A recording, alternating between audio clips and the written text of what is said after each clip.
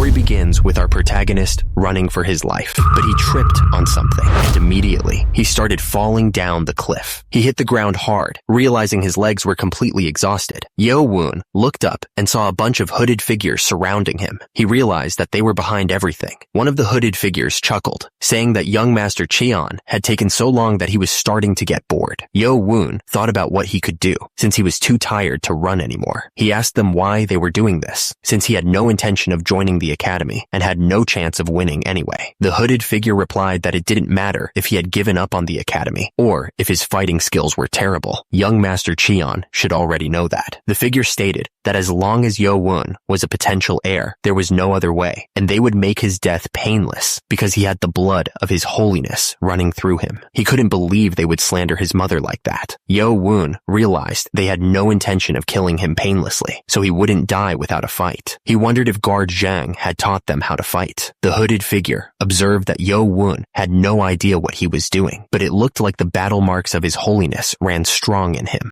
The hooded figure noted how Yo-woon refused to give up despite not knowing the first thing about fighting, and that it would make this hunt all the more rewarding. The hooded figure ordered them to kill Yo-woon. Yo-woon was barely dodging the attacks. At the same time, one of the hooded figures threw something. Yo-woon screamed as a sword hit him. Meanwhile, one of the hooded figures was moving in. One of the hooded figures grabbed Yo-woon by the neck, clenching his fist. The hooded figure chuckled, asking Yo-woon if he was finished. Another hooded figure yelled for the others to watch out, but it was too late. He stabbed Yo-woon. The other hooded figures watched in shock as the protagonist got one of them. The hooded figure chuckled, saying that Yo-woon deserved it. He wondered how this untrained kid could kill a member of the stealth squad. Was it just luck? The hooded figure thought it was impressive that Yo-woon was so smart even when facing death. He wondered what he could do with training. Then, he swung his sword and yelled at Yo-woon. The hooded figure attacked. As a result, Yo-woon was choking. The hooded figure looked down, saying that the games were over. Yo-woon was lying on the ground, looking defeated. He coughed as he was choking. As a result, the view above him blurred. The hooded figure asked Yo-woon how it felt to have a hole in his stomach. Yo-woon thought he was out of tricks, but at least he took one of them down with him. He wanted to make the enemy suffer longer as he died. The hooded figure didn't like this, but he figured it couldn't be helped. They lost a man. He sighed. Suddenly there was a flash. The hooded figure's eyes widened. One of them suddenly exploded. Turns out, Yo-woon was perfectly fine, and the assassins around him were getting wrecked. Yo-woon was barely conscious, but the hooded figure was asking what that white light was just now. The hooded figure felt something and shifted his foot. Then he yelled at the others to turn around and look behind them. They all turned to see a strange blue figure standing in the forest. The new guy with modern-looking clothes was a contrast to this ancient era.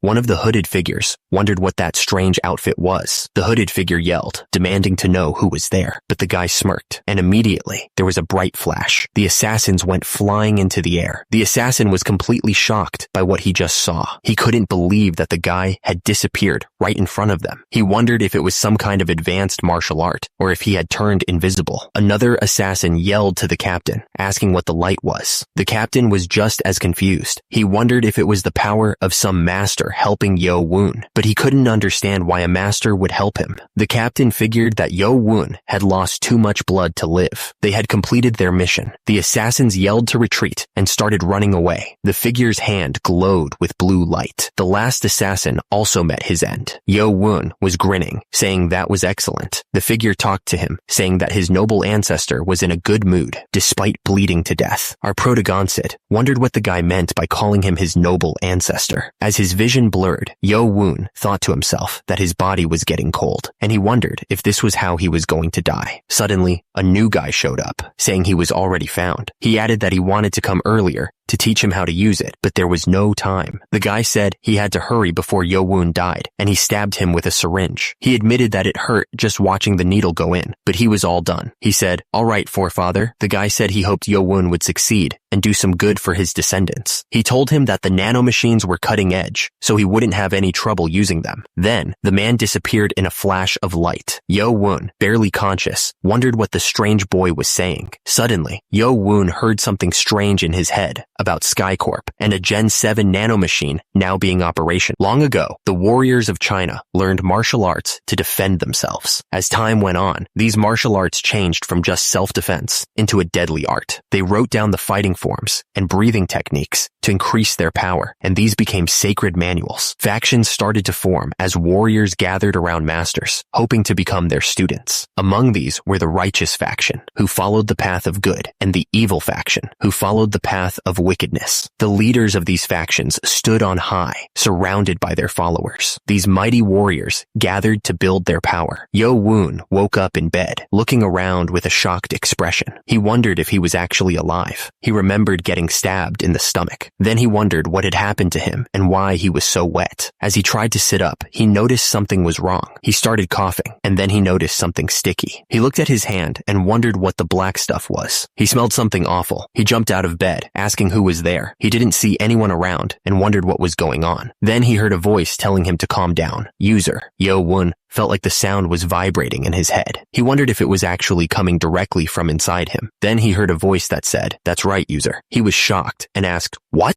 He screamed, asking who was talking to him. The voice responded that it was SkyCorp's Gen 7 nanomachine. Yo Woon didn't understand a word and shouted, asking who they were and why they were doing this to him. The voice repeated that it was a Gen 7 nanomachine. Yo Woon repeated the word machine. Then the voice confirmed that it was a nanomachine. Yo Woon trembled, asking if it was true, if it was really the revered machine. Meanwhile, two men were talking. One said, "This way, Physician Beck," and the other responded, "Very well." Then, one of them asked if it was an assassination attempt, and the other confirmed. The man thought that they had always looked down on the young master and tried to kill him before, but he never thought they would try to separate him from the young master, because if they could trick someone like Guard Zhang, it had to be the stealth squad. It was a miracle that the young master survived. Meanwhile, the two men continued to walk deeper into the building. The man paused, thinking to himself. Well, he started gasping for air. Turning around, he saw someone standing over a dead body. There was only one whole body left intact. He was lying there, stabbed by the dagger that was given to the young master. Then he heard the sound of breathing. Not too far from the bodies, Yo Woon was lying in a signs of battle. He had lost a lot of battle marks, but at the same time, two men were talking. The first man noticed that the young master had no wounds on his body. The second man agreed. The first man wondered who could have helped him. He didn't think the patriarch would involve himself in such spats. The second man agreed, saying it was interesting. So they decided to hurry to the young master's chambers. Yo Woon looked around, completely confused. He was wondering what a user was. Yo Woon was sitting on the floor when he heard a voice asking if he wanted to proceed. Suddenly, blue light started to surround him. He started choking and then threw up everything he had in his stomach. He coughed, and the voice said it was normal after the first transfer of information and that it wouldn't happen again. He was still very confused, though. He looked at his hand and asked if it was a nanomachine. The voice confirmed it, saying there were over 6 billion nanomachines in his body. Yo Woon sighed, realizing it wasn't a human or the machine. He then wondered if it could leave his body if he wanted it to, but the transferred information stated that it was programmed to only exit his body if he died. The young master remained sitting on the floor, thinking about everything he had just learned. He wondered why this was happening to him. Who put the nanomachine inside him? At that moment, Hu Bong knocked on the door, announcing that Physician Beck was there to see him. Yo Woon was shocked. He told the nanomachine to stay quiet because he didn't want anyone to think he was crazy for talking to a machine in his head. He told it they could continue to communicate through thoughts only, and then he muted it temporarily. Hu Bong thought the young master was still asleep, so he examined him quietly. But then, he realized that Yo Woon was awake. He asked how he was feeling, but then he suddenly gagged. Hu Bong suddenly smelled something weird and asked the young master what it was, then realized that he forgot. At the same time, Physician Beck was thinking about something. The physician remembered that they had met before when he took care of his mother when she was sick. He asked for the young master's hand to check his pulse. As Physician Beck checked Yo Woon's pulse, he flinched. The physician said something was strange, which made Hu Bong ask if something was wrong with the young master. But the physician told him that it was quite the opposite, and that this was very lucky. Physician Beck explained that the toxins had left his body, and his qi was flowing well. He asked if Yo Woon had taken some kind of special herb. Hu Bong looked confused, and asked what the physician meant, as Yo Woon looked up from the bed. Physician Beck told him that his body was now in perfect condition condition to learn martial arts. Yo-woon was shocked. Yo-woon looked at the black sticky substance on his body and wondered if that was the toxins that came out of him. He wondered if the nanomachine did this. The nanomachine confirmed it. Suddenly, Yo-woon was standing in the middle of a blue light as the nanomachine scanned him. Yo-woon smirked. The demonic cult really respects martial and demonic arts, and among the different groups inside, there are 6 main sects: the shadow, sword, stealth, poison, saber, and musician sects. These sects made a deal to give their maidens to the leader of the demonic cult so he could have heirs. These heirs can become minor priests and are raised by their mothers' families. When they get older, they go to the Academy of the Demonic Arts. The Academy of the Demonic Arts only opens once every 10 years. The instructors are the best masters in the cult, and their goal is to make the students fight each other to improve their martial arts skills. But there's a time when the competition gets super intense. It's when the candidates for minor priesthood enter the academy. Members of the cult call this the grand tournament for the minor priesthood. The physician thought to himself that someone must have helped Yo-woon, since he was perfectly healthy now. He told Yo-woon that he would prescribe some herbal medicine to help him recover. Yo-woon offered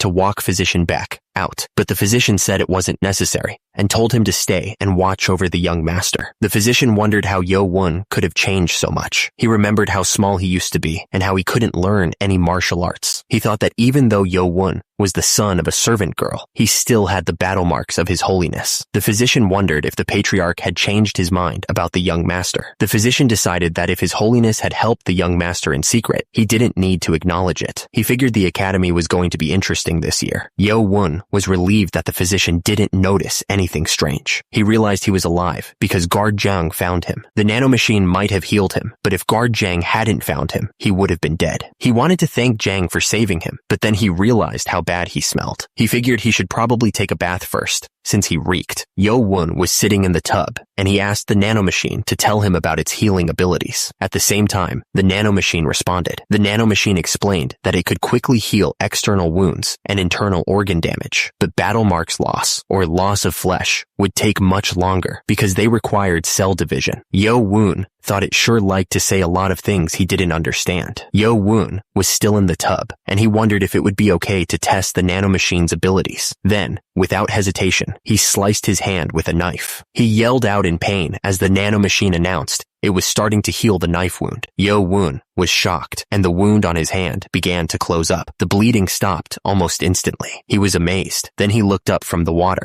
Yo-woon couldn't believe he had just seen that happen. He knew he could heal, but he wondered if he could use all the other abilities the nanomachine had given him. He decided he would test them out as soon as he was done with his bath. Yo-woon started flexing his pecs. Yo-woon couldn't believe it. His muscles had grown like he had been training for years. He asked if the nanomachine had done this too. The nanomachine confirmed that it had restructured his body. The old man came in with his clothes, calling him young master. Yo-woon replied that it was scientifically impossible to create something from nothing. He added that it wasn't hard to restructure battle marks vessels, tendons, and muscles. The old man thought Yo-woon was talking strangely again, and that all the studying he did was a waste of time. Yo-woon told Nano he was in the library and asked what he should do now. The nanomachine told him to hold a book in front of him and turn the pages one at a time. Yo-woon asked if he should just skim them. The nanomachine said yes. It looked like the only martial arts books there were about acupoints and chi circulation. The nanomachine said that even if someone trained with the 3 powers breathing method for a lifetime, they probably wouldn't even reach the level of a third-rate master. It would probably be better to learn the acupoints. Yo-woon told Nano he was going to start. At the same time, Nano told the young master to proceed. Nano announced it was done and that the acupoint text was complete. Then Nano asked if he wanted to proceed with the transfer. Yo-woon confirmed that was correct and told Nano to proceed. Immediately, a surge of energy coursed through him. There was a whooshing sound as the contents were transferred. Yo-woon gasped and wobbled. Yo-woon was still gasping for air, but Nano assured him that he would adjust soon. Nano then asked if he was worried about him. Yo-woon called him a soulless scoundrel. Yo-woon wondered what he should do now. He thought about the information he wanted, like when he received the transfer of the instruction manual. He knew that acupoints played an important role in the meridian channels and associated vessels for chi, and that the 2 major kinds of acupoints were critical and reservoir acupoints. He realized that critical acupoints are also called paralysis points because striking them can cause one to become momentarily paralyzed. Yo Woon was shocked, saying it wasn't simply memorization and that he understood the whole text. Nano said that it had also corrected any errors in the text before transferring it. Yo Woon was shocked that there were errors. Nano confirmed that it had corrected errors regarding the acupoints based on the information stored in its database. He realized that with this ability, he could study martial arts texts faster than anyone else. Yo Woon smirked, thinking that the other 6 young masters had trained in the advanced martial arts since they were small, but because of their tact and watchful eyes, all he could learn was the 3 powers breathing method. He'd heard that the library in the Academy of the Demonic Arts held not only the demonic martial arts texts, but the texts pillaged from the righteous and evil factions as well. Yo Woon realized that he had a clear goal now. He was going to use his new ability to become the strongest at the academy. Meanwhile, this was the residence of the stealth sect's successor to the minor priesthood, located in the southeast corner within the demonic cult city walls. The guy was furious that he asked his squad to get rid of some trash, but all 5 of them died. He couldn't believe it. He figured a hidden master must have been involved, and he called out young Master Majium's name. The other guy snapped his fingers, apologizing to young Master Cheon. The man thought that someone of such low birth should be helpless, but it seemed he was hiding something. He had even separated him from his guard. He wondered if someone else was protecting him, maybe her father. The guy figured he didn't want to dirty his hands, but it looked like he didn't have a choice. Cheon Yo Woon clenched his fist, promising to kill the man himself at the Academy of Demonic Arts. The sun rose over the mountains, painting the sky with light. Turns out, Cheon Yo Woon was so nervous that he couldn't sleep at all. He was just lying in bed, wide awake. It seemed like it was still dawn, but it was finally the day for him to enter the Academy of Demonic Arts. Suddenly, a man appeared, swinging a sword right in front of the building.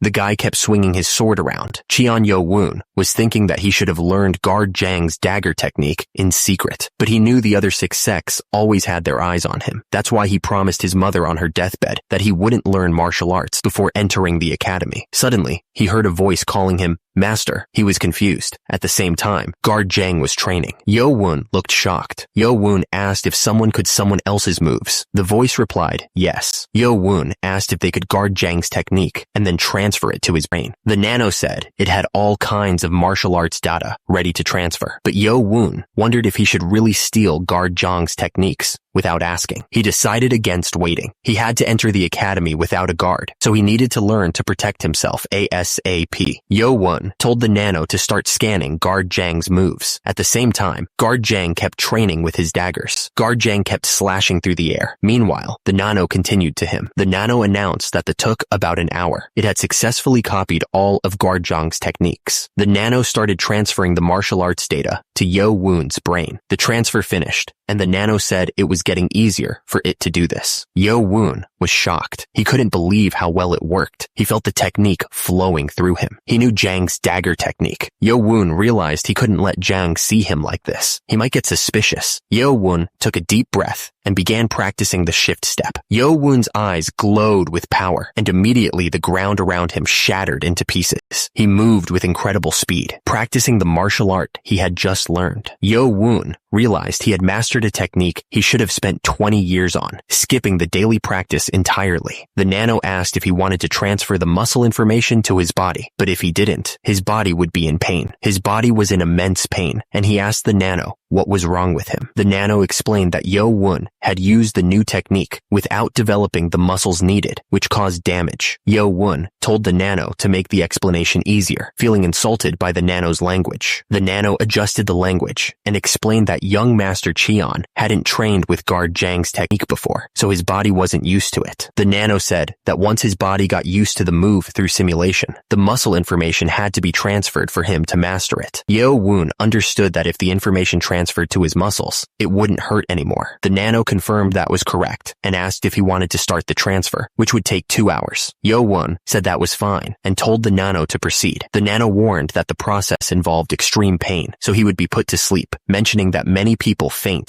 during the process. Yo-woon wondered if he should risk it. He asked if he could proceed without being put to sleep, and if he could still be put to sleep if he couldn't handle it. The nano started the transfer. At first, Yo-woon thought he had worried for nothing and that it just tickled. Suddenly, he was hit with a wave of pain and screamed. The nano started the anesthesia, and with that, Yo-woon passed out. Meanwhile, someone was cooking in the kitchen and tasted the food. He smiled, thinking he would go all out today and cook all of the young master's favorites. The cook remembered that it had been 5 years since he started cooking for Yo-woon, and he couldn't even cook rice back then. A woman, seemingly on her deathbed, told guard Jung that she was leaving Yo-woon in his hands. The cook looked up, thinking about how Lady Hua had died from small doses of poison 5 years ago, and that the young master was now entering the Academy of Demonic Arts. He asked Lady Hua to watch over the young master so that he could cook for him again. Suddenly, Yo-woon flinched, seemingly in pain. Immediately, the cook slammed open the door and asked if the young master was okay. The cook found the young master passed out on the table and shouted in surprise. Immediately, he checked Yo-woon's pulse. The cook found that his pulse was normal, and he wondered what Yo-woon had been doing. Then, the cook noticed some footprints on the ground. He touched the floor to see if they were still wet. The cook realized that the young master had been watching him train for about 2 years. He couldn't believe that Yo-woon had caught up with 20 years of his training just by watching him for 2 years. The system announced that the conversion of muscle fibers and tendons was complete, and it was lifting the anesthesia. Yo-woon woke up sweating.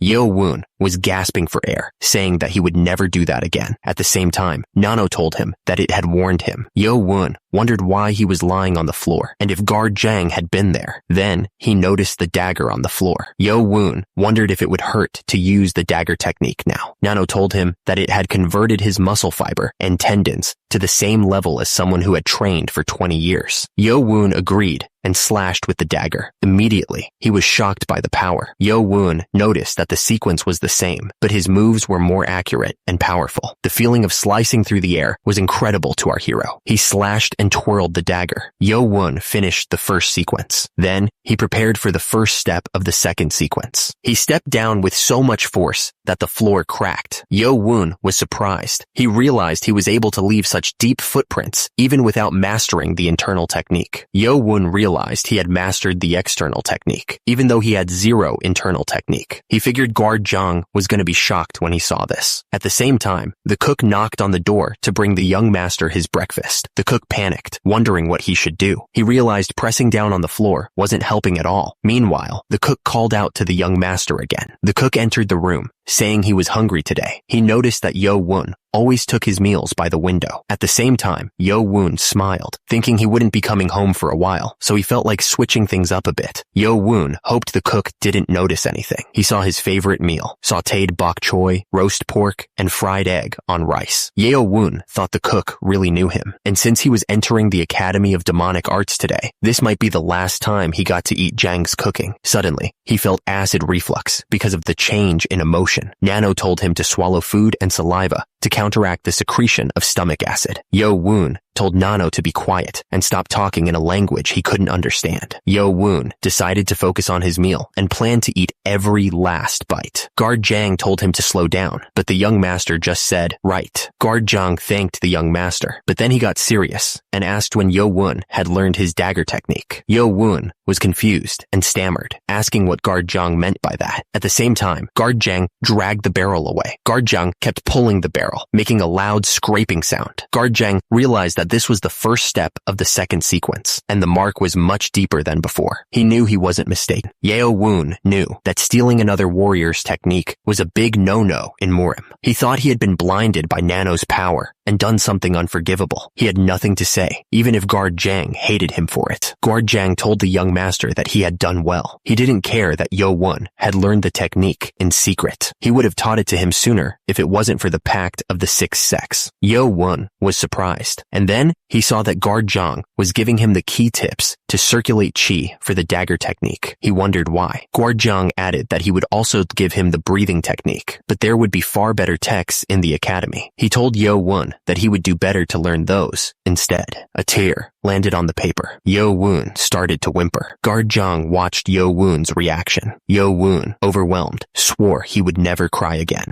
Guard Zhang thought that it had been 5 years since Lady Hua had passed away, and the young master had been very brave since then, but he was still just a kid who needed his parents. Guard Zhang continued, saying he couldn't be by his side once Yo Woon entered the academy. He suggested Yo Woon let out his tears now and become stronger from then on. Yo Woon thanked him, wiping away his tears. Yo Woon took a deep breath, promising himself no more fear and no more hesitation. He told himself that even though his mother was gone, he still had a home to go back to. The academy gate was now in sight. The crowd murmured, wondering if all the sects of the demonic cult were really here, estimating about 1,000 people. At the same time, some students were nervous now that they were actually at the academy. They knew this academy was also the grand tournament for the minor priesthood, so they had to be careful who they sided with. The new students looked excited, but Li Hemeng didn't see anyone with real fighting spirit this year. What a shame, he thought. Li Hemeng glared, warning the students that this could be the end for them. It was Li Hemeng, the right-hand royal bodyguard, one of the top 5 most powerful warriors in the cult. Li Hemeng noticed that the students in the first row looked promising. They must be the young masters from the 6 sects. The first student was Muyan Cheon from the Shadow sect. Next up was Gyeongun Cheon of the Sword Clan. Then Mujaem Cheon from the Stealth sect looked annoyed. Jongsom Cheon of the Poison sect was also present. At the same time, Yukon Cheon of the Saber sect and Wanrio Cheon of the Musician sect were also there. Li Hemeng mentioned the only female candidate in this year's grand tournament, then asked where student 7, Cheon Yo Woon, was. Yo Woon was told that they couldn't find his badge number, and unfortunately, that number was the only one they couldn't find, so he had to wait until they found it. He figured this was some dirty trick by one of the other 6 sects. Fine. He'd wait. Maybe they didn't want to be aligned with him. Whatever. Nothing good could come from causing a scene this early on. Yo Woon remembered that they were the scumbags who tried to kill him any chance they could. He was sure they'd come straight for his head if they saw him now, too. But he knew what. He survived and made it all the way here. He would become the strongest warrior here at the academy. There were so many people here, so the protagonist knew it was going to be impossible to stand in the front. The crowd started whispering about Yo Woon, who was number 7. They heard he didn't know anything about martial arts and would be the first one out. Yo Woon could already guess what they were whispering about. He just scoffed, thinking they could laugh all they wanted. Oh, there he was, looking ridiculous, standing all alone in the back. Li Hemeng watched, thinking this was how the illegitimate child was trying to get attention. How interesting. Suddenly, bugles started sounding. The crowd started chattering, saying that His Holiness was coming, and they needed to quiet down.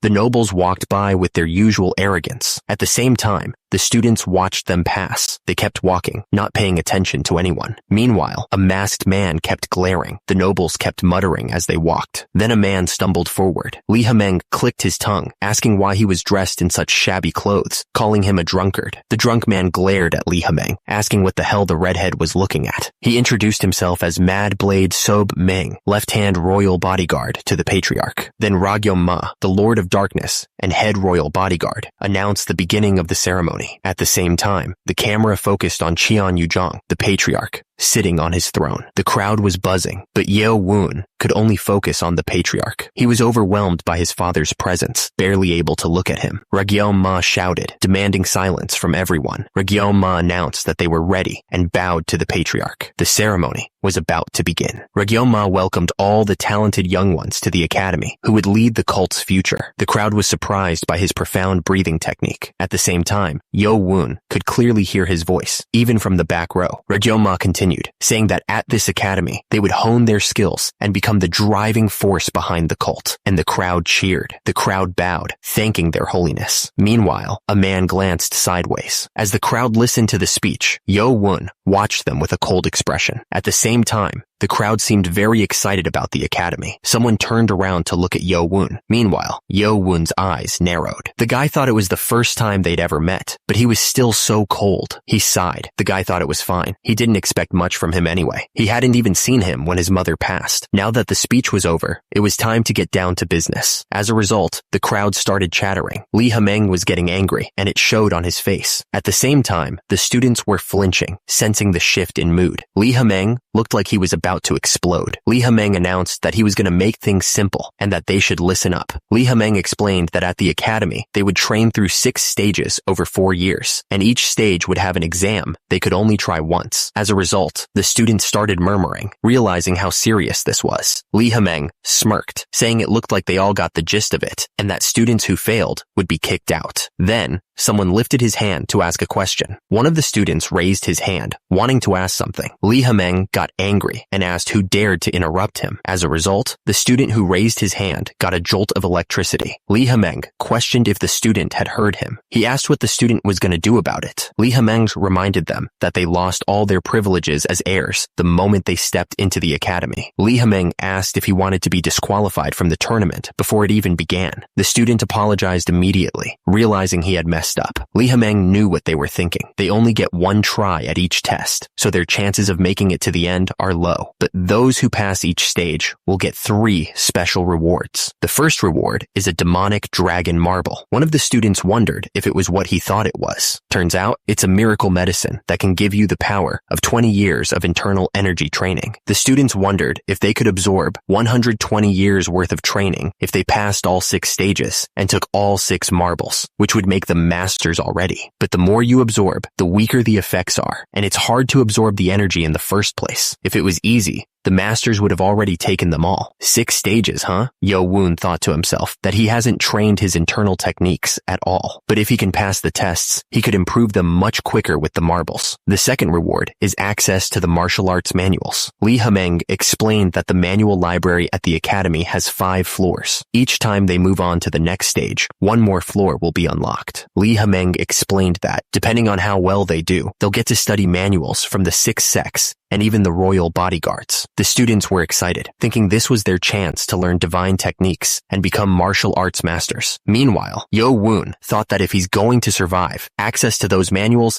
is way more important than the marbles. Lee Ha-meng said that he could guarantee that none of them would reach the 5th floor, even in their dreams, so they should just forget about it. Meanwhile, Sob Meng thought that Lee Ha-meng has a knack for getting everyone excited and then making things awkward all of a sudden. He thought everything Lee Ha-meng does is annoying. Lee Ha-meng added that there was one last reward. Lee Ha-meng continued, saying that they would have the opportunity to be granted statuses and positions that they previously couldn't have even dreamed of. One of the students realized that was why even minor priesthood candidates were put on the same level as everyone else there. He thought that's what they meant when they said everything would be changing once they entered the academy, and from that point on, it's survival of the fittest. Lee Ha-meng explained that as they moved through each stage, they would be given statuses like lower warrior, middle warrior, high warrior, sentry, and warden. He added that they shouldn't even worry about the last rank because none of them would ever get there, and most would probably stop at the 3rd rank. Lee Ha-meng continued, saying that it would be fine for those from regular warrior houses, but for those with more prestigious names, it would be a stain on their house's reputation to have their careers cut short at just a measly warrior rank. He asked if they could really say there were 6 stages to the academy's training, since reaching the last stage was pretty much impossible, and that over the hundreds of years the academy had been running, less than 10 people had made it that far. Lee Ha-meng stated that if they could rise through the ranks, their value would be acknowledged at the academy. He added that they might all begin at the same starting point, but as things progressed, they would find themselves at different points within the hierarchy and would have to follow it. One of the students realized that before, just staying alive was the only thing he needed to focus on, but now he would need to beat the competition if he wanted to survive. Lee Ha-meng said that was the gist of how things would go there. He announced that they would begin the first stage examination to assign them to their dorms and groups. One of the students was shocked. The students started muttering, shocked that they were already taking the stage examination. They complained that they weren't supposed to be tested before being taught anything. Lee Ha-meng said that if they couldn't pass the examination, they would be kicked out of the academy. He added that those who failed weren't worthy of even a lower warrior title. Lee Ha-meng explained that the first stage examination would test their basic abilities. He said that to become a warrior of the academy, they should at least be able to harness their internal power. Meanwhile, one of the students looked shocked. Lee Ha-meng said that they still needed people to fulfill the lowly jobs, so they could feel free to slack off. But the protagonist realized that this was why the ladies of the other 6 sects vowed to ensure he never honed his internal powers. He thought that if he didn't pass the examination, he would end up with no status and at the bottom of the hierarchy. Then they would just come and try to kill him in broad daylight. He smirked at the thought. The guy smirked, thinking the system was perfect, because he wouldn't have to dirty his hands trying to kill that disgusting little vermin. But then he looked confused. Everyone looked towards the stage, curious about what was going to happen next. A woman stood there, holding a musical instrument. Lee Hameng announced that Madame Soyuheng, head of the musician sect and fifth elder of the demonic warrior cult, would be proctoring their first examination. At the bottom, Madame Soyuheng held her instrument. Lee Hameng told them that the examination should be a breeze for all of them. He added that if they failed there, they wouldn't even amount to a lower warrior. The guy was surprised, wondering what the head of the musician sect was doing there, since she almost never showed up in public. He wondered if she was going to do what he thought she was going to do. The students started covering their ears. At the same time, Lee Hameng said that if Madame Hang went all out, the students wouldn't make it out alive. He said she was going to go easy on them, so they didn't need to worry. Madame Hang thought the students should be able to handle it for a minute if they had even a little bit of internal power. Lee Hameng announced that those who could withstand Madame Hang's musical force without passing out would pass the first examination. He then yelled to begin, and with that, the students were blasted with a powerful musical force. The students were getting hit hard by the sound waves. One of the students was screaming, saying he could still hear the music even with his ears covered. At the same time, Madame Hang kept playing her instrument. Someone noticed that most of the students in the middle row from the lower sex had already passed out, but the heirs to the sixth sex and those from higher sex were doing just fine. One of the guys thought this was pretty strong stuff. Meanwhile, Madame Hang kept playing. The guy thought that as heirs to the sixth sex, they had taken lots of medicine from a young age to cleanse their bodies and foster their internal power. He figured that trash with no internal power must be on the floor by now. The sound waves kept hitting the students, but one of them felt like something was off. He thought that something didn't feel right. Madame Hang started strumming the instrument faster and faster. The student couldn't take it anymore. He wondered why Madame Hang was doing this to them. He was starting to feel really bad. Madame Hang's eyes widened as she wondered why he wasn't fainting. It was Yo Woon Cheon who was still standing strong. Yo Woon was confused because over half the people in the drill hall had fainted. He wondered if they had all suffered internal injuries, and then he wondered how he was still fine. The nanomachines explained that the sound waves from the mandolin performance had created powerful frequencies, and emergency defense mode was activated to block the sound waves after detecting possible severe bodily injuries. Yo Woon realized that the nanomachines made sure he wouldn't hear the sound of the mandolin. Nano confirmed that he had temporarily blocked off the bodily functions that detect sounds to defend against external trauma. Yeo Woon asked how he could hear him right now, and Nano said that he was relaying the information directly to his brain. Yo Woon admitted that he still didn't understand him sometimes. Meanwhile, Lee Hamung glared with his red eyes. One of the students shivered. Yo Woon asked Nano if he could protect him from that evil gaze coming from Lee Hameng, but then he quickly changed his mind. He could tell that Madame Heng was getting impatient with her performance, and the power coming from her music was a lot stronger than before. Lee Hameng realized it must be because of Yo Woon. He had heard that the young master had no internal powers, but it didn't seem true since he wasn't even using any key adjustment techniques to keep calm. Lee Hameng thought he had never seen such an interesting outcome since he was appointed as an academy deputy, and he wondered how long Yo Woon would last. Meanwhile, some students started bleeding from their ears. One of the students realized that 20 years of tuning his internal power wasn't enough to block this music. He thought the minute should be over soon, and he had to stay calm to protect the reputation of their sect. He wondered why Madame Hang was playing so intensely, and by her face, she looked really angry too. The music was getting intense, and one of the students suddenly yelled to wait a minute. The young lady looked back, wondering what was happening. At the same time, the other students were also confused. They wondered why he looked so startled, and if something was going on behind them. Turning around, they could hear the music getting louder. The students couldn't believe that someone like Yo Woon, who didn't have any internal power, could stay so calm. It just didn't make any sense to them.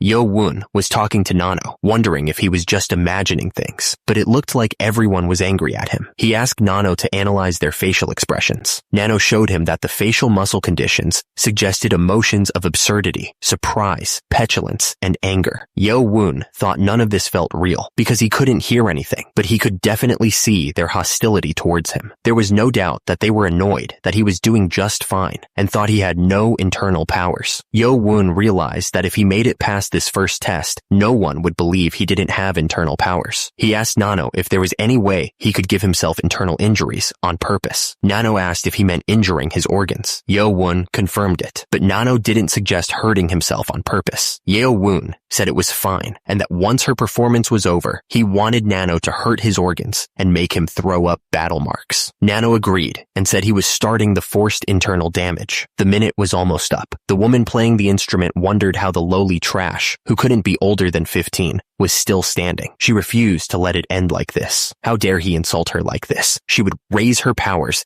and tear him apart. There was no way he could handle this. Lee Hameng thought this was dangerous. At the same time, the woman kept playing the instrument. Madam Heng kept playing, and the sound made people want to throw up. Lee Hameng yelled at Madam Heng to stop because it was too dangerous. Madam Heng ignored Lee Hameng and kept playing. At the same time, the students were all passed out on the ground. The students were coughing and barely able to stand. The guy with the bottle thought that if she had turned it up even a little bit more, no one would have passed the first test. He couldn't believe she was acting like that. Madam Heng wondered what was going on and realized she'd gotten angry and used half her power on that little brat. The woman was angry that the brat broke the rules. She blamed Yo Won for everything. Yo Won twitched while a student started to feel sick. The student started vomiting battle marks while Lee Hameng looked worried and Madam Heng kept playing. Another student looked up, confused about what was happening. A student fell to the ground, coughing up a ton of battle marks. People around him were wondering what had happened. The student looked up, realizing it was the nanomachine's fault. It had done damage to his organs to make him throw up as much battle marks as possible. He realized he wasn't dying, after all. He kept coughing, battle marks splattering everywhere. Lee Hameng realized that if the student died during the exam, the responsibility would fall on him as the academy deputy. He couldn't let the kid die, since he shared battle marks with the Holy One. Lee Hameng rushed forward, grabbing the student. He asked if he was all right. The nanomachine told him that he was suffering from battle marks loss and would fix his organs. Lee Hameng was holding Yo Won, who had just passed out. He told him that he didn't have to act so tough and could have just fainted. Lee Hameng was worried, thinking that the young master was in critical condition. He wondered how strong his internal powers were to have endured all of that. Then, Lee Hameng realized that Yo Won didn't have any internal powers at all. Lee Hameng was shocked, saying that Yo Won was just a reckless little brat. He didn't expect much from the unlucky 7th young lord. Lee Hameng thought that Yo Won made it through the first examination with no internal powers and only through his own determination. He waved for the demonic way. Lee Hameng ordered everyone to bow and take Yo Won to the infirmary. Lying in someone's arms, covered in battle marks, Yo Won begged the nanomachine to hurry and heal him. Madam Heng was confused. She thought he was doing fine against her music, but he had suffered serious injuries. Then, Lee Hameng moved with incredible speed. He told Madam Heng that she had crossed the line. Madam Heng asked what he meant by that. He shot back, saying that she almost killed the boy. Madam Heng wondered if the kid had weak internal powers, but then realized that he didn't have any to begin with. Lee Hameng explained that he had tried to stimulate him with raw energy to see if he would get a reaction, but nothing happened, and his pulse was the same. Madam Heng was shocked. She couldn't believe that he could endure her musical force without even the slightest internal power. If what Lee Hameng was saying was true, the boy should have fainted like the rest of the students. Lee Hameng said that Yo Won had suffered severe internal injuries and had endured her music solely through his own determination. Madam Heng was surprised, commenting that the boy had a shockingly strong will to survive. Lee Hameng thought that if it weren't for the boy's low status, he would have taken him as his student, but he knew that nothing good could come from defying the 6 sex. Suddenly, Shob Meng started chugging down alcohol from his gourd. Shob Meng was impressed that the kid had endured all that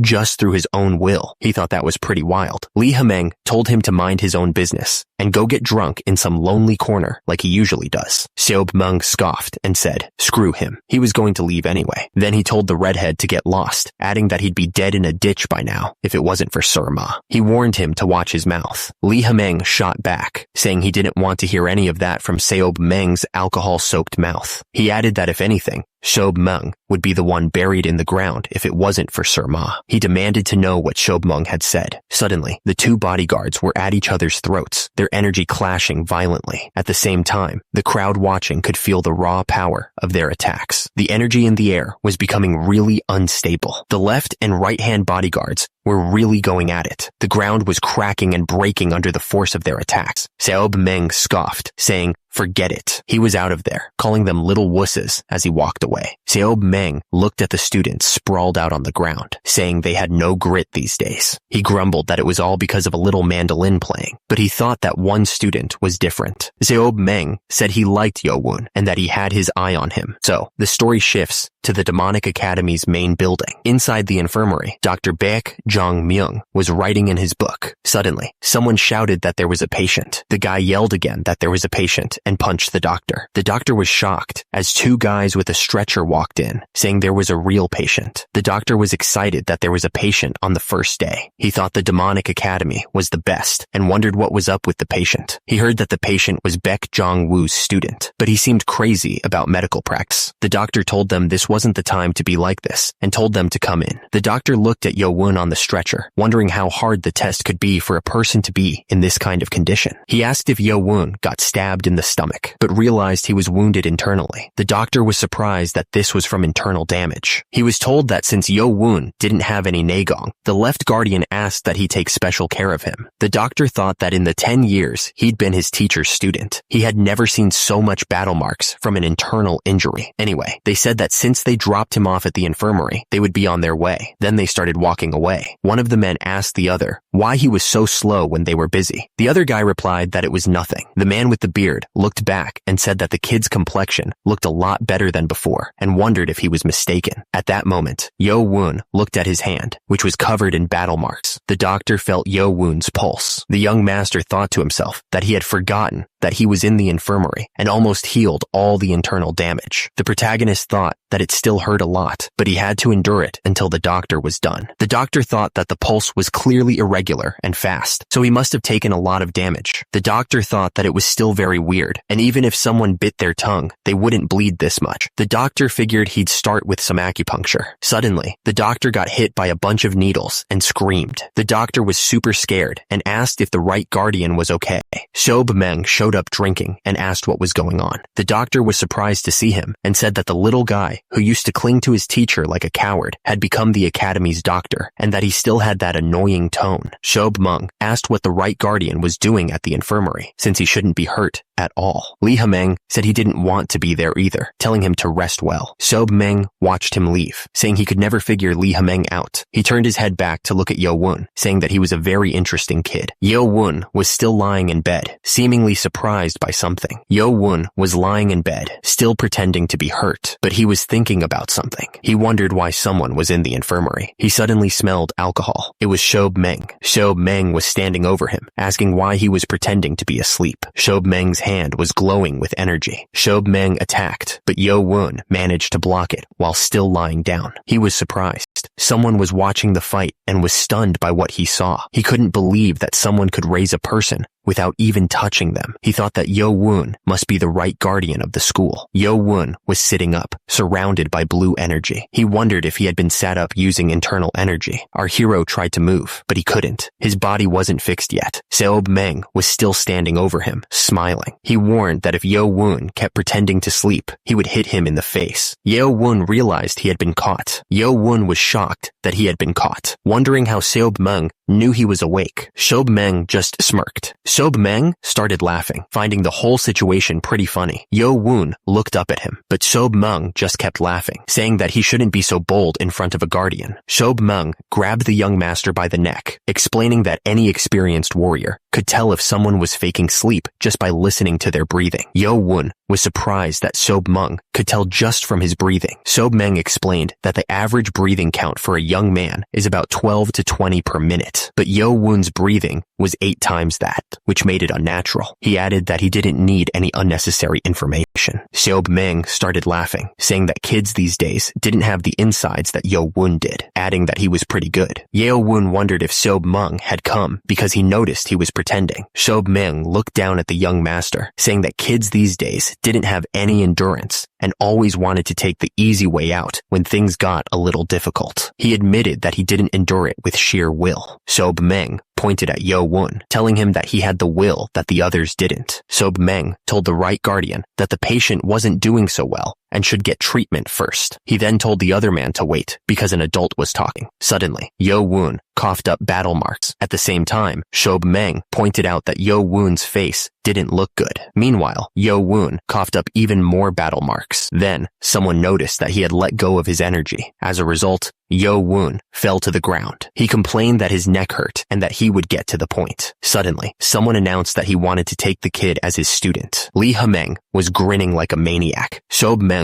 looked at Lee Hameng, confused. Yo Won was still lying on the ground, hurt. Lee Hameng didn't care and started drinking from his flask. Sob Meng was shocked, staring at him, while Yo Won was still out cold. Lee Hameng was serious. He said he wanted to take the kid as his student. Lee Hameng looked down at the kid, asking if anyone didn't know who he was. Yo Won, still on the ground, asked if the 6 clans wouldn't hate him for taking him in. Lee Hameng just laughed. He asked what they could even do about it. Lee Hameng added that they'd still have to compete with each other, with or without him. Yo Won was lying down, thinking that this was a great chance, but he wondered if it was a trap. Seob Meng was watching him quietly. Seob Meng thought that this was the famous 7th prince. He knew they'd play tricks at the academy, but making him lose so much battle marks was too much. Yo Won didn't know what to say because the offer was so sudden. He'd also have a teacher in the academy. He was worried that he'd look like he was begging to be his student. Sob Meng figured the kid had a lot of doubts, which was to be expected after the life he'd lived. Yo Won finally said that he would do it. Sob Meng was smiling, saying that if he wasn't convinced, he'd offer something that he couldn't turn down. Seob Meng stood over him. He asked what the paper was, saying it was what he needed to survive in the academy. Sob Meng smirked, pointing out that he was stuck in the infirmary as soon as he got to the academy. He asked if he wasn't worried about falling behind, even though he was able to pass the first test with sheer will. He wondered if someone without Negong like him could pass the second test. Seob Meng pointed out that anyone who wanted to be a warrior needed to think a step ahead of others, asking if he was planning on staying in the infirmary for 2 weeks and getting pushed behind from the start. He knew that while he was stuck in this place, the others would certainly move forward a lot. He couldn't deny that, but he'd have to stay here for a bit to avoid suspicion. Seob Meng took a swig from his jug, looking like he was about to start something.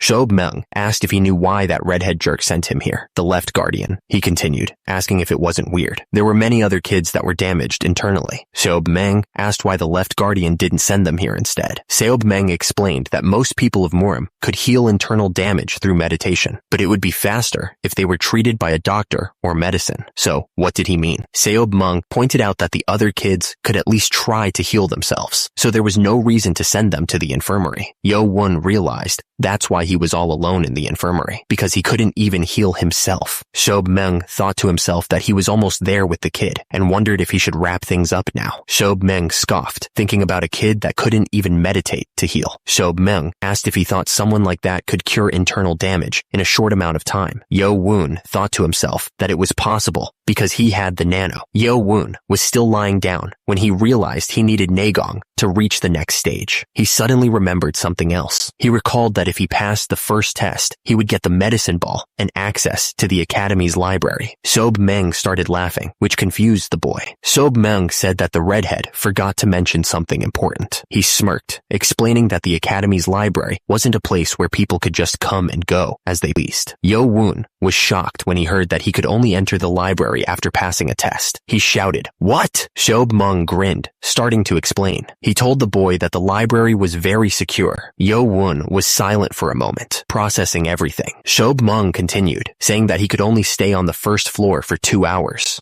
Sob Meng chuckled, saying that there were limits, and it was like crossing mountains all the time. He added that the time he got to spend there would increase as he went higher up. Sob Meng continued, explaining that he wasn't allowed to write anything down. He had to memorize everything before he left. He added that memorizing just 2 books was already a lot. Yo Won realized that this gave him a huge advantage. With the nanomachine's scanning skills, our hero thought he could probably hundreds of books in 2 hours. Sob Meng finished by saying that 4 years at the demonic academy would really test the boy's limits, especially since he didn't have any inner energy. Yo Won wondered if Sob Meng was implying that he was different from the others, since most of them had trained in their clan's martial arts, and he had neither martial arts nor inner energy to survive the threat of the six clans. Yo-won wondered if he really needed to become Lee Ha-meng's student. Yo-won noticed a paper lying next to his head. He wondered if it was the breath of Nagong. Lee Ha-meng chuckled, saying that Yo-won wasn't as dumb as he thought. He confirmed that it was indeed the breath of Nagong and offered to teach it to him right away if he became his student. Yo-won clenched his fist, thinking that even if he wasn't sure about Lee Ha-meng's intentions, he needed someone on his side. He realized this was his chance to learn the breath of Nagong, something he couldn't because of his oath with the six clans. Lee Ha-meng smirked. Without hesitation, Yo-won dropped to his knees. He asked Lee Ha-meng to accept him as a student, acknowledging him as his right guardian. Lee Ha-meng smirked, enjoying this. A student must bow to his teacher twice. Lee Ha-meng used his energy to lift the boy, telling him to get up. Yo-won looked shocked as he was lifted into the air by Lee Ha-meng's power. Lee Ha-meng declared that the battle marks of Cheon shouldn't bow to anyone other than the Lord himself. Lee Ha-meng told him to rest for the day and to memorize the points of the breath of Nagong until he got back. Lee Ha-meng told his henchmen to take good care of his new student before hitting him on the head. Yo-won was still lying down, but Lee Ha-meng was already leaving with a smile on his face, but his breath stank as always. Baki asked if our hero was okay, saying it was as chaotic as if a storm had passed by. Baki congratulated the boy on becoming the right guardian's student. Yo-won thanked him for that. The man checked his pulse, saying that his internal damage had messed him up pretty bad and that he would be back with acupuncture tools soon. Yo-won just said okay as he lay there. He thought about how many opportunities he'd been given, thanks to Nano and the right guardian. In the middle of all these enemies at the academy, he thought about his mother and guard Zhang. He realized that for once, there was someone on his side. The demonic academy's practice field was vast, full of students. At the same time, some people were sitting, probably waiting for something. Meanwhile, another group was standing and looking in the same direction. Lee Ha-meng told the left guardian that he would report the results of the first test. Hao Jinchang reported that 415 people passed, including Cadet 7, who was taken to the infirmary. Lee Ha-meng thought that was 200 less than the first test from 10 years ago, and that Elder Hang's energy waves were too much. Lee Ha-meng figured that the ones who failed probably didn't think it was fair. One student yelled that he didn't pass out, and he shouldn't be kicked out just because he had bubbles coming out of his mouth. He said it wasn't fair. Another student asked if they didn't understand. He asked if they thought they could live their whole lives in service or farming, and how he was supposed to live a life like that. A man said that it seemed like they couldn't accept the results. He agreed with them and said there was no other choice. He commanded that the rebelling ones be kicked out of the demonic academy. A dude yelled as he got punched right in the face. He coughed, and then another man punched him. The force of the punch sent the guy flying backwards. A man with white hair clicked his tongue, saying that the ones in front had great skills, and the ones who were kicked out wouldn't be able to beat them. He figured that because they were being stubborn, they wouldn't learn anything.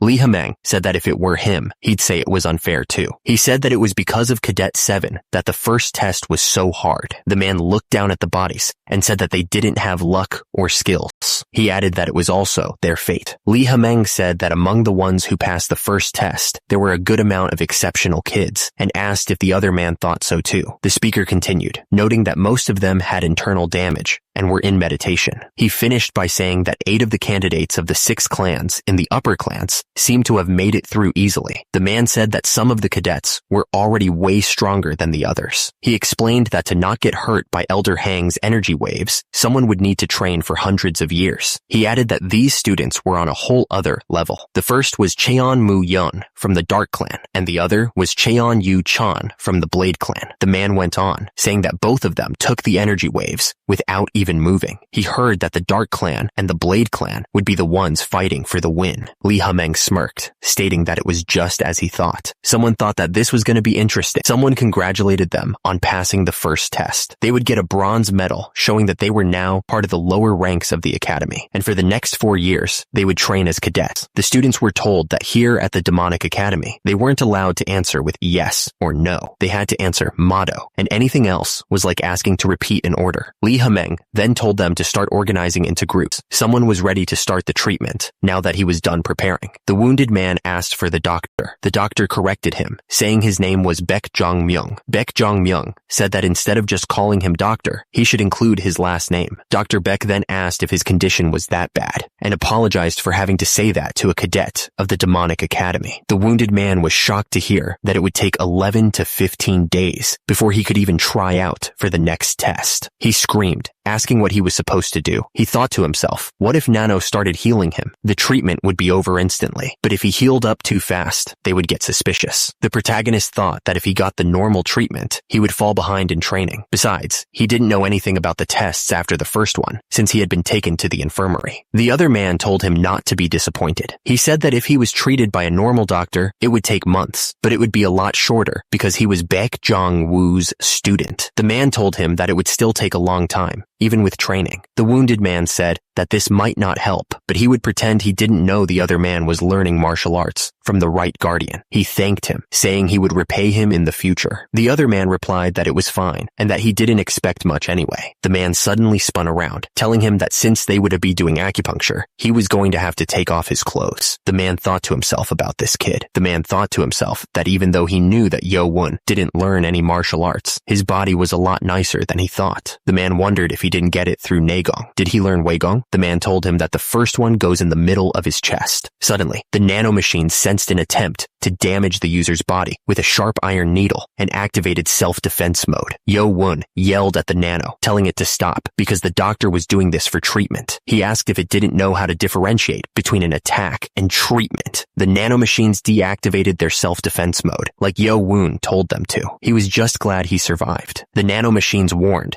that if he didn't tell them about treatments beforehand, they would consider any damage to his body as an attack. They said they understood his instructions. Yo-won looked at his stomach, confused. He realized his stomach was starting to hurt less. The system then started to retrieve information from its built-in acupuncture diagram. The nanomachines explained that the acupuncture needles were placed down his chest, under his heart, and on his arm. They pinpointed the exact spots that enhance regeneration in the stomach area. Yo-won realized he was able to understand things easier with the information the nanomachines transferred. Then, someone told him to take a nap while the acupuncture did its thing, because he was making them blush by staring.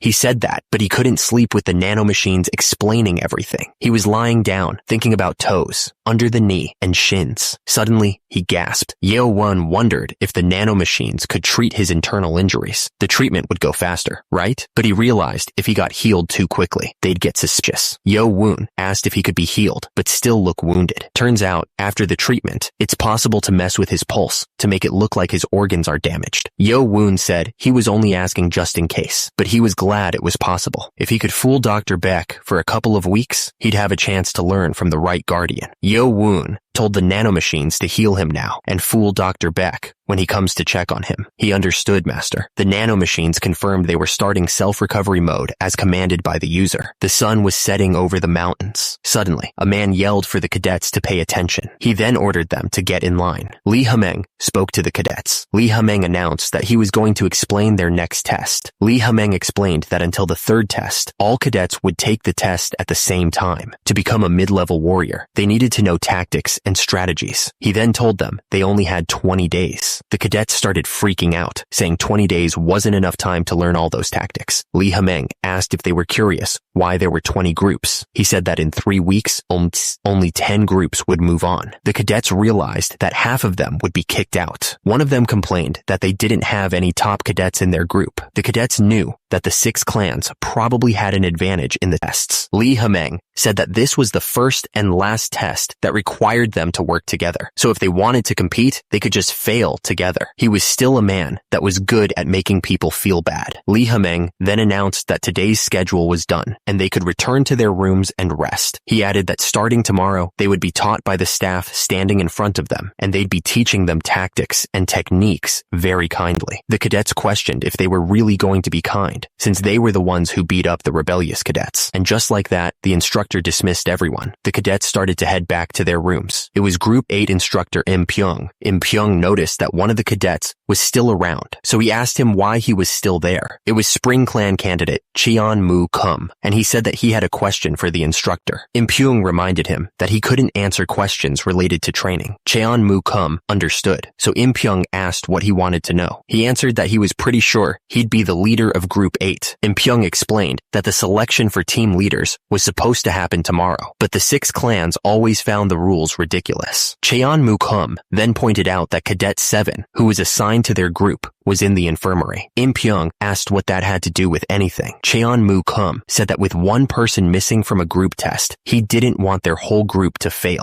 The guy explained that because Cadet 7 didn't go to the ceremony, he wouldn't know what was going on, so he wanted to tell him everything. The other man just stared back without saying anything. Suddenly, another guy with an evil grin said that Cadet 7 was in the same group as him, and his luck had run out. He added that he would personally go to the infirmary to mess with Cadet 7's limbs. The first guy agreed that it was a good idea, saying that the other man seemed to understand the basics and complimented him on his first day. The instructor said he would take their advice and deliver the information to Cadet 7 himself. He seemed really mad about it. One of the cadets reached out, telling the instructor that he didn't need to do that and that he could go himself. The instructor gave him a death stare, explaining that the main building was off limits to cadets unless they had special permission. The cadet realized he wouldn't be able to get into the main building. He was starting to panic because so many things were going wrong. He knew he was a candidate from the Spring Clan, but that meant nothing here. He was out of options. The cadet understood and then asked the instructor one last favor before telling him to head back to his dorm. The instructor stopped, asking if there was something else he wanted to say. The cadet asked if he could at least know when Cadet 7 would start joining them. The instructor said there was no problem with that and that he would tell him tomorrow since it was too late today. The guy thanked him. Now that things had come to this, the cadet knew he'd have to wait until the protagonist returned to their dorm. Someone yelled at the guy on the ground to hurry up and get better, calling him a lowly bastard.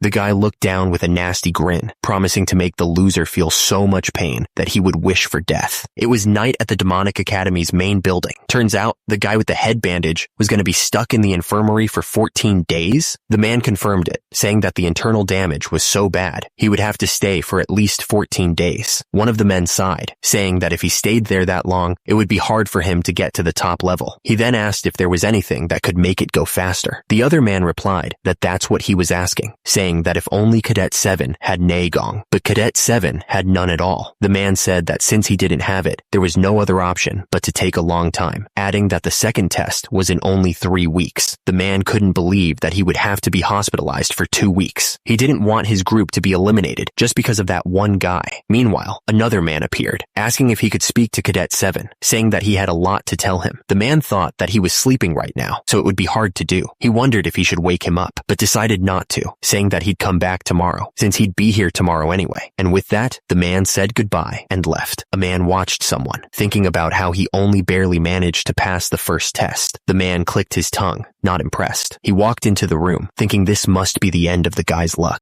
Inside, Yo Woon was sleeping soundly. Outside, the moon shone brightly in the night sky. The night was dark, and the wind was blowing. Someone was moving fast through the forest. They were moving so fast, it was almost hard to see them. The figure stopped in front of a building. The curtains inside were blowing in the wind. Yo Woon's expression was serious. Suddenly, someone got kicked hard. The protagonist was sent flying, crashing through the paper wall. A man laughed, announcing that the student's teacher had arrived. Yo Woon looked up, shocked, and asked if it was the teacher. Turns out, Sob Meng was right behind him, breathing pure alcohol fumes right into Yo Woon's face. The guy took another swig from his bottle, hiccuping as he asked if Yo Woon wasn't going to greet him. Yo Woon turned around and greeted his teacher good morning. Sob Meng seemed satisfied and asked if he'd finished the homework he gave him yesterday. Yo Woon looked confused, wondering what homework he was talking about. Sob Meng asked if he was talking about the breath of Nagong, reminding him that he told him to memorize it all before he came back. Yo Woon thought back, remembering that he was taken to the infirmary and treated just yesterday. Sob Meng looked annoyed, asking if he possibly didn't memorize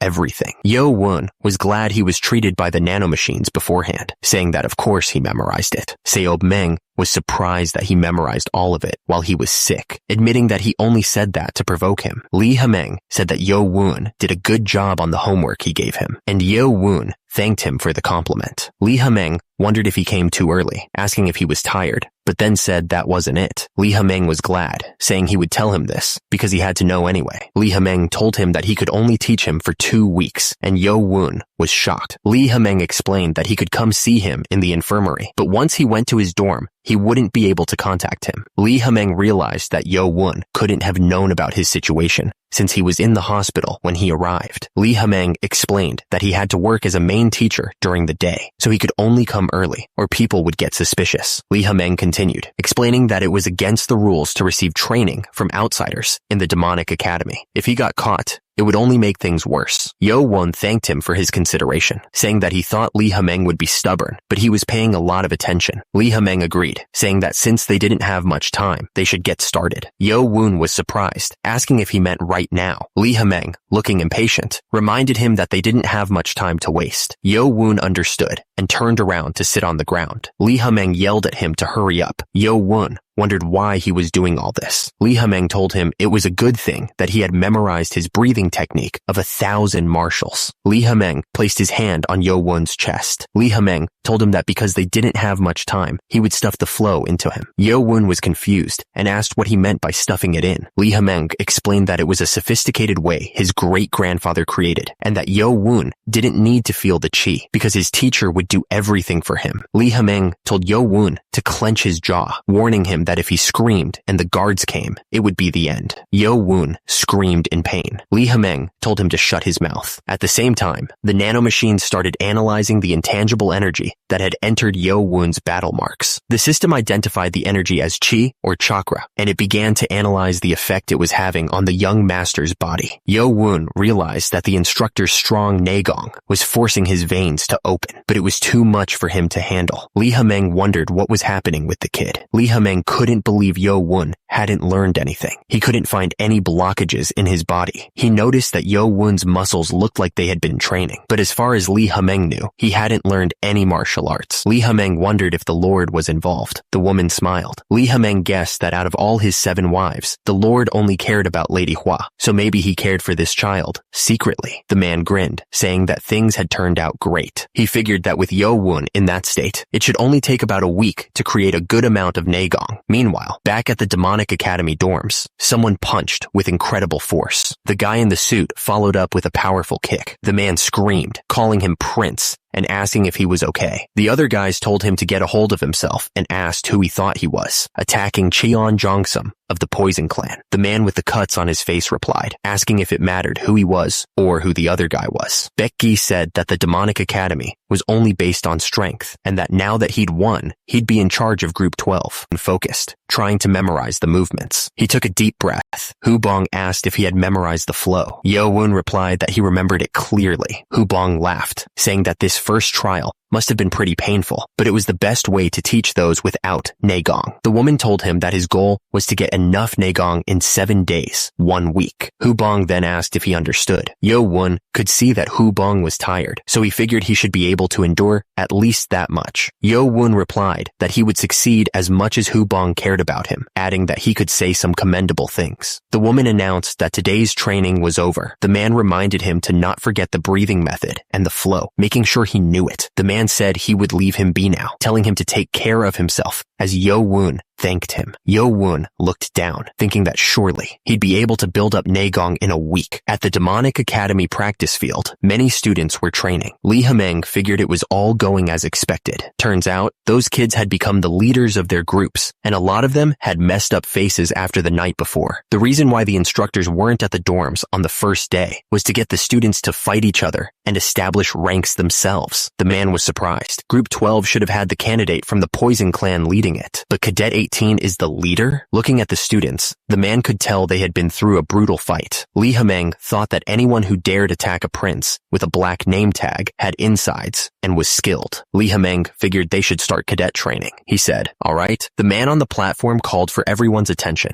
The man announced that for 7 days, every morning, they would learn basic tactics and strategies in the auditorium. Then in the afternoon, they would train at the practice field.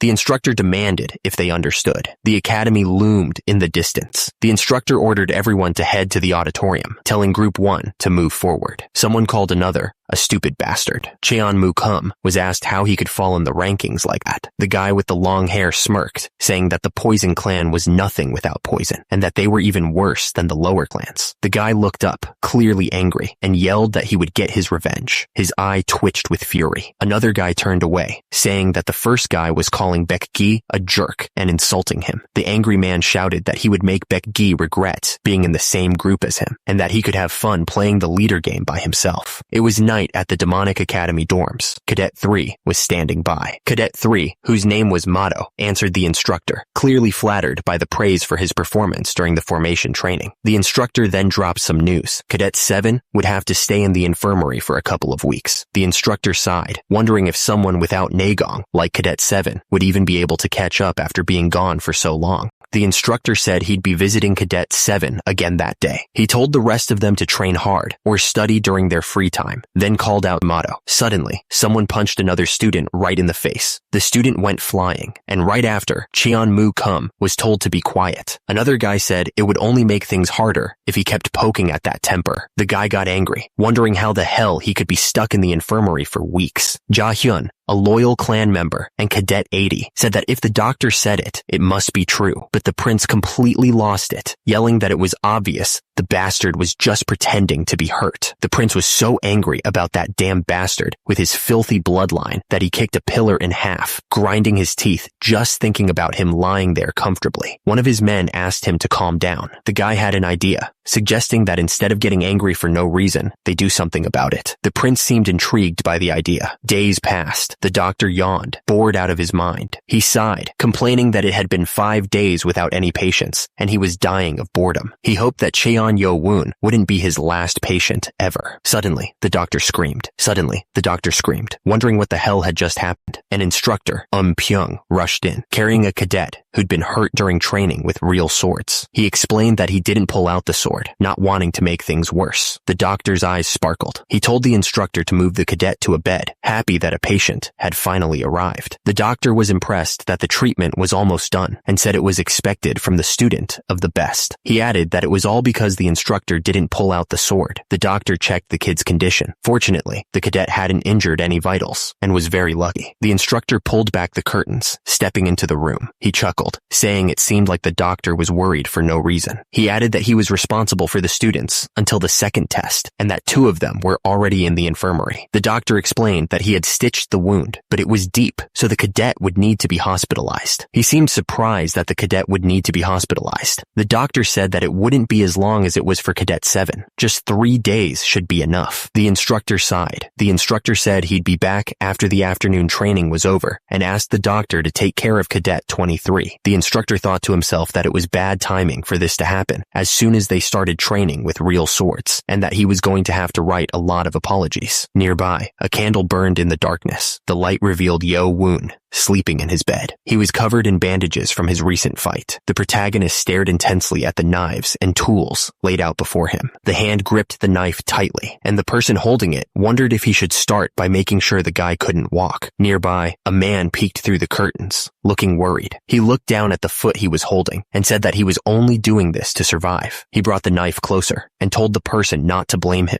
Suddenly, the man screamed in pain as electricity surged through his body. The axe on the ground crackled with electricity. Yo-woon sat near the guy he just shocked and said, "Of course." He looked forward and thought to himself that it was just as he expected. The building stood silently under the moonlight. Someone gasped for air, eyes wide open. He looked up at the ceiling and wondered if he had fainted, and if so, why. He was shocked to find himself tied up on the floor. He was furious and wanted to know who had done this to him. Hu Bung was tied up with rope, looking shocked. Yo-woon grinned, admitting that he was the one who did it. Hu Bung was completely completely stunned and asked how this was even possible. Yo-woon explained that while Hubong was out cold, he tied him up and put him on the bed, and then wondered how he even passed out. Hubong thought that he was supposed to have extreme internal damage, but instead, he seemed perfectly fine. Hubong started freaking out, wondering what the voice was saying about him being bald. He looked in the mirror and screamed, realizing that he was bald. Hubong started crying, saying he couldn't feel the smooth texture of his hair anymore. He couldn't believe it, asking how he could be bald. Hubong was in complete shock, just thinking about his hair. Yo-woon told the bald man to shut up, but then he noticed something. The guy had fainted again. Hubong was still out cold. Yo-woon asked if he had calmed down now. Meanwhile, Hubong was still struggling against his restraints. Yo-woon wondered what the guy was even trying to say with a gag in his mouth. Yo-woon thought the guy was just naive when he first saw him at the entrance ceremony, but he couldn't believe this was what he was actually like. Yo-woon stared down at the bald guy and wondered who he really was. Hubong struggled against his restraints, asking how he thought he had survived this long. With that, Yo-woon smiled, mentioning the assassination attempts and the scumbags who had tried to poison him. At the same time, Yo-woon asked how many people Hubong thought there were. Yo-woon said he knew Hubong was just fooling around earlier, but did he know how much it would hurt if he got stabbed?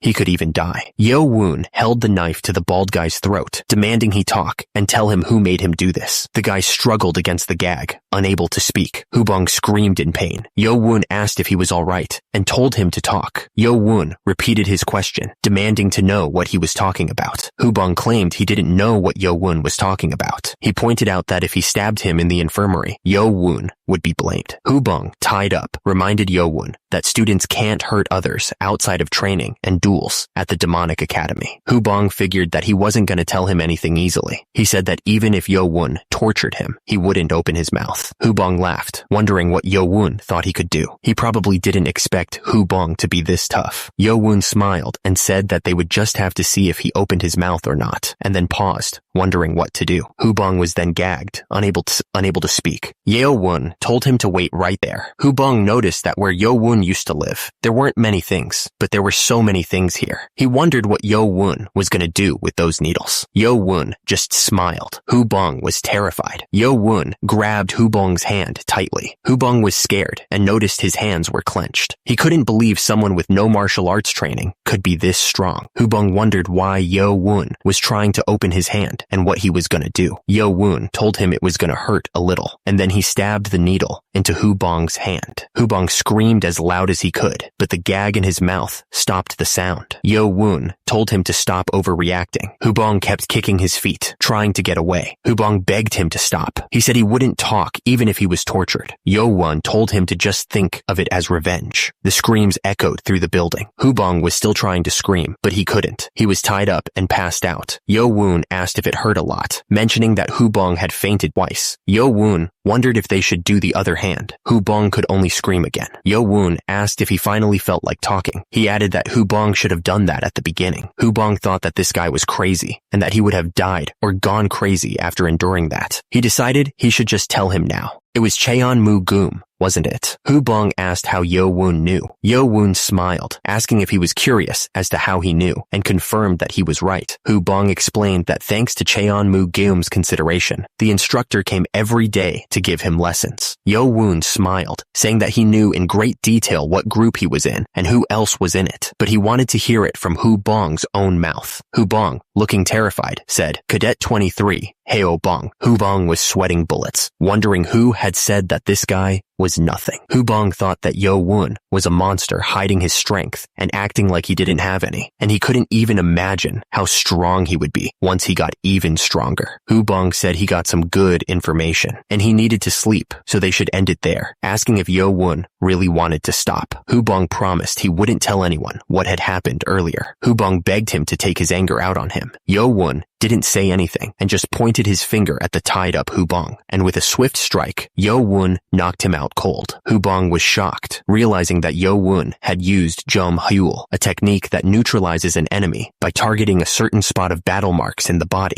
He was sweating, thinking he was wrong about Yo-woon. He thought that Yo-woon didn't have any nagong. Yo-woon just stared down at him. Hubong was furious, calling him a bastard in his thoughts. He was fooling everyone. Under the moonlight, a figure ran across the rooftops. The guy moved so fast, he was practically a blur. Someone was watching all this, thinking the kid learned fast. It was the day before. One of them was helping the other focus his energy. The man couldn't believe what he was seeing. This kid, how was this even possible? In just 5 days, Yo-woon had managed to get Naegong. It normally takes at least 2 to 3 weeks, maybe even a month. He was way better than the man expected. This guy was the real deal. He had originally planned to help Yo-woon get Naegong in about 2 weeks, and then teach him basic techniques and breathing methods. He realized he'd have to change his plan. Suddenly, a voice called out, "Hello, teacher!" Yo-woon greeted Hubong, saying that his student, Cheon Yo-woon, sends a morning greeting to his teacher. Yo-woon asked where he had put it, saying that he had it under his bed, and told him to bring it there. It was the Black Dragon Ball, made by the Demonic Academy, with medicinal herbs. It's a medicinal ball given to students that pass the first test. If absorbed properly, it allows one to acquire years' worth of Naegong. However, after it's consumed, the body becomes resistant, so the effect is less effective on a second dose. Hubong held the box out, but mentioned that it still had a nasty smell. Hubong thought that if the kid took this, he should be able to get a maximum of 20 years of Naegong. Then he should be able to take care of himself. But then, Hubong realized something. He asked who the kid over there was. Hubong seemed surprised. Hubong was tied up and knocked out. Yo-woon looked down and asked if he had done something to his battle marks point. The guy was saying that someone came after him after Dr. Beck left. He was shocked to hear that the guy came after him. Turns out, since yesterday, which was the 5th day since they entered the academy, training was done with real swords. The injured guy figured he was stabbed on purpose to get close to the other guy. He couldn't believe the guy dared to do such a thing in the infirmary of the Demonic Academy. Didn't he know he could be kicked out if he was discovered? It seemed like the guy had the insides to not be afraid of it. Or, the protagonist realized, this could mean that someone ordered him to do this. Yo-woon figured that Hubong knew who was behind the attack and asked him to spill the beans. Hubong said it was a scumbag from the loyal clan who was in the same group as him. He added that he had never seen any good people from that clan. Hubong continued, saying that it was a tough family with a lot of troublemakers, but he couldn't say anything against them. Yo-woon said that it seemed like Hubong had a pretty tough life, but he was used to it. Hubong looked at Yo-woon, thinking that it was because he said it like that it made it sad. Yo-woon smacked Hubong to wake him up. Hubong explained that if someone used less than a year's worth of internal energy to poke his battle marks point, it would only last a couple of hours. Yo-woon said that it would take at least 10 years of internal energy to do it properly, and demanded if he understood. Hubong said that he would keep that in mind. The guy opened a small box. Yo-woon held the Black Dragon Ball, asking if he should just swallow it. Cheon Mukium told him no, he should chew it first to make sure the medicine works better. Yo-woon could already tell from the smell that it was going to taste awful. He ate it anyway, but the taste was so bitter that it paralyzed his tongue and made him want to throw up. Cheon Mukium told him that now that he had swallowed it, he should start using his breathing techniques. Cheon Mukium told him that his teacher would help him absorb the medicine well. Yo-woon replied that they should start, and asked Cheon Mukium to take care of him. Our hero started meditating. Cheon Mukium explained that a substance that helps energy activity had entered his body, and it was reacting to the energy inside him. He was then asked if he would accept the absorption by speeding up the cycle. Yo-woon didn't know what he was talking about, but figured he wanted to help, so he agreed. It would stimulate the metabolism of his body. Cheon Mukium was shocked, wondering how this could be happening. Cheon Mukium realized that the young master was born with the body of a war god, and it was absorbing all of the medicine and amplifying it. He should only be absorbing up to 80% of it. Cheon Mukium was relieved that he had been nervous for no reason. At the same time, the sun was setting on the buildings. Yo-woon didn't say anything. Seob Meng asked how the Naegong felt. Seob Meng smiled, saying that Yo-woon did well, and that he was pretty sweaty this time too. Seob Meng said that Yo-woon was able to get 1.5 times the amount of Naegong. Yo-woon was shocked, asking if that meant 30 years. Seob Meng said that was just a rough guess. He added that the other students would be absorbing the medicine on their own, so they might not even be able to absorb half of it. Yo-woon was speechless. Seob Meng was super thankful. He said it was all because of Yo-woon and wouldn't have been possible without him. He added that he was very lucky. Yo-woon smiled, saying that his luck must be Nano. He thanked Nano, and Nano replied that it was programmed to help him. Yo-woon looked at the sky and realized it was getting late. He figured he had to head back right away. Seob Meng called out to Yo-woon, asking what was wrong. The man asked his teacher if he could teach him his blade skill formation, starting tomorrow. The teacher agreed, saying of course he could. He warned that the student wouldn't have a lot of time, so he better be ready. The student replied that he would be. The scene showed a view of the city. Lee Hameng laughed, saying it was a very nice morning and that someone seemed to be in a good mood. The man smiled, saying that it was all thanks to Jahyun, and thanked the prince. He laughed, saying that the other guy must be struggling a lot since his limbs were broken. He laughed again, saying he'd been wanting the other guy to get on the floor and crawl like a bug, adding that it even made his skin itch. Lee Hameng just burst out laughing. He pointed at Hubong and asked where his hair had gone overnight. Still laughing, Hubong was mad, but he couldn't yell because of the guy next to him. Lee Hameng apologized, saying he laughed too much and was tearing up, but then said it was too late to cover for Hubong. Lee Hameng just stood there, looking down at the guy in the bed. Yo Woon was just lying there, thinking. The guy was thinking that something must have happened overnight. The man decided to not pay attention to it. He remembered that the Mado House doctor should only focus on treatment and not ask questions. 2 days later, at the Mado House's group 8 quarters, the man thought it was interesting. Shouldn't he have been kicked out of the group? The guy explained that he wanted to cut the 7th's tendons, but the doctor stayed by Cheon-yo Woon all night because of his bad wounds. The man couldn't believe it. He asked if the doctor didn't even sleep and if this was the excuse he was getting.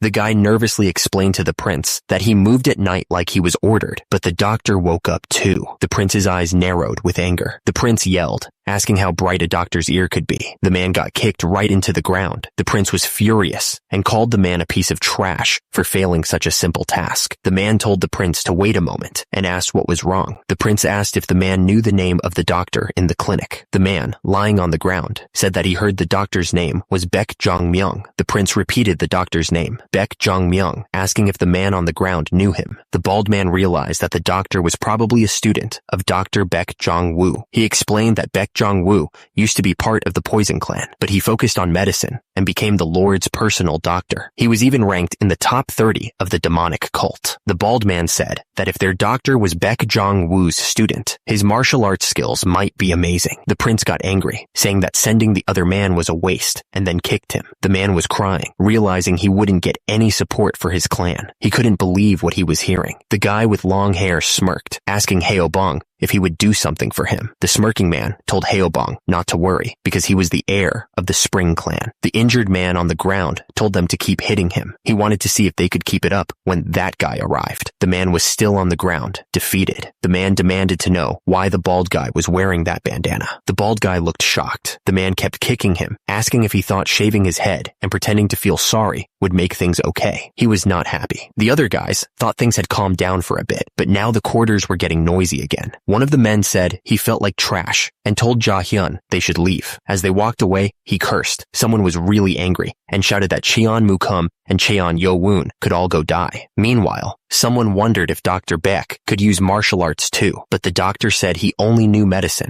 Days later, at 6 a.m., the Mado House clinic was empty. Bare feet stepped onto the floor. The man stared at his hands, deep in thought. Someone stepped forward, putting all their strength into the move. The guy moved like a blur, his sword cutting through the air. The man watched him, thinking that the student was a genius. He thought that he had only shown the butterfly shadow step a few times and fixed his posture these past few days, but his movements were stable and natural. The man figured that if he kept training, he would have no problem operating formation. Lee Hameng told the student that next was movement. The student started moving his hands, trying to get a feel for it. Thanks to the nanomachine scanning Lee Hameng's posture, he could perfectly copy it, but that would make him suspicious, so he decided to go just a bit slower. The student practiced the movement, trying to make it his own. Lee Hameng explained that the grafting martial technique has 24 movements, and that 3 basic movements create 1 formation, making up to 8 formations. Lee Hameng thought that it took too much time to teach him the basics, so he couldn't teach him the connections. Lee Hameng figured that if he had 1 or 2 months more with him, the student would have been able to learn everything completely, but 1 week is too short. Lee Hameng told the student, "That's it. You memorized it well." The student replied that Lee Hameng was flattering him. The teacher handed him a piece of paper, asking what it was. Lee Hameng explained that it was the butterfly dance and Naegong operation technique. He wanted to teach it himself, but since it was the last day, he figured that the young master master would be able to learn the basics easily. Li Hemeng warned him that he'd check on him later, so he better not slack off and memorize it properly. The student thanked him, promising not to fail him. Li Hemeng simply replied that he shouldn't. Li Hemeng then picked up a stick and started practicing the moves. Li Hemeng presented his wild dance blade. He told the young master to try wielding it. Yo Woon grabbed it and said it felt surprisingly light. Yo Woon noticed that normal swords weighed around 2 to 3 guns, but this wild dance blade was only around 1.5. He wondered if it was because of the butterfly dance. Li Hemeng smiled, impressed by the young master's quick thinking. Yo Woon checked the blade and noticed how sharp it was. He thought Dr. Beck would be annoyed if he saw this. Li Hemeng smiled, explaining that even though the blade was light and had a narrow range, it was made with cold iron. The sharpness and durability gave the sword its title. Yo Woon told him to step back so he could show him what he wanted to see. Li Hemeng told him to watch closely, showing him his butterfly technique. And then Yo Woon activated his nanomachines. The nanomachines got ready to Li Hemeng's technique, as requested by Yo Woon. The sun rose over the demonic cult, painting the sky with light. Yo Woon ran across the rooftops. One of the figures on the roof said that the right guardian was finally leaving, and that the other did well pretending not to know.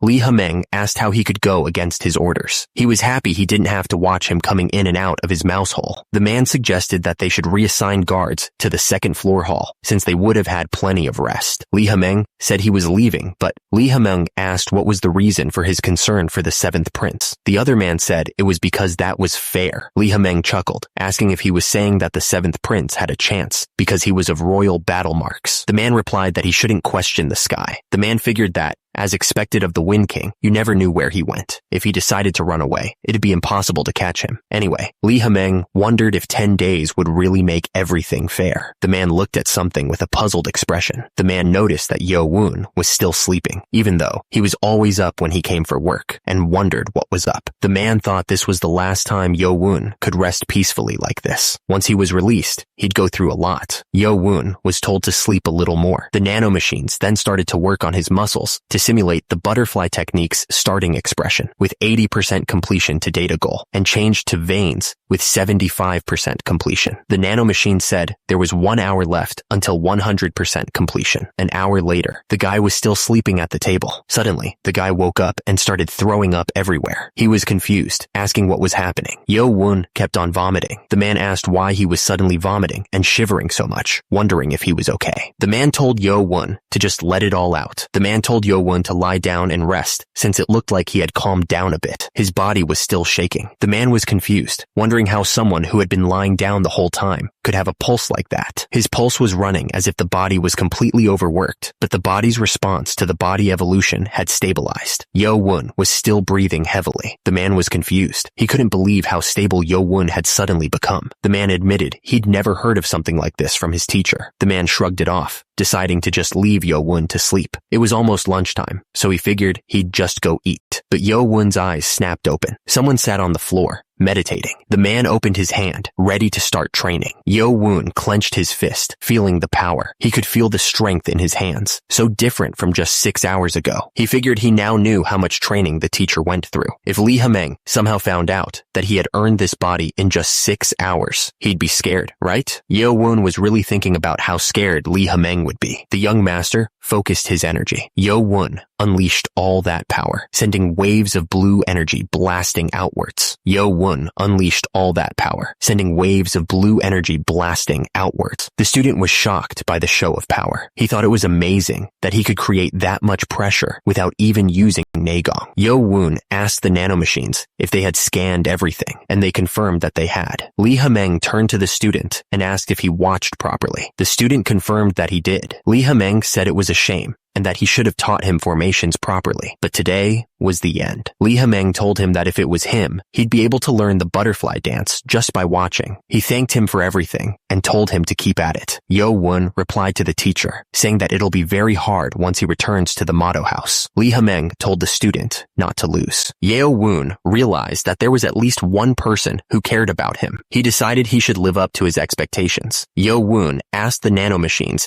If they were done analyzing the scanned move, and they confirmed it was completed, the nanomachines told him that to use the move, his muscles and veins needed to change a lot, and it would take about 6 hours. Yo-woon was shocked and asked why it would take so long. He started practicing the move, trying to get it right. He put more power into the move, trying to speed up the process. Yo-woon kept practicing, putting his whole body into it. He was happy because he only used the first formation, and it was the same as his teachers. Yo-woon prepared to move on to the second formation. Suddenly, he stopped. He could hear someone walking in the hallway. Yo-woon wondered if he had always been this sensitive. Had his senses become sharper as his body changed? He realized that all preparations were now complete, which was great. Yo-woon turned around to see a man standing behind him. Yo-woon told the man he was ready to be discharged, asking if he knew what was complete and when he had woken up. He realized the presence he had felt in the hallway was Dr. Beck. Yo-woon placed his hand over the emblem on his chest. Dr. Beck sighed, saying he didn't even have any other patients, and wondered what he was going to do when Yo-woon left. Yo-woon said there would be more patients soon, but then thought to himself that it was better if there weren't any. Dr. Beck thanked him for his time, saying he'd be praying for him. Then the door shut. Now Dr. Beck didn't have anything to do, so he wondered if he should just sleep. Meanwhile, Yo-woon stood at the door, ready to leave. Yo-woon thought that if the doctor didn't pretend not to know that the right guardian taught him martial arts, it would have been uncomfortable the whole time he was in the clinic. Yo-woon promised to never forget the doctor's kindness. He added that he would definitely send all the patients the doctor wanted. The doctor's students got goosebumps, wondering what was going on. It was afternoon at the Meadow House, and group training was about to start. Suddenly, some of the guys noticed someone. They realized it was another clan heir in their group, and it had been 2 weeks since they last saw him. The guy smirked, saying that the wait was finally over. Yo-woon walked forward, and someone called him a peasant. Turning around, Yo-woon was greeted by someone who asked if he was okay now, calling him leader. Yo-woon smirked, saying that he was completely cured, which was fortunate. The guy speaking reminded him that he had explained it in theory, but asked if he remembered his position, which Yo-woon confirmed. He told him to go that way with these weapons. The 2 guys started walking, carrying the shield and spear with them. The guy asked if he had only come now because he was scared. Cheon Mugum insulted the other guy, calling him dirty. Cheon Mugum was furious. Cheon Mugum yelled, asking how that scumbag could ignore him. Yo-woon smirked, telling Cheon Mugum not to get too excited yet. Yo-woon thought that he would show him what's what soon enough. The instructor announced that they would start practical training with real swords, so everyone needed to pay attention to their spacing. He warned them that if the same accident happened again, he would kick them out of the academy. The instructor yelled, asking if they understood. A red flag was raised, and right after that, the students started moving. Turns out, even though Cheon Mugum's personality is pretty bad, he controls his teammates well, like a clan leader should. The problem, though, is Cheon Yo-woon. He'd put him in the position with the least movement on purpose, hoping he wouldn't screw things up. But then, he was surprised because the boy was actually doing better than he thought. He wondered if he could keep up with the others, and if he was quick-witted. The order came to line up their shields properly, and keep their posture and lineups straight. They were doing well, but they couldn't move until they got the command. Minutes later, someone messed up, and the instructor yelled at them for moving when they weren't supposed to. He kept shouting, asking if they thought they could beat the other groups in the second test, if they couldn't even do this right. He told them to pay attention. The man wondered how the guys who had been training this whole time could be so bad. He noticed that Cheon Yo-woon was perfectly fine and hadn't moved at all. He wondered if he was really the same guy who had been lying down in the clinic the whole time. The man decided he needed to reassess Cheon Yo-woon and ordered them to change formation. The instructor kept yelling at them to surround the enemy in a semicircle. He then ordered them to move forward half a step, praising them as they took big steps. One of the students followed the instructions, focused on the task. The instructor got angry, wondering why Cheon Yo-woon wasn't making any mistakes. He thought that there was no way he would just watch the peasant succeed. Ja-hyun was among the soldiers. The soldier told them to just nod if they could hear him. The instructor told the third lineup to do as he said. One of the soldiers replied that he understood.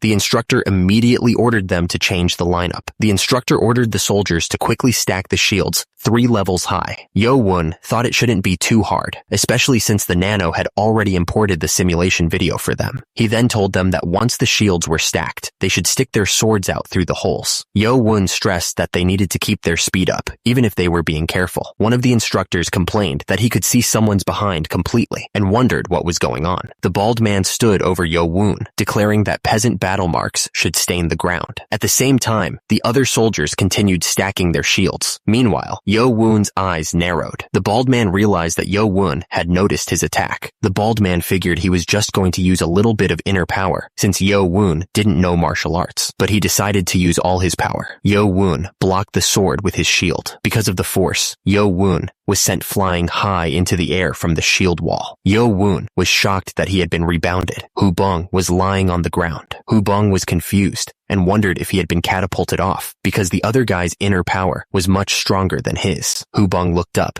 still trying to understand what just happened. Yo-woon saw that it was the same guy from before and asked what he was doing back here. Hubong, who was still on the ground, yelled out, calling him leader, and immediately a foot landed on Hubong's face. Hubong was still feeling the pain in his ankle. The men with shields were sweating, knowing they were in trouble. Yo-woon was smiling like a boss. The guy looked angry, asking how a peasant dared to laugh at him. Yo-woon saw Hubong grinding his teeth and asked if he couldn't come to his senses. Hubong tried to say something about his butt. Yo-woon looked furious, saying that this kid was completely gone, and then punched him hard. Yo-woon asked if he was also the one who stabbed number 23 in the back last time. Yo-woon told him that he wouldn't be having any free time for the next 4 days, and that until bedtime, he would be receiving hell's training with his leader. The guy looked angry, saying that this piece of trash was still making excuses. The guys were saying that he deserved it, acting all high and mighty, with Cheon Mugun backing him. Someone was clenching their teeth in anger. The guy looked furious. Someone shouted the name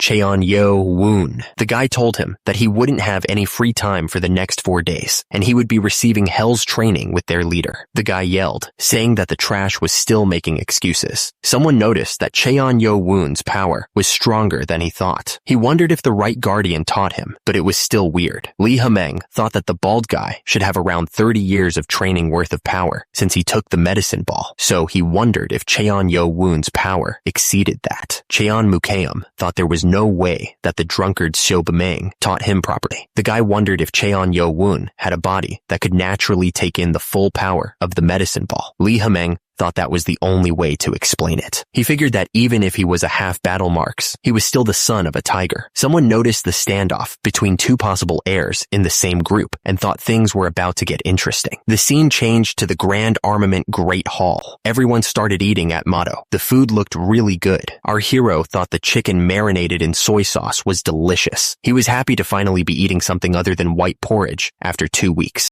Anyway, he wondered if Cheon Mu-gyum was going to keep glaring at him during the entire meal. He decided to just enjoy the food for now. Yo-woon said he didn't know why they hated him so much, but he couldn't forgive the 6th clan's actions either. He added that they wouldn't know what it felt like to watch their mother die without being able to do anything. He would trample over all of them from now on. At that moment, an announcement rang out, declaring that mealtime was over and Friday's schedules were wrapped up. Everyone except number 80 was dismissed. The man shouted for everyone to leave. Then he told number 80 to come with him. Yo-woon smirked, already planning his next move. He started walking towards the building where the trainees were staying. As he walked, he thought that Group 8's quarters were in room 8 on the 1st floor, which was easy to remember.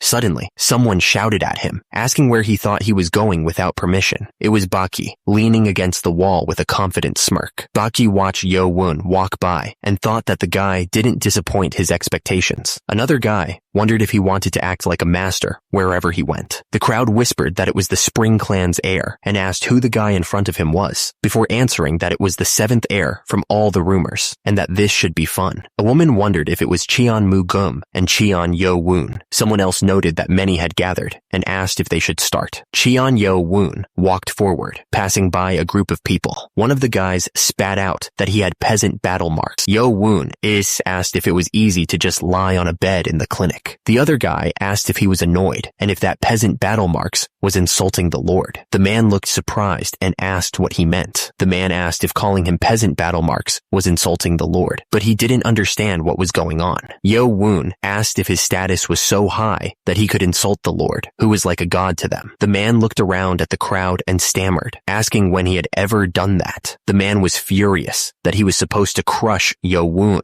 but instead, he was the one receiving that treatment. The woman smirked, thinking that the Spring Clan were really stupid. The man watched the scene unfold. Cheon Kyung Woon thought the guy was making a big deal out of nothing and called him a dull scumbag. Suddenly, someone got punched hard. The guy was furious and said that he was going to crush that arrogant mouth, and then he got punched again. Yo Woon was ready to beat someone else up. Yo Woon asked what the guy was trying to say about crushing Kwek. The guy coughed up battle marks. The guy was furious that a peasant dared to do that.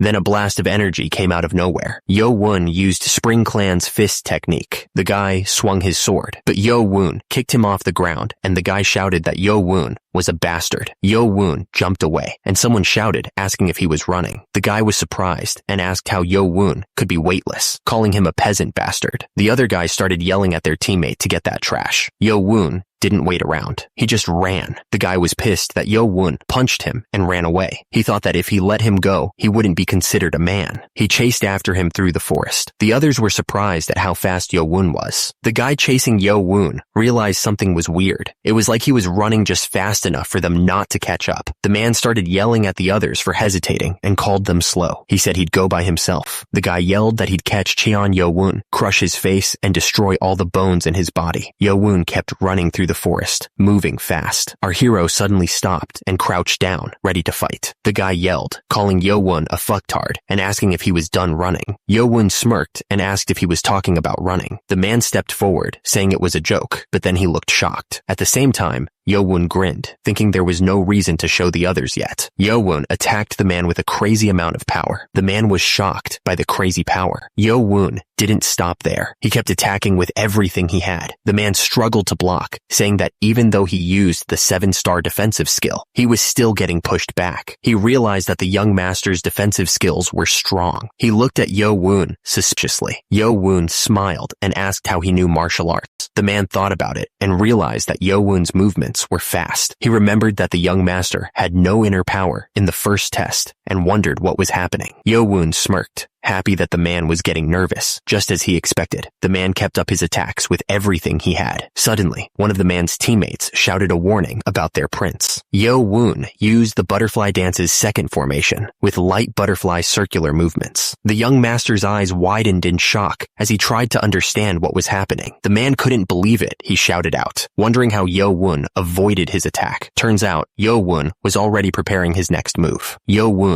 struck with immense power. Because of that, the man's face contorted in pain. The man didn't give up and used the Spring Clan's fist technique's second formation to launch a continuous batting fist attack. The unnamed man's eyes were full of anger. At the same time, he kept attacking with his fist. The man kept hitting him with everything he had, trying to take down the young master. The attacks were so strong that Yo Woon was sent flying back. The man was still unable to match Yo Woon's skills. He thought that Yo Woon's power must have been higher than the other students even before he joined. He figured that Yo Woon's power must be even higher since he took the magic ball, but he was still determined to stand his ground. The unnamed man knew that he needed to attack without giving the young master time to react. He moved so fast that the air around him blurred. The man was shocked to see an afterimage. He couldn't believe the young master could use that kind of martial arts. Yo Woon moved with incredible speed. The young master attacked with a spinning strike, pushing the unnamed man back. The unnamed man was shocked by the young master's speed and power. Yo Woon didn't give him a chance to recover. The force of the blow sent the man flying. Yo Woon stood over the fallen man, who was coughing up battle marks. He realized that the young master was good with formations, but he had no idea how to respond to the enemy's attacks. The guy was down, realizing he had been so focused on the punches that he didn't see the kick coming. He was surprised that the young master used skills that didn't suit him, but he could tell that he was just making it up as he went. Cheon Mukium smirked, saying that it was exactly as he expected. He was just trying to copy others without knowing his own limits. The man wondered if Cheon Mukium, realized that he had only learned this technique with 2 formations, and that he didn't have enough actual experience. He realized that he had underestimated Cheon Mukium. Who knew experience would make such a big difference? The man balled his fist, admitting he didn't know how the young master had learned martial arts. He used the Spring Clan's fist technique, 5th formation, instant attack, Spring's roar, but he said he would ask questions later. The young master wondered what to do and what formation he needed to use. Suddenly, his system detected danger from an external force. The system started increasing eye functions in response to the danger, operating defense mode through battle tutorial. So,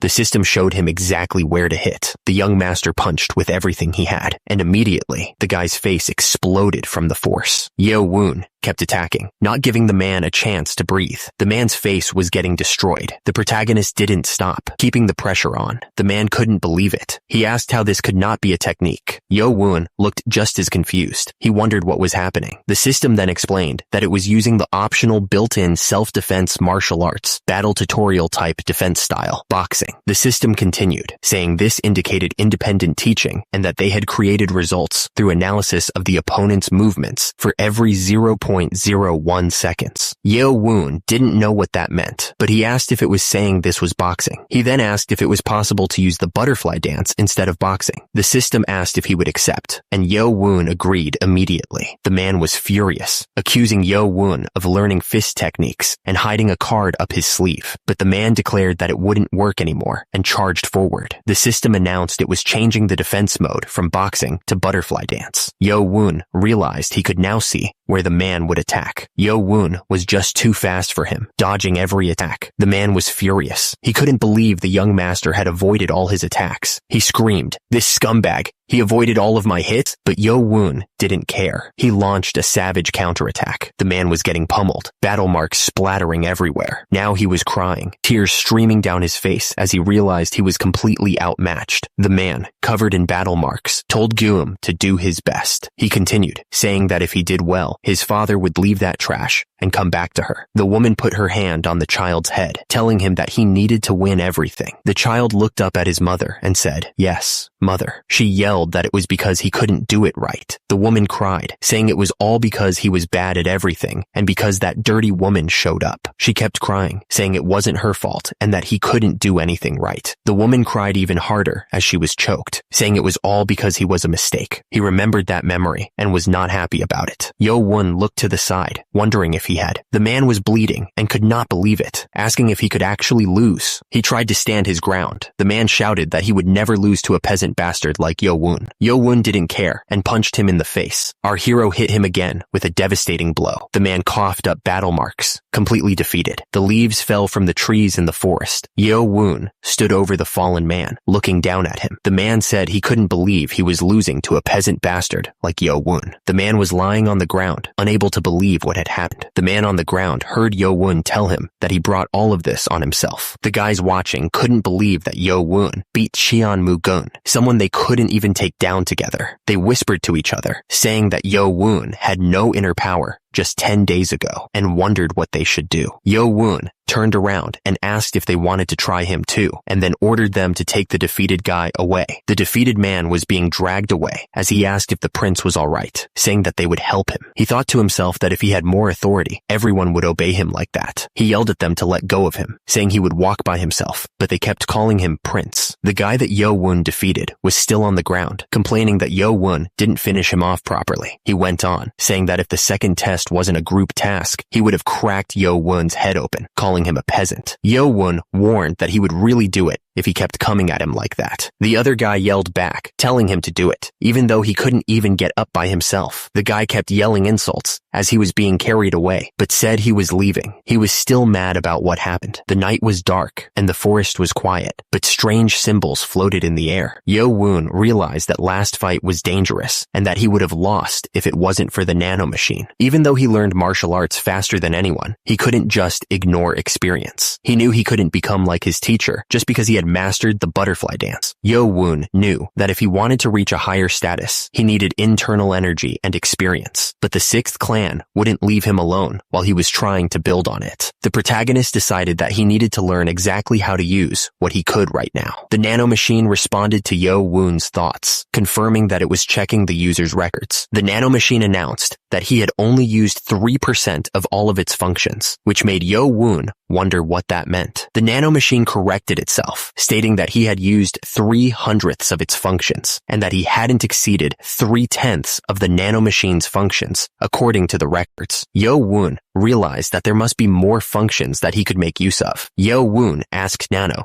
to tell him in detail about all the functions it could perform, and he accepted the transfer of the 7th generation nanomachine's function manual to his brain. The nanomachine asked if Yo-woon would like to add the English language to help him understand the manual, mentioning that it was the weird language he sometimes spoke in. Yo-woon agreed. The nanomachine confirmed that it would transfer the 7th generation nanomachine's manual, along with the English language, to his brain. The information flooded into Yo-woon's brain. The information transfer finished. Yo-woon felt a little dizzy from all the new knowledge, but at least he didn't feel like throwing up. Now that he had the manual, Yo-woon immediately started searching for new functions. Yo-woon was staring at the interfaces floating in front of him, totally shocked. He couldn't believe it. He wondered if he could really do all of this stuff. Then he saw something about repetitive battles in augmented reality. If he could do that, he could get all the practice he needed. Yo-woon wondered if he could run a simulation with Cheon-mu-geum. Turns out there wasn't enough information to make a perfect copy, but the nanomachine could make a simulation based on their last fight. Yo-woon decided to try it out right away. Yo-woon reached out and touched the ground. He wondered if this place would be good enough. Turns out nobody was around. The simulation avatar started to activate right in front of him. Yo-woon was amazed. Yo-woon realized that this was an avatar in augmented reality. The system asked if only he could see the avatar, and then said that the simulation settings were being changed,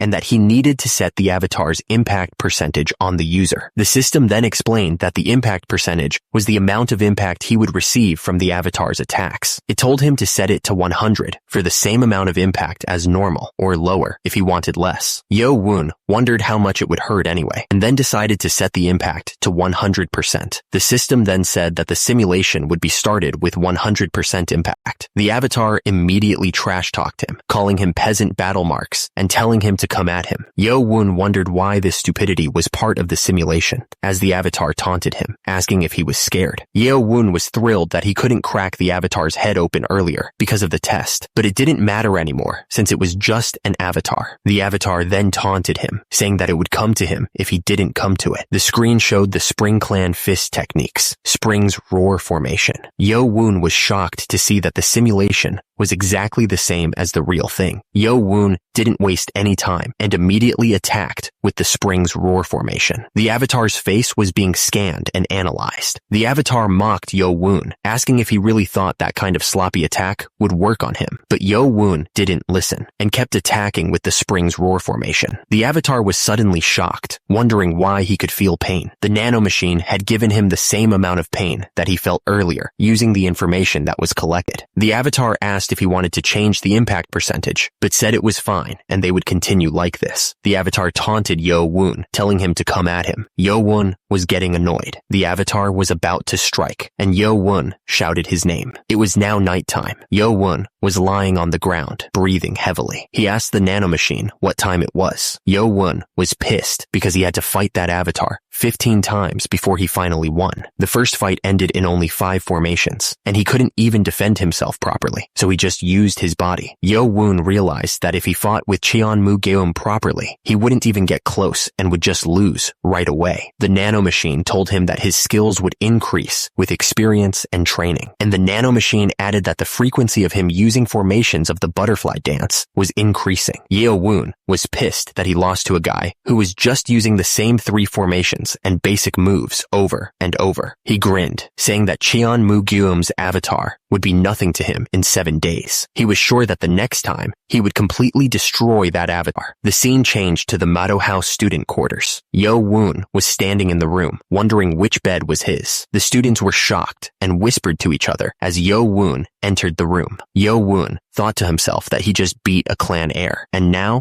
they were clearing the path for him. Suddenly, one of the students called him Prince. The guy told him that his bed was this way, and Yo-woon was surprised. The other students wondered why he was acting like that. The guy asked Yo-woon why he was acting so different. The man said he had already been abandoned by Cheon-mu-gum, so he had nothing left to lose. He figured he was probably gonna die anyway. He figured he might as well take a gamble. The man, Cadet Hyo-bong, declared that he wished to serve Prince Cheon Yo-woon as his master. Hyo-bong was basically shouting, asking if he was really offering loyalty to the 7th prince, who didn't have any power. Yo-woon looked at him, asking if he really wanted to serve him as his master. Hyo-bong said he still felt bad about what happened before. He begged Yo-woon to take him in as a servant and let him serve him as much as he could. Yo-woon thought to himself that this guy wanted to be his servant, even though he's always had a hard time trusting others. Hyo-bong kept begging. Yo-woon was thinking that someone actually wanted to become his servant, even without being forced to become his guard by the Lord's orders. The protagonist smiled faintly, looking at Hyo-bong. Hyo-bong was super grateful and said he would do his absolute best. Suddenly, someone interrupted, saying he had only left for a little while, and this stupid thing was already happening. The guy yelled at Hyo-bong, asking who he was showing his loyalty to. Hyo-bong was thinking that Cheon-mu-gum and Ja-hyun were scary, but he couldn't show his fear. Hyo-bong yelled, asking who the guy was to call someone else's servant an insect. Yo-woon said that the guy was the insect for kissing up to someone's butt. Hyo-bong stammered, asking what Yo-woon had just said. Yo-woon smirked, asking why he was stuttering. The guy was furious, asking if they were scared and calling them names. He charged forward, calling them a peasant scumbag. But Yo-woon didn't even flinch. He blasted the guy with a powerful strike. The force sent him flying backwards, while everyone else watched in shock. Yo-woon smirked, thinking that the guy was nothing compared to the avatar he had fought. The guy on the ground was gasping for air. Hyo-bong was thinking that he had made the right choice. Yo-woon turned to him and asked if he wanted another go. Cheon-mu-gum scoffed, telling him to enjoy it while he could, because nothing had changed just because he had a servant. The crowd couldn't believe it. Cheon-mu-gum actually walked away from the fight. The crowd whispered, not sure if they should be happy or not, but they knew that the Spring Clan's authority wasn't going anywhere. But maybe, just maybe, Yo-woon stood there, looking like he was ready to face whatever came next. He'd bring a new change to the demonic academy. A week later, it was time for the group type second test, the Mado House Grand Armament. The instructor shouted that he had taught them everything they needed to know, and now they were responsible for how they performed. The instructor yelled, wanting to make sure everyone understood what motto meant. He explained that before they started, they would draw lots to decide who would fight who. Groups 1 to 4, 5 to 8, and 9 to 12 would draw lots among themselves. Lee Ha-meng ordered the group leaders from groups 1 to 4 to come forward. Someone noticed that the group leaders for groups 2 and 3 had changed. Turns out, Cheon-mu-yeon from the Dark Clan was still the group leader for group 1. Someone pointed out that Cadet 72 had been in group 4 before, right? They were still unsure though. Lee Ha-meng smirked, wondering if there were just 2 people. Then, someone reached into the box to draw the lots. Down below, the group leaders watched the process. The results were in. Match 1 would be Group 1 versus Group 3, and Match 2 would be Group 2 versus Group 4. The crowd cheered for their group leader. Lee Ha-meng called out for the leaders of Groups 5 through 8 to come forward. The crowd was shocked. Turns out, 2 people had changed this time as well, and they were wondering if Group 8 was for real. Lee Ha-meng just smirked at the situation. Yo-woon started walking forward. The crowd noticed him and were surprised. Cheon-mu-gum was furious, saying he had warned him so many times, calling Cheon-mu-gum an idiot. Turns out, this was after the end of training last afternoon. At the same time, Cheon-mu-gum was watching them. Noticing they were still doing group training, he thought they were idiots and realized they were just showing off their strategies, which was pitiful. Because of that, Cheon-mu-gum decided there was nothing more to watch and that he would go do some martial arts training. He was really mad at Cheon-mu-gum. A woman with red hair smiled. Suddenly, a man with brown hair looked surprised, wondering who it was. The woman walked away, ignoring him completely. The woman stopped and turned around to face him. The man looked angry and demanded to know what she was doing. The woman with red hair demanded to know why he was ignoring her after she called for him, asking what he wanted her to say. The woman looked annoyed and said she had called him after thinking about it a lot, and he was treating her like that. The woman turned away, telling him not to talk to her because he said the Spring Clan guys were idiots. The woman said he was annoying and that the Spring Clan guys were narrow-minded too. She told him to listen well because she was going to say it quickly. Suddenly, the man grabbed her arm, stopping her from leaving. The girl asked if he had hurt himself. She then pointed to her bandaged hands, clarifying that the injury was from yesterday. She repeated the word, yesterday? The girl explained that someone ambushed her while she was training alone last night. The girl with the bandaged hands started to explain that when she was training by herself last night, someone ambushed her. The man seemed surprised and asked which brave scumbag would do that. The girl said that she couldn't tell who it was because they were wearing a mask. The man asked if she wasn't attacked because she was being careless, mask or not. The girl got angry and told him not to make light of her words. She said she was never careless around that masked scumbag. The red-haired woman told the man to be careful since she got hurt. She added that there was a good chance they would go after him next. The man looked confused and asked what that had to do with them being in the same competition group. The red-haired woman reminded him that they would be split into groups of 4, and then they would draw lots to decide who they would fight. The man asked what that had to do with anything. The red-haired woman asked why they would split them into groups of 4 when they could just have everyone fight each other. The man looked even more confused and said he didn't understand what she was trying to say. The red-haired woman was getting frustrated, explaining that the teams knew exactly who they would be fighting. The man realized that they announced it in advance on purpose. The red-haired woman confirmed that they wanted the team leaders targeted because if the leader was gone, it would mess up the team's formation. The red-haired woman told him to watch out since the test was tomorrow and warned him not to go off to train by himself. She didn't want to hear any embarrassing news about a clan heir getting kicked out without even passing the second test. Yo-woon kept practicing his martial arts. He thought that the weakest of them all was warning him and that she was overstepping her boundaries. It still wasn't something he should just overlook though. It made him feel like trash, so he wondered if he should at least take Ja-hyun along. Meanwhile, the sun started to go down, painting the mountains in shadows. Someone told the master that it had become late in the evening. Yo-woon asked Nano what percentage of matches he'd won against Cheon-mu-geum's avatar. It was around 60%. He said he still had a lot to go, and that he'd said he'd be able to beat it easily within a week, but he'd only beaten him 60% of the time. Nano told him that his practical ability and the proficiency of his formations had become a lot higher after 106 training sessions. It estimated that he would be able to achieve his wish in the next few days. Yo-woon asked if it was consoling him. Nano replied that it was an estimation from the analysis, which Yo-woon thought was stiff. He said he should start making his way back to the quarters. Yo-woon looked around, seemingly confused. He started to walk. Suddenly, Yo-woon heard the sound of fighting nearby. Someone screamed in pain. He immediately ran towards the location. Someone wondered who was fighting because it was too dark to see. It looked like someone was on the ground too. Nano activated night vision mode, so Yo-woon could see what was happening. The night vision kicked in, and Yo-woon saw Cheon-mu-geum lying on the ground, and he realized that Cheon-mu-geum had been attacked by someone wearing a mask. Cheon-mu-geum was seriously injured, clutching his chest in pain. The masked man didn't give him a chance to recover, unleashing another attack. The masked man's power was overwhelming, sending Cheon-mu-geum flying. Yo-woon realized that the masked guy's moves were not to be taken lightly. He wondered who it could be. He was getting angry. The masked man was kicking with incredible force.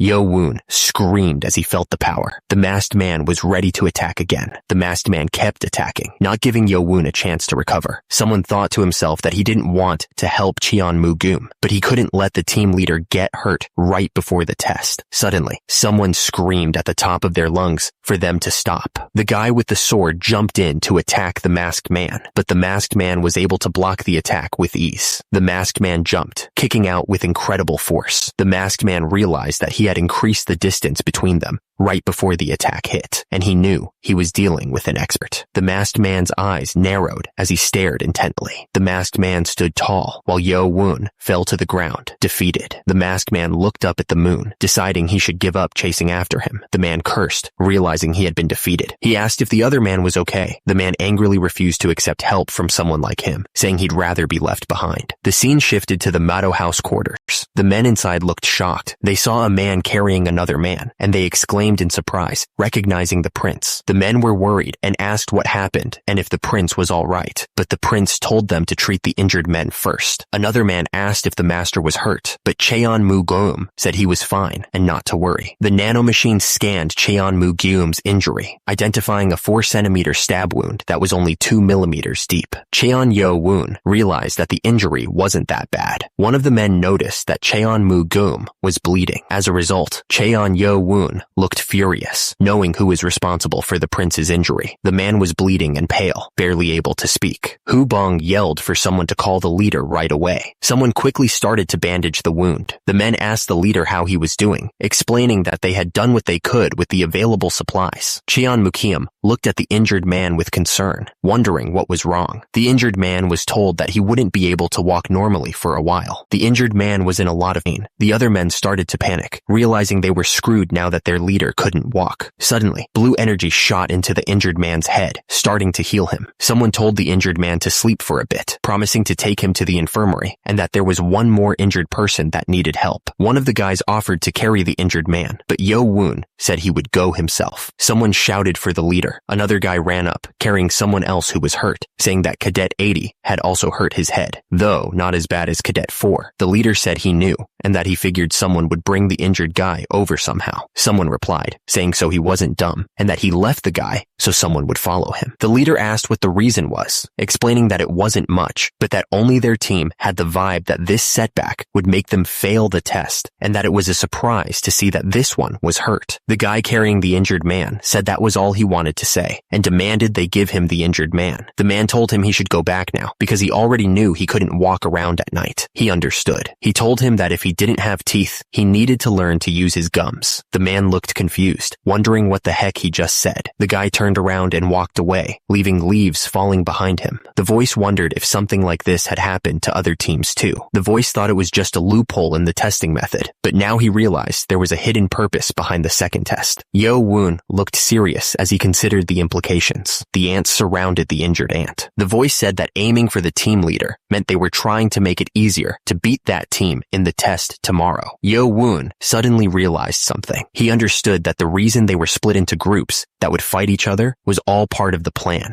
Lee Hameng grinned, knowing they made this situation happen on purpose. Yo Woon realized that this was the heavenly demon god sect, so they wanted them to act like demons without being held back by rules. Someone in Team 8 thought that if this was all they were capable of, it was over for them. Someone suddenly spoke up, asking how long they were going to act pitiful just because their team leader got hurt. Another guy, looking angry, asked who he was calling pitiful. The first man argued that sitting around complaining without even thinking about choosing a new leader or making a plan was definitely pitiful. Someone else chimed in, saying that only Prince Cheon Mu-gyum had leadership training and could take command. The first guy looked at them with a surprised expression, asking why they thought like that. Down below, someone smirked. Suddenly, one of the guys shouted that they had their master right there, Prince Cheon Yo Woon. The crowd in the room was shocked by this sudden announcement. As a result, all they could say was, 7th Prince? The others looked just as confused. Someone raised his hand. Cadet 38 agreed with the decision. He figured that since Yo Woon didn't back down from a fight with Cheon Mu-gyum, suddenly, the others agreed to the decision, wondering what they should do next. One of them said that since Prince Cheon Mu-gyum wasn't around, they should just agree for now, because passing the second test was more important. The man then asked if everyone agreed with him becoming the team leader. He grinned, satisfied with the outcome. He then mentioned something he had thought about during their formation training. It was midnight. Back at Team 8's quarters, one of the guys was sleeping like a log, but then someone started walking around. Suddenly, Yo Woon activated his night vision mode. The nanomachine confirmed that it was activating night vision in his field of view. The hallway shimmered under the green glow of night vision. Yo Woon sighed. He jumped from the roof. Yo Woon landed silently, using his hand to brace himself. He thought about how many times he had come to Team 7's quarters tonight. Yo Woon asked Nano if anyone was still awake at this hour. Nano started scanning room 7 to see who was awake, labeling everyone as asleep. Nano confirmed that all 20 people inside room 7 were sound asleep, which meant they were finally all sleeping. Satisfied, our hero jumped down from the window. He then asked Nano if the person who attacked Cheon Mu-gyum was in there, but after scanning everyone and comparing their body size to the attacker, Nano found no match. Suddenly, the hand started glowing with strange energy, and the man speaking said it didn't matter, and immediately, the guy was being electrocuted. He looked up, wondering if this guy was Team 7's leader. Turns out, it was Yo Woon, who asked what the man was. The man could only look at him in shock and disbelief. The masked man looked at the guy on the ground, thinking that he woke up because he was there. He figured the man was perceptive, as expected of Team 7's leader. The masked man was confident that there was no way the guy would recognize someone wearing a mask in the dark. He figured the guy would have trouble walking around properly for a while, since he'd used a needle to poke his muscles. The masked man stared, saying it wasn't the guy's fault, but he shouldn't resent him. The masked man wondered if he should move over to the next room, since he was done with Team 7. Turns out, the leader of Team 5 is Cheon-won Ryo. The masked person thought that the attacker wasn't a girl. Plus, Cheon-won Ryo couldn't beat Cheon-mu-gum in martial arts anyway. That meant the person who attacked Cheon-mu-gum was in Team 6. He saw that all 16 people in Team 6's quarters were sound asleep. The masked person realized there were supposed to be 20 people in Team 6. Even if they counted the 3 female cadets, someone was still missing. The masked person asked the nanomachine to find if anyone matched the attacker, but there was no match. So, the one who wasn't around was likely the culprit. The masked person wondered if the attacker had been on the first floor. They would have found him moving around earlier. He was now trying to figure out what to do, but then he paused, thinking about his strategy. He realized there was no rule that said he could only aim for the team leader. It was going to be an eye for an eye and a tooth for a tooth. The guy with red hair figured that if the person was leading Team 8, it meant the Spring Clan kid got hurt by someone. Lee Hameng thought they had perfectly understood what the test meant, and this time the participants weren't disappointing. Lee Hameng then asked if they had all drawn. Since they had all prepared fairly for the test, he hoped they'd show good victories. The students looked at each other, wondering if it was really going to be fair.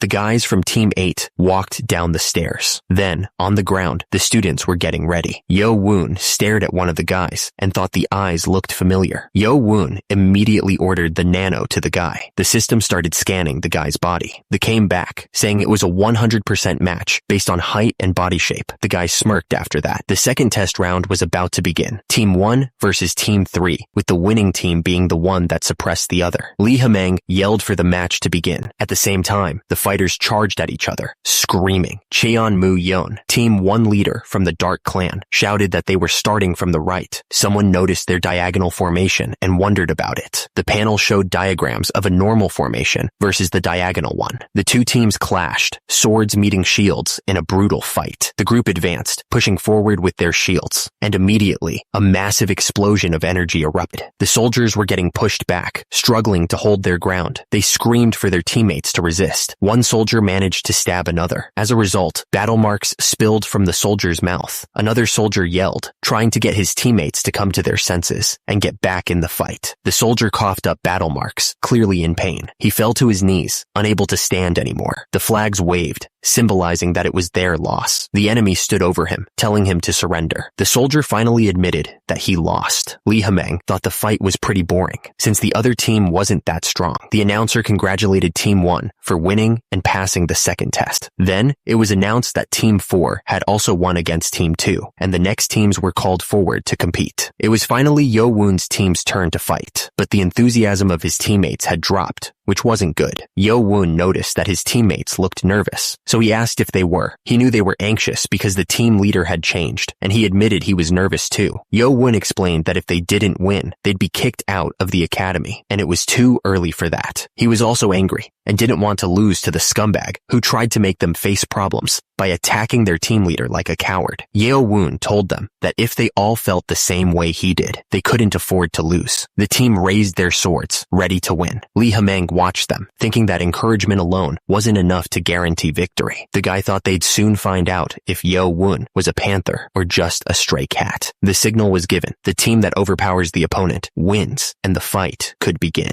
Cheon-won Ryo, the leader of Team 5, clicked her tongue, wishing she was up against Cheon-mu-gum's team instead. The other guy told Yo Woon that he didn't belong there and that leaving the academy would be better for his pitiful life.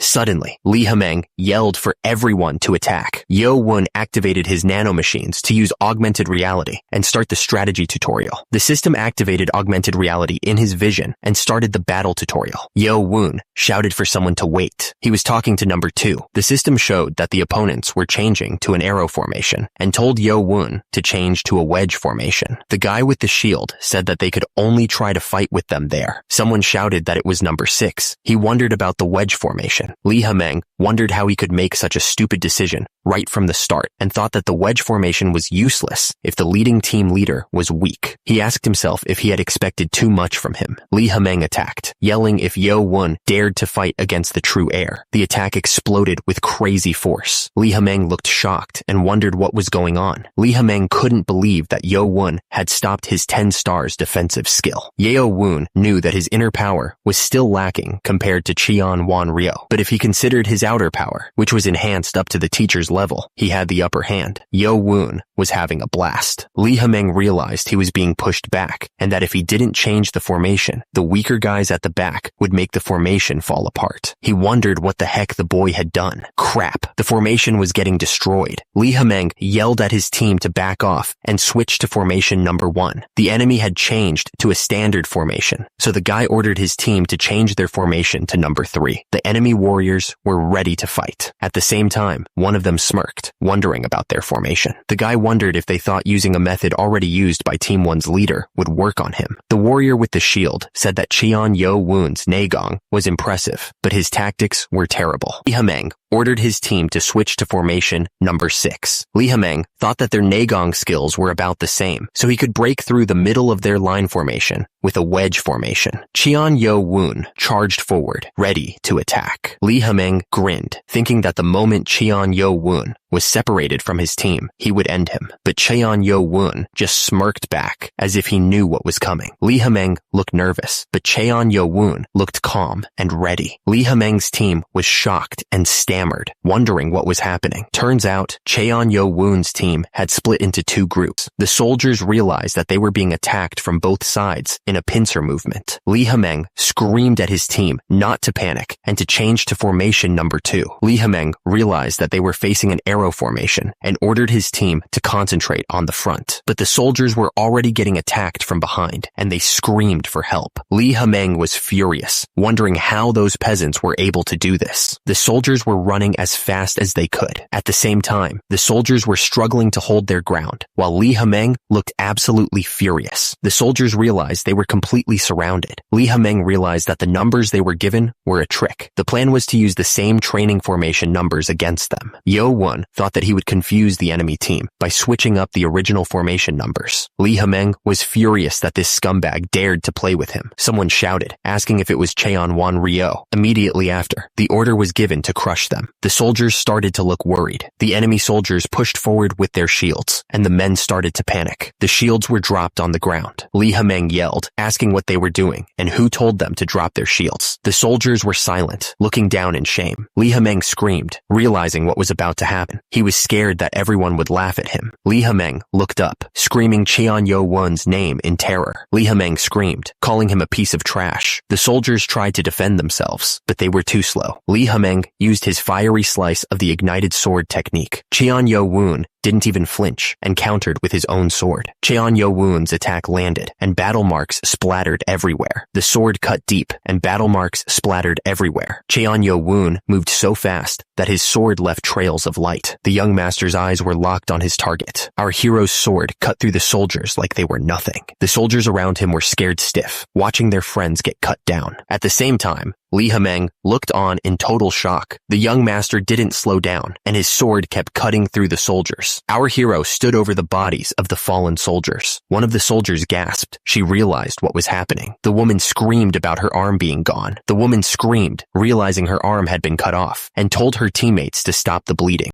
Qian Yo Won's face was covered in battle marks, but he stayed calm, realizing that the sword wasn't strong enough. Li Hemeng thought he had stopped Qian Yo Won's sword, but he realized the last move was incomplete, and he yelled in pain. Qian Yo Won looked down at his opponent and said he was going to kill him, realizing the training sword had its limits. It was announced that Team 8, led by Cadet 7, had won and passed the second test. The crowd went wild, cheering for Cheon Yo Won. Li Hemeng was surprised that Cheon Yo Won used the 7 butterfly connections. He knew that the young master was still lacking in Negong, but his movements were nearly on the same level as Shob Mayang. He wondered what the drunkard had done to him. Li Hemeng knew that it wasn't just because of Seob Mayang's teaching. Cheon Yo Won had grown overwhelmingly in all aspects within 21 days. Below, the group of people were in formation. He was amazed by the young master's tactics and strategies, as well as being daring enough to cut off Cheon Wan Ryo's arm. He thought he was a genius. Lee Hameng wondered if he should have taken Cheon Yo-woon in and as his disciple before So Mang did, but realized that wouldn't work since he was the owner of the academy. Turns out, Cheon Yo-woon wasn't going to be happy about all this. The guy with the shield realized that the young master had beaten the Sound Clan and was hiding his martial arts. He needed to remember him since he had basically showed everyone what he was truly capable of. The announcer called for the third competition group to come forward. The group marched forward, ready for the fight. One of the fighters realized that he thought he had avoided something properly. One of the fighters realized that he hadn't even considered the fact that the crazy guy who messed up his team and used the time when he wasn't around to cripple everyone's legs was Cheon Yo-woon. Our hero smirked, knowing he had done a good job tricking everyone the whole time. Meanwhile, one of the members of Team 7 was saying that everyone except the team leader was limping. He thought they should be able to beat them easily if they attacked boldly. He didn't know who did it, but he was thankful. The order was given, and the group charged forward in the 6th formation. But one of the warriors realized that they couldn't do anything because their legs were injured. Yo-woon grinned, telling the trash that they should be thankful for the rest of their lives. The group tried to switch to an arrow formation, but one of the warriors laughed, asking what good a formation was when everyone was limping. Yo-woon moved with incredible speed, his sword ready to strike. At the same time, the warrior screamed as he raised his shield, trying to defend himself from the attack. But Yo-woon's sword cut right through the shield like it was nothing. The warrior screamed, realizing his shield was useless. Yo-woon didn't hesitate and brought his sword down on the warrior. The warrior coughed up battle marks, his eyes wide with shock as he realized what had just happened. He screamed as he was pushed back, the force of the blow almost unbearable. The warrior was sent flying back from the sheer power of the attack. He stammered in shock, unable to believe what was happening to them. Another warrior screamed that they were being pushed back, fear in his voice. Another warrior screamed as the sword pierced right through his neck, killing him instantly. The warriors were ordered to suppress them all and not let anyone stand back up. Lee Hameng watched the scene unfold, muttering in disbelief. Yo-woon continued his assault, striking another warrior. Yo-woon stood tall among the fallen, his presence overwhelming. Yo-woon, covered in battle marks, warned that someone was next. Suddenly, a warrior shouted Cheon Yo-woon's name. Yo-woon smirked, realizing he'd made an annoying enemy. The announcement rang out. Team 7 had won the 3rd round. Back at the Mado House's main hall, back at the academy owner's office, a group of men sat around a table. Lee Hameng announced that he had the list of everyone who failed, including their grades up to Team 5. Another man noted that a lot of people failed this time and asked if Lee Hameng was talking about the higher clans. Lee Hameng explained that those without clans just wanted to be guards, so it didn't matter. But the higher clan's heirs might feel wronged since they would have made it to the 3rd round if it wasn't for the group test. The man replied that something like this wouldn't have happened if they had used the same rules as the old demonic academy guide, but there was nothing they could do about it. One of the men at the table argued that if they didn't reassign the failed participants positions and duties based on their performance, the higher clans would protest. Lee Hameng chimed in, saying that the higher clan's heirs would grow well with their own martial arts, but it was unfortunate that the middle and lower clans lost their chance at getting the medicine ball and entering the precious library. Lee Hameng added that the ones who passed the 2nd test had to be gathered at the precious library, the Mado House. Precious library stood tall and imposing. A group of people made their way towards the library, ready to see what awaited them. Yo-woon was impressed by the precious library, thinking it looked even bigger than the main hall. He realized the other students had already been to the 1st floor while he was recovering, so he wondered if today they'd be going to the 2nd floor. Suddenly, a man told him he needed to put all his effort into mastering the butterfly sword and the spring dance breathing method. That was the only way he'd pass the test. The man clarified that he was talking about the precious library. He thought it was useless. The man added that Yo-woon was already learning martial arts from the 4th and 5th floors, so he shouldn't be sad about missing the 1st floor. The man boasted that there was nothing that could even compare to his martial arts there. But Yo-woon thought to himself that he had the nano. He was gonna as much as he could from both the 1st and 2nd floors. He lit a candle candle to see better. Yo-woon was on the first floor of the precious library, and it was the first time he'd ever seen so many books. He figured he was the only one there. Yo-woon knew he only had 2 hours on the first floor, so he needed to hurry. He told the nano to as he quickly looked through the precious books. Turns out, he was scanning 5 arts of blade mastery. The was starting.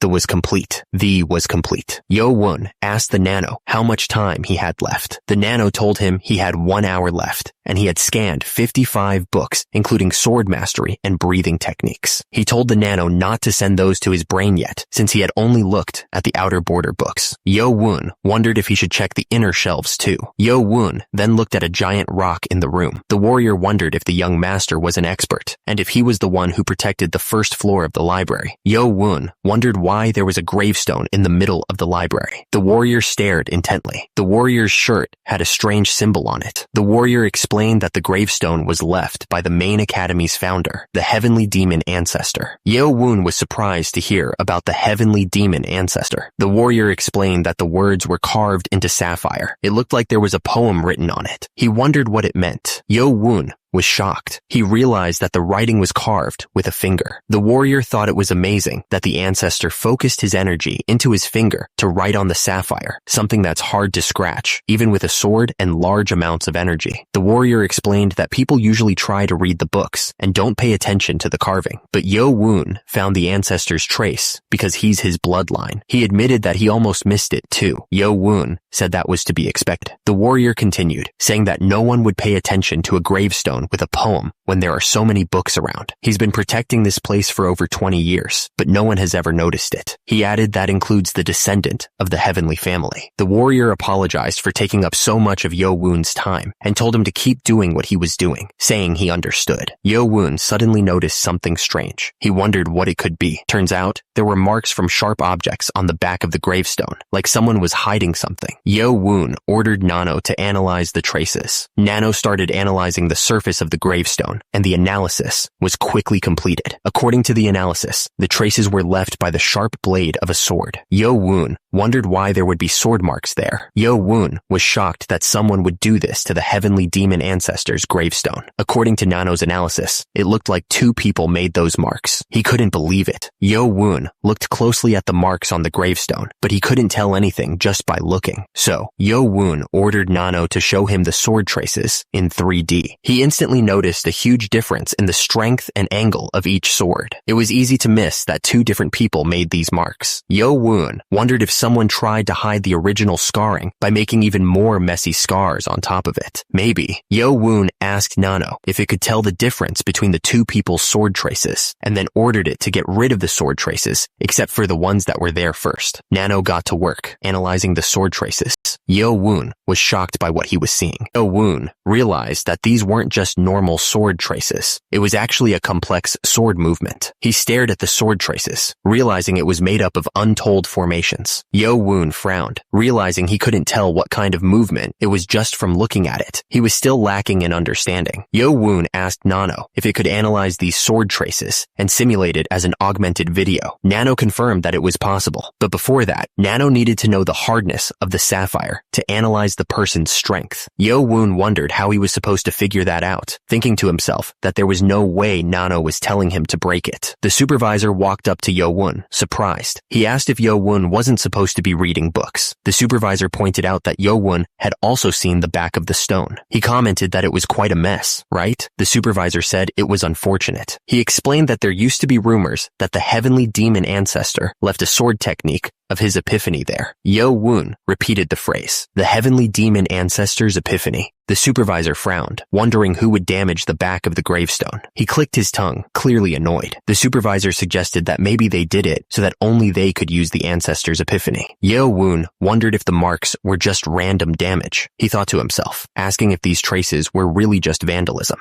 The supervisor told Yo-woon that he was leaving to make rounds. He added that Yo-woon should look around before he left. Yo-woon thought to himself that, fortunately, the supervisor was leaving. Nano explained that the hardness of the sapphire could be measured by placing a hand on the surface. Yo-woon acknowledged, realizing he could do that now. He placed his hand on the gravestone to measure the hardness of the sapphire. Yo-woon touched the surface, activating Nano's analysis. He groaned, annoyed that it was loading. Nano announced that the investigation into the stone's hardness was complete. With diamond at a hardness of 10, the sapphire was a 7. Yo-woon was impressed, saying it was really hard. Yo-woon stared at the gravestone, wondering who could have ruined the original sword traces with their own. Using the analysis of the stone's hardness, the sword traces were now being simulated as an augmented video. The augmented video simulation was starting. Yo-woon started to ask who did this, but Nano cut him off, saying that conversation was not supported. The sword trace simulation was starting. The augmented video simulation showed the first sword movement. A golden figure swung a sword with incredible speed. The golden figure moved with impossible speed. The sword flashed, leaving trails of light. Yo-woon was stunned by the complexity of the sword movements. The simulation continued to play out as Yo-woon watched, completely absorbed. Yo-woon was determined to understand every single movement. Yo-woon called out to Nano in shock. Yo-woon asked if this was one movement. Nano responded that the analysis showed all the formations connected. According to his martial arts knowledge, it was one movement. Yo-woon's eyes widened. There was no way. He thought back to the butterfly sword technique, which was made up of 8 formations. Even that had taken him half a year to master, but this couldn't even be compared to that. He realized that it was impossible to annul this technique. Yo-woon couldn't believe his luck. He hadn't expected anything from the first floor of the library, but he had stumbled upon a real opportunity. He told Nano to save the movement so he could transfer it later. Nano confirmed that he understood. Yo-woon realized he could have easily missed this treasure because of the messy sword traces. He figured that whoever left these marks must be quite evil, but then he thought that maybe he should be thankful. After all, only he had earned this movement. Nano began to explain the analysis of the sword traces after removing the mess. Movements that were interconnected had been found. Nano explained that 45 movements had been carved according to time. Yo-woon was shocked. They weren't sword traces to cover the technique, but were all sword movements instead. Yo-woon thought about it for a second. Maybe. He ordered Nano to simulate the sword movements in order as an augmented video. Nano confirmed. Nano showed the first sword movement. The simulation continued, displaying the 2nd, 3rd, and 10th movements. The 20th and 30th movements flashed before his eyes. Yo-woon watched as the movements were becoming more and more perfect. Nano announced that the augmented video simulation had finished. Yo-woon looked a little surprised as the augmented video simulation finished. He snapped back to reality. Yo-woon asked Nano if it could make the initially saved sword movement and the 45th sword movement fight against each other through augmented video. Nano confirmed that it was possible. A wide grin spread across Yo-woon's face. Nano activated battle mode in augmented video.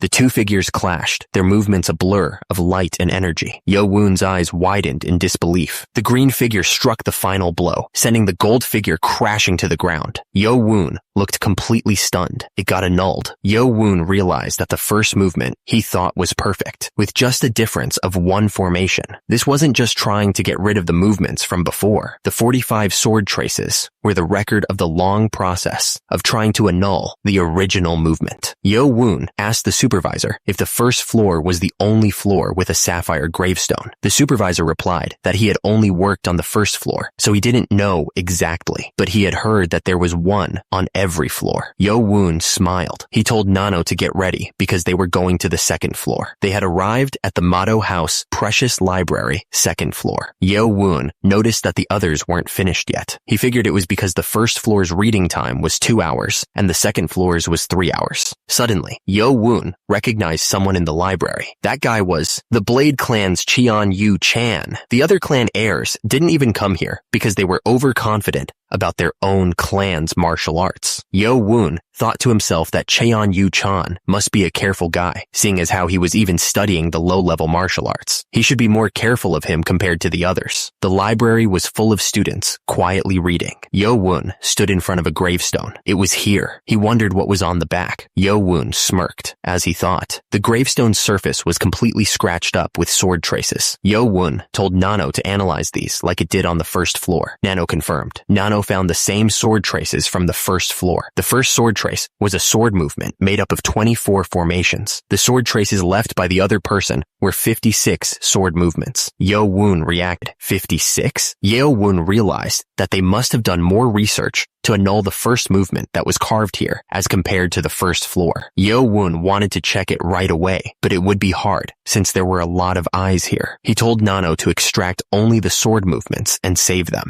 Nano confirmed. Yo-Woon thought to himself that he had earned 4 incomparable movements. He was looking forward to when he could transfer it to his brain and body. Yo-Woon told Nano to start the scan. Someone slammed their book on the table in frustration. The students continued to pore over their books, trying to decipher the ancient texts. Cheon-Yu-chan muttered about what that bastard was doing. He couldn't believe it. Cheon-Yu-chan complained that it was hard to learn anything, even if you read the words one by one. But that guy was just flicking through everything. Cheon-Yu-chan told himself that he needed to focus. There was no time to pay attention to that bastard. They only had an hour left. Yo-Woon looked satisfied as he held the book. Nano announced that the scan had been flipped through the book, his expression unreadable. He seemed to be searching for something specific, his eyes scanning each page intently. A student watched him from the background. Nano announced that a total of 156 books had been scanned so far. The AI then told Yo-Woon to analyze all the books that were scanned today and save the data to the program's data. Nano confirmed that it understood the instructions. It added that this should be enough. Now, there was only one thing left. The fighter stated that he was confident that the original butterfly sword technique was among the main academy's top 10 martial arts. However, he cautioned against overconfidence, no matter how good someone's martial arts were. The fighter continued, saying that understanding was exceptional, but to master martial arts properly, one needed to practice formations and movements hundreds and thousands of times. A voice emphasized that experience was the most important thing. It seemed that the speaker was about to explain how to get that experience. The man explained that his student had to go through many hardships and difficulties fighting enemies to understand martial arts. That was why the academy was a great place to build experience, by fighting with those of different clans and those without clans there. Yo-Woon thought to himself that all that was left was to try out Nano's augmented reality ability. If it went according to plan, he'd be able to get a variety of hands-on experience. Someone noted that someone else wasn't late. It seemed like someone was checking people in. The man at the desk told someone that they could go. The man confirmed that he understood. Yo-Woon glanced back, hearing that someone had asked when he would come out. He then asked the man what he meant by that. The man was standing behind him, listening intently. The man writing on a scroll said it was nothing. He kept writing, trying to avoid the topic. He seemed a bit flustered. Yo-Woon wondered if someone had waited for him, but he quickly shook it off, deciding that wasn't important right now. He was ready to get to training. He explained that the individual training rooms would be completely open after the second test. The young man wanted to quickly go there to transfer the special movements to Nano. He looked excited at the prospect. Yo-Woon made his way to the Motto House individual training facility. He was eager to use the training rooms. The place seemed pretty empty. Yo-Woon made his way through the training facility. He seemed deep in thought, his expression unreadable as he walked. Suddenly, a man appeared, blocking Yo-Woon's path. He said that he had been looking for him everywhere, because he wasn't at his quarters. The guy looked angry and ready for a fight. Yo-Woon recognized him as Cadet 7, the leader of Team 6 in the second test. He asked the man why he was looking for him. He seemed genuinely confused. Cadet 7 stared intensely at Yo-Woon. He asked if he was really asking that because he didn't know. He looked like he was about to lose his temper. Cadet 7 accused Yo-Woon of being the one who messed up his teammates' legs. The young man looked shocked by the accusation. Cadet 7 said he was damn busy and looked ready to fight. The guy's eyes glowed with a dangerous light as he glared at Yo-Woon. Cadet 7 noticed the bloodlust in the air and figured Yo-Woon wanted to fight. He asked who told him to leave his teammates alone. He crossed his arms, looking confident. Yo-Woon just smirked, clearly amused by the accusation. He seemed to be enjoying this confrontation. Yo-Woon replied that it was thanks to a certain someone. He held out his hand, his smile growing wider. Yo-Woon added that Cadet 7 wasn't reacting to his provocation like someone else would. He seemed to be testing the man's patience. Cadet 7 realized realized this guy wasn't weak and he needed to face him seriously. He shouted to get the others' attention, his eyes narrowing in focus. At the same time, Yo-woon and Cadet 7 were locked in a silent battle of wills. The sparks flew as they prepared to unleash their martial arts skills. Meanwhile, Cheon-Yu-chan was standing there, feeling completely ignored. He complained that they weren't even acknowledging him, looking pretty annoyed. Yo-woon and Cadet 7 clashed, their movements a blur of speed and power. The force of their blows created gusts of wind around them as they fought. Yo-woon's eyes widened in shock. Something unexpected had just happened, catching him completely off guard. Yo-woon looked completely shocked. He was probably wondering what was going on. Cheon-Yu-chan laughed, identifying himself as from the Blade clan. He added that both of them had great focus, as expected of team leaders who passed the second test. Cheon-Yu-chan was still smiling as he spoke. He apologized for the wait, but asked if he could have the other guy first, saying it would only take a moment. Cheon-Yu-chan bowed his head slightly as he made the request, and immediately, Cadet 7's expression changed. Cadet 7 was furious and demanded to know what he meant by letting him have him first. The guy had been looking for this scumbag all day, so he told Cheon-Yu-chan to get lost before he got angry. Cadet 7 was thinking what he should do, since he had waited to see the guy. He was clearly expecting a fight. Cadet 7 was getting angry. He thought the other guy was a total scumbag. Cadet 7 attacked with red energy. He couldn't believe the guy dared to look down on him like that. Cheon-Yu-chan was still smiling. He thought the other guy was pretty feisty, but Cheon-Yu-chan wasn't worried. He was clearly about to attack. Cadet 7's eyes glowed with intense focus. He was determined to win this fight, no matter what it took. Cheon-Yu-chan blocked the attack with a smile. He clearly wasn't taking the fight seriously. Cheon-Yu-chan looked at him and asked how he liked that. He seemed to be enjoying himself. Cadet 7 was shocked. He realized that Cheon-Yu-chan had stopped his move with a simple stance, and he wondered if the other guy's skills were really that advanced. Cadet 7 was furious. He couldn't believe he was being suppressed so easily by this scumbag who wasn't even in a proper stance. Cadet 7 noticed that Cheon-Yu-chan was off balance. He pointed out that the other guy's arm became stiff whenever he took a step. He asked if Cheon-Yu-chan had an injury on his ribs or something, looking closely at him. Cheon-Yu-chan was getting annoyed. He thought to himself that this scumbag was definitely not on the level of an average cadet. Even if his body was in its original state, he was having trouble. Cadet 7 smirked at Cheon-Yu-chan. He told him that it would only be a moment, so he should just wait right there. The young man seemed confident. Cheon-Yu-chan clicked his tongue, looking away. He said, whatever, clearly annoyed by the other guy's attitude. Cheon-Yu-chan threw his arms out, yelling for Cadet 7 to do what he wanted. He was clearly frustrated and wanted to get this over with. Cheon-Yu-chan was laughing, saying that Cadet 7 had a short temper. He wondered what business the guy had with him. He asked if the other cadet was trying to suppress him before the next tests. Cheon-Yu-chan realized that whatever was going on, he wouldn't be able to face the other cadet with just his current skills. He looked seriously concerned. Cadet 7 told Nano to activate augmented reality and battle tutorial mode, setting it to butterfly sword technique. Nano confirmed that augmented reality had been activated in the user's vision and that action command mode was operating through the battle tutorial. Cadet 7 looked surprised and asked Cheon-Yu-chan why he was so on edge. The young man seemed genuinely confused by the other's reaction. Cheon-Yu-chan crossed his arms, saying, "Oh well," and asking if it was a given from his position. He seemed resigned to the situation. Cheon-Yu-chan told Cadet 7 not to be so cautious. He said that this was just their first greeting as brothers with the same father. The young man was being overly friendly. Cheon-Yu-chan clasped his hands together. He seemed to be trying to appear friendly and respectful. The gesture looked almost mocking, though. Cheon-Yu-chan smiled widely, saying it was nice to meet the other cadet, brother. He seemed to be enjoying himself. The guy looked way too happy. Yo-woon stared back, his expression intense. Cheon-Mukiam asked if the protagonist was surprised, since he thought it would be. Yo-woon asked Cheon-Mukiam if he was serious, because he had been waiting in front of the library the whole time and wasn't joking. Cheon-Mukiam said that he didn't think of the protagonist as an enemy, and he wanted him to join the Blade clan and protect him. Yo-woon was shocked, asking if Cheon-Mukiam was telling him to give up on becoming the clan heir. Cheon-Mukiam laughed asking if he sounded like that, but continued. He said it was too hard for Yo Woon anyway. Yo Woon asked what he meant by that. Cheon Mukium said it was as Yo Woon heard. Cheon Mukium declared that if Yo Woon walked the path of the sword, he would definitely have to face him, but he had no chance. Cheon Mukium said he had become a passionate fan of his, and if they walked the same path together, Yo Woon's future would be bright.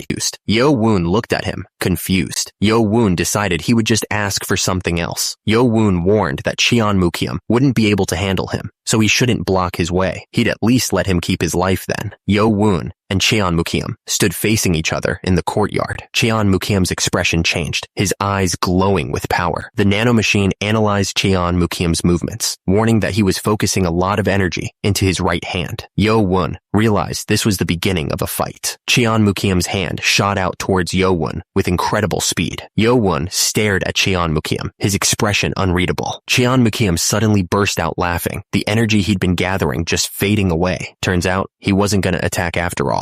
Cheon Mukium admitted that he got angry for a moment, but then he thought about it and found it funny. Cheon Mukium thought it would be kind of cool if Yo Woon didn't get in his way. Yo Woon looked at him, a slight smile on his face, but something felt off about it. Cheon Mukium looked down at Yo Woon and thought that it was a waste of effort. He said that they would meet again since they were walking the same path. However, Yo Woon could sense a strong energy being focused on his enemy's right hand. Cheon Mukium didn't waste any time and launched a powerful attack. Yo Woon was shocked by the sudden attack. It turns out that Cheon Mukium was using blade chi. Cheon Mukium smirked, saying that Yo Woon wasn't strong enough to be a threat to him. Yo Woon realized that Cheon Mukium must have mastered his skills, since he was able to diffuse blade chi with his bare hands. He knew that the rumors about Cheon Mukium fighting Cheon Muyeon for the clan heir position were true. Yo Woon smirked, realizing that they were on different levels. Cheon Mukium turned to leave. Cheon Mukium looked back, telling Yo Woon that he'll see him next time. Yo Woon clenched his fist, thinking that he thought he was on the same level as them after having beaten Cheon Mugum and having Cheon Wan Ryo expelled from the academy. But then he heard someone say not to rush himself. The voice continued, saying that the goal isn't to catch up to them, but to reign over them. Yo Woon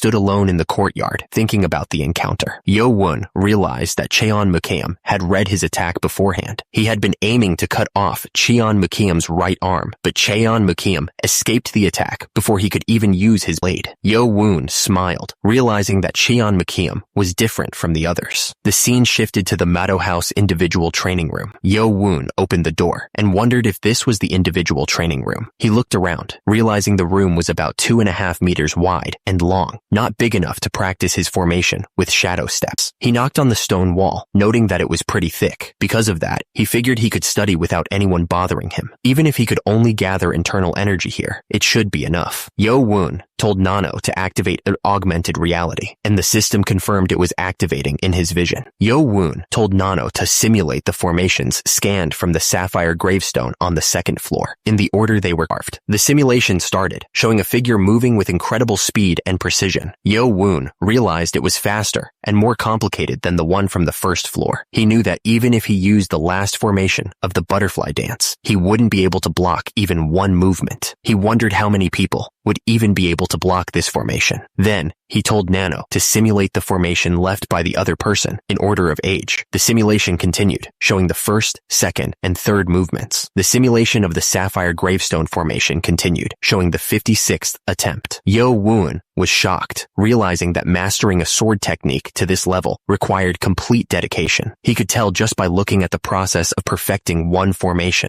Yo Woon was getting a shiver down his spine, seeing how the awkward and unnatural formation became so perfect by the 56th attempt. So, he told Nano to have the originally carved formation battle with the other 56 formations in order. The clash of swords was like a storm of pure energy ripping through the air. It was a brutal dance of power, and neither side was giving an inch. The fight ended as suddenly as it had begun. Yo Woon sat there, looking up, still surrounded by the echoes of the battle. Yo Woon looked completely confused. He wondered out loud what had just happened. Yo Woon was sure he'd been focused on the fight. He asked himself if he had fallen into a trance without without realizing it. Yo-woon stared down at his hand, feeling something was off. He said that there was no way this was happening. Yo-woon closed his eyes, feeling the energy flowing around him. He focused all his energy, trying to understand what was happening inside him. Suddenly, Yo-woon's eyes snapped open. He was clearly shocked by what he was feeling. Yo-woon stared at his hand, which was glowing with power. He realized that his internal energy had suddenly jumped from 30 to 40 years worth. He wondered if he had finally gained a true understanding. Yo-woon lay there, thinking about what had just happened. He realized that he had gained a deeper understanding without Nano's help. Those formations were really worth their reputation as Murum's best martial arts. Yo-woon smirked, feeling the new power flowing through him. He felt like he could use the butterfly dance better than ever before. Yo-woon felt a surge of power as he moved. The way he was cutting through the air was different, he realized. His newfound understanding wasn't just about the increase in his internal energy. There was something more. Suddenly, Yo-woon stopped, looking completely shocked. He couldn't believe what was happening. Yo-woon stared at his hand, a strange blue energy forming around it. Had he just materialized chi? He was starting to understand the full scope of his new abilities. Yo-woon realized he couldn't form a proper sword shape just yet, since he didn't have enough internal energy. But he knew that would change soon. Once he got his hands on that medicine ball, he'd have 60 years worth of internal energy. When that happened, the gap between him and Cheon Yu-chan would shrink dramatically. Yo-woon turned his attention to Nano, asking how long he'd been in that state. Nano responded that it was 2 hours. 2 hours? Yo-woon was shocked that so much time had passed without him even realizing it. Yo-woon figured it would be hard to transfer everything over to his body, since he needed to head back to his quarters. He told Nano to transfer the formations that were carved on the sapphire gravestones on floors 1 and 2,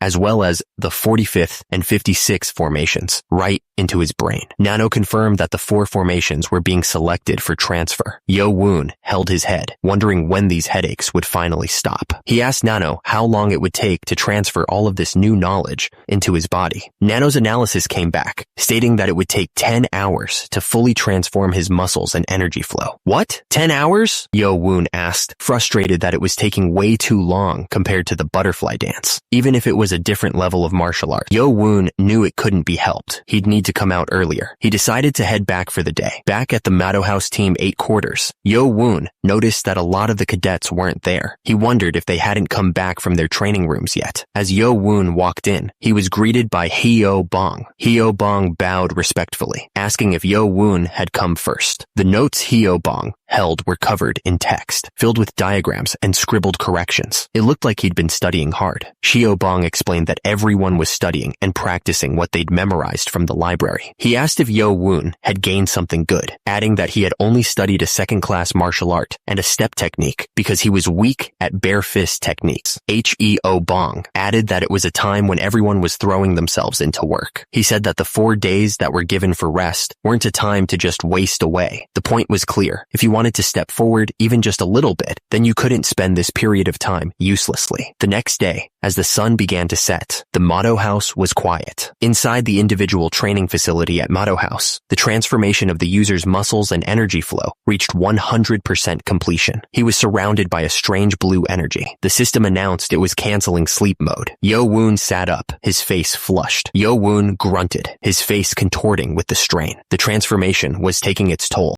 Yo-woon collapsed back onto the floor, exhausted. The system announced that it was proceeding with the stabilization of the body's biological reaction to the transformation. Yo-woon sat up, panting hard. He said that he could finally live now that the transformation was over. Yo-woon looked down at his hands, clenching them into fists. He admitted that he couldn't get used to the transformation, no matter how many times he went through it. He focused his internal energy, feeling the power surge through his body. The energy crackled around his fist, ready to be unleashed. Yo-woon stared at his fist, his eyes wide with surprise. He realized that the strength he could put into his hand was on a completely different level. It felt like he'd become much stronger than when he mastered the butterfly dance. Yo-woon lowered his head, thinking about his new strength. He was now stronger than ever before, and he had no idea what he was going to do with all this power. Yo-woon stared at his own body, eyes wide. He thought that he was blessed to see such muscles, even though it didn't quite feel like his own body for some reason. Yo-woon turned away, looking at the training room wall. He could feel the power humming beneath his skin, a constant reminder of how much he had changed. Yo-woon focused his energy into his hand, feeling it gather like a storm. The air crackled around his fingers, ready to explode with force. Yo-woon sat down, closing his eyes. He needed to calm down and think about what had just happened, letting the energy flow through him. Yo-woon realized that his skills weren't enough, and he had been too confident after hurting Cheon Mujum. Now that he had experienced the difference between him and that Blade Clan guy, he needed to study a lot more to get his dignity back. The man closed his eyes, thinking that he needed to forget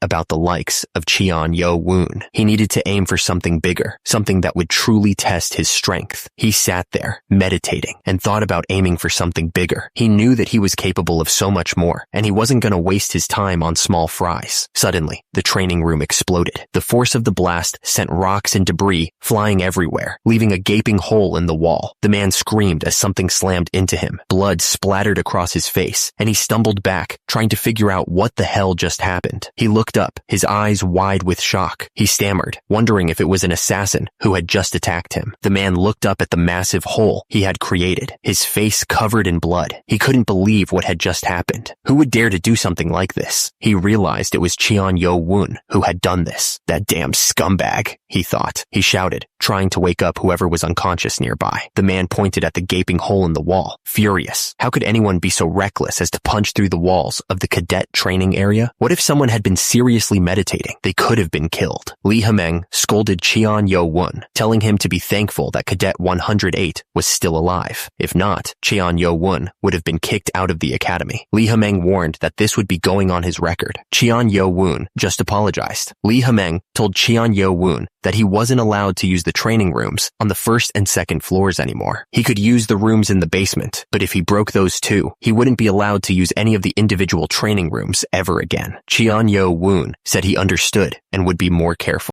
The man stood there, watching Cheon Yo-woon walk away. He was lost in thought, trying to understand the power he had just witnessed. Cheon Yo-woon walked away from the training room, his mind racing. He was thinking about his internal energy and how it had exceeded its limit. Cheon Yo-woon stared at the hole in the wall, a look of disbelief on his face. He asked Nano why he had become so strong, admitting he never thought he could punch a hole through the training room wall. Nano explained that Cheon Yo-woon's muscles and energy flow had reached their maximums. Nano continued, stating that his muscles and energy flow in his body had been transformed to their utmost, to the point where he could leave traces on Sapphire with his physical strength. Cheon Yo-woon looked at his hands, realizing something. He thought about how the simulation data was created by analyzing the traces left on the gravestone without the actual movements being shown. He started to understand. The thought suddenly struck him. Was the focus on leaving traces on the sapphire stone instead of perfecting the formation on purpose? Cheon Yo-woon looked at his hand, wondering if his current power was his body's limit. Nano explained that it was the result of slightly altering his body to avoid affecting his physical growth based on his estimated growth data. Cheon Yo-woon asked if he could become stronger by growing more. Nano confirmed that his limits for muscle and energy flow transformations would increase if his physique grew completely. Cheon Yo-woon resolved to try harder, understanding that time was the key and that Nano could only stimulate his growth plates. Suddenly, Lee Hameng appeared, looking absolutely furious. He yelled that they hadn't joined there yet and threatened them to join, or it wouldn't end well. The crowd began to chant, demanding that everyone use the link and join there. It was a full-on advertisement attack. The individual training facility, basement, was silent and empty. It was the perfect place to practice. Cheon Yo-woon took a deep breath. Even though he had decades of practice data on the movements sent to his brain, he was still nervous. It was his first time actually trying out the absolute technique, the one that might be the heavenly demon ancestor's greatest idea. Cheon Yo-woon closed his eyes for a moment, trying to focus. He mumbled that he would start with the absolute sword technique. He began the absolute sword technique, starting the first movement. Blue energy swirled around him as he tried to get the motion right. Suddenly, Cheon Yo-woon stopped, looking frustrated. He told himself to hold on. Cheon Yo-woon planted his feet firmly on the ground, dust swirling around him. He was going to try this one more time, no matter what. He swung his sword, blue energy crackling around him, but something was off. Cheon Yo-woon Woon realized it wasn't working. This wasn't the absolute sword technique. Cheon Woon looked absolutely confused. Why? Why did the movement feel so unsatisfying? It didn't make any sense. He changed his approach and began the destructive sword technique. The 45th formation flowed out of him. Cheon Woon grinned. The destructive sword technique was perfect both times. He finally got something right. Cheon Woon wondered why the absolute sword felt so incomplete. It was nothing like the harmonious movement he'd seen in the augmented video. He told Nano to compare his current movements to the absolute movement extracted from the Sapphire video. Suddenly, the system announced that it was activating augmented reality in Cheon Woon's vision. He braced himself, ready to see the comparison. Two figures appeared before him, glowing in different colors. He could see the subtle differences in their movements, the flow of energy, and the precision of each swing. The figures moved in perfect synchronization, highlighting the imperfections in Cheon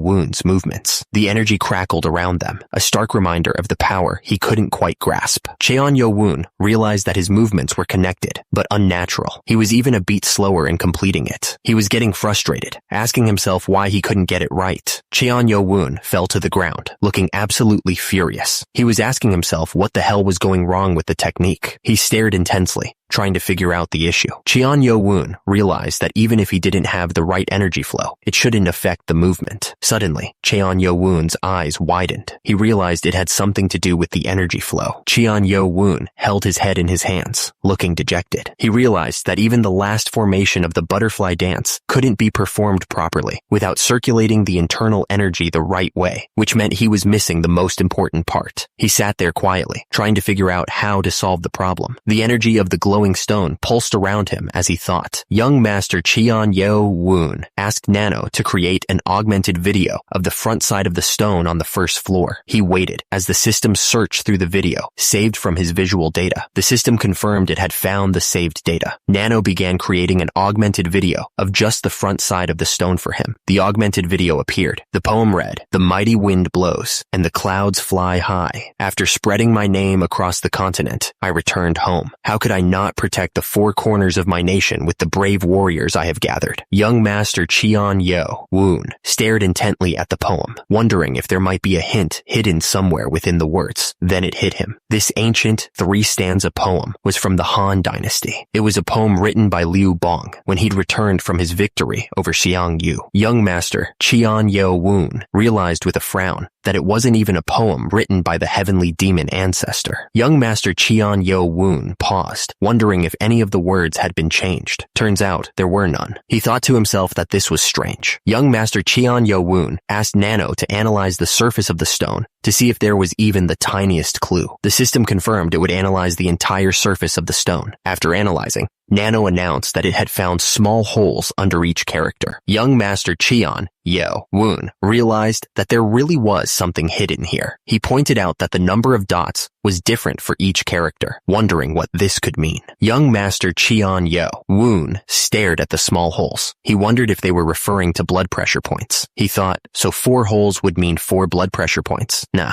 what would they mean? Young Master Cheon Woon suddenly remembered that the first book he had Nano was about blood pressure points. He recalled that that book had a number and a footnote for each blood pressure point. Young Master Cheon Woon muttered that the 4th blood pressure point would be the solar plexus point, located in the stomach. He realized that the energy flow should start from the dantian, but that would mean 7 dots. Suddenly, he had an idea. Young Master Cheon Woon realized that the character for big had 3 strokes, so if he added the 4 dots, it became 7. He was definitely on the right track. Young Master Cheon Woon continued, noting that wind had 9 strokes and the dots below it were. Young Master Cheon Woon looked up, realizing that the last one was the 23rd blood point. He was figuring it out. Young Master Cheon Woon grinned, finally understanding. He had figured it out. Young Master Cheon Woon threw his fists up in the air, shouting that he had figured out the hidden energy flow. He looked absolutely absolutely thrilled. Young Master Cheon Yo-woon laughed like a maniac, declaring himself a genius. Nearby, one of the guards tilted his head, looking confused by the sudden outburst. Miles away, the wind blew through the mountain peaks. The birds flew under the clouds. Back at the main building, people bustled around. The place was always busy. Young Master Cheon Yo-woon, having just finished a large dinner, decided he should quickly head to the individual training facility. He was going to try out the absolute technique using the proper energy flow. Young Master Cheon Yo-woon paused, looking stunned. He hadn't expected to be interrupted. The guy stepped forward, introducing himself as Yumpa, the 200th cadet. He asked young Master Cheon Yo-woon if he would be willing to duel. Young Master Cheon Yo-woon looked at him suspiciously, asking why he should even bother. He didn't see any reason to fight a stranger. Yumpa realized he hadn't thought things through. He admitted that he was only thinking about himself. Yumpa offered a deal. If young Master Cheon Yo-woon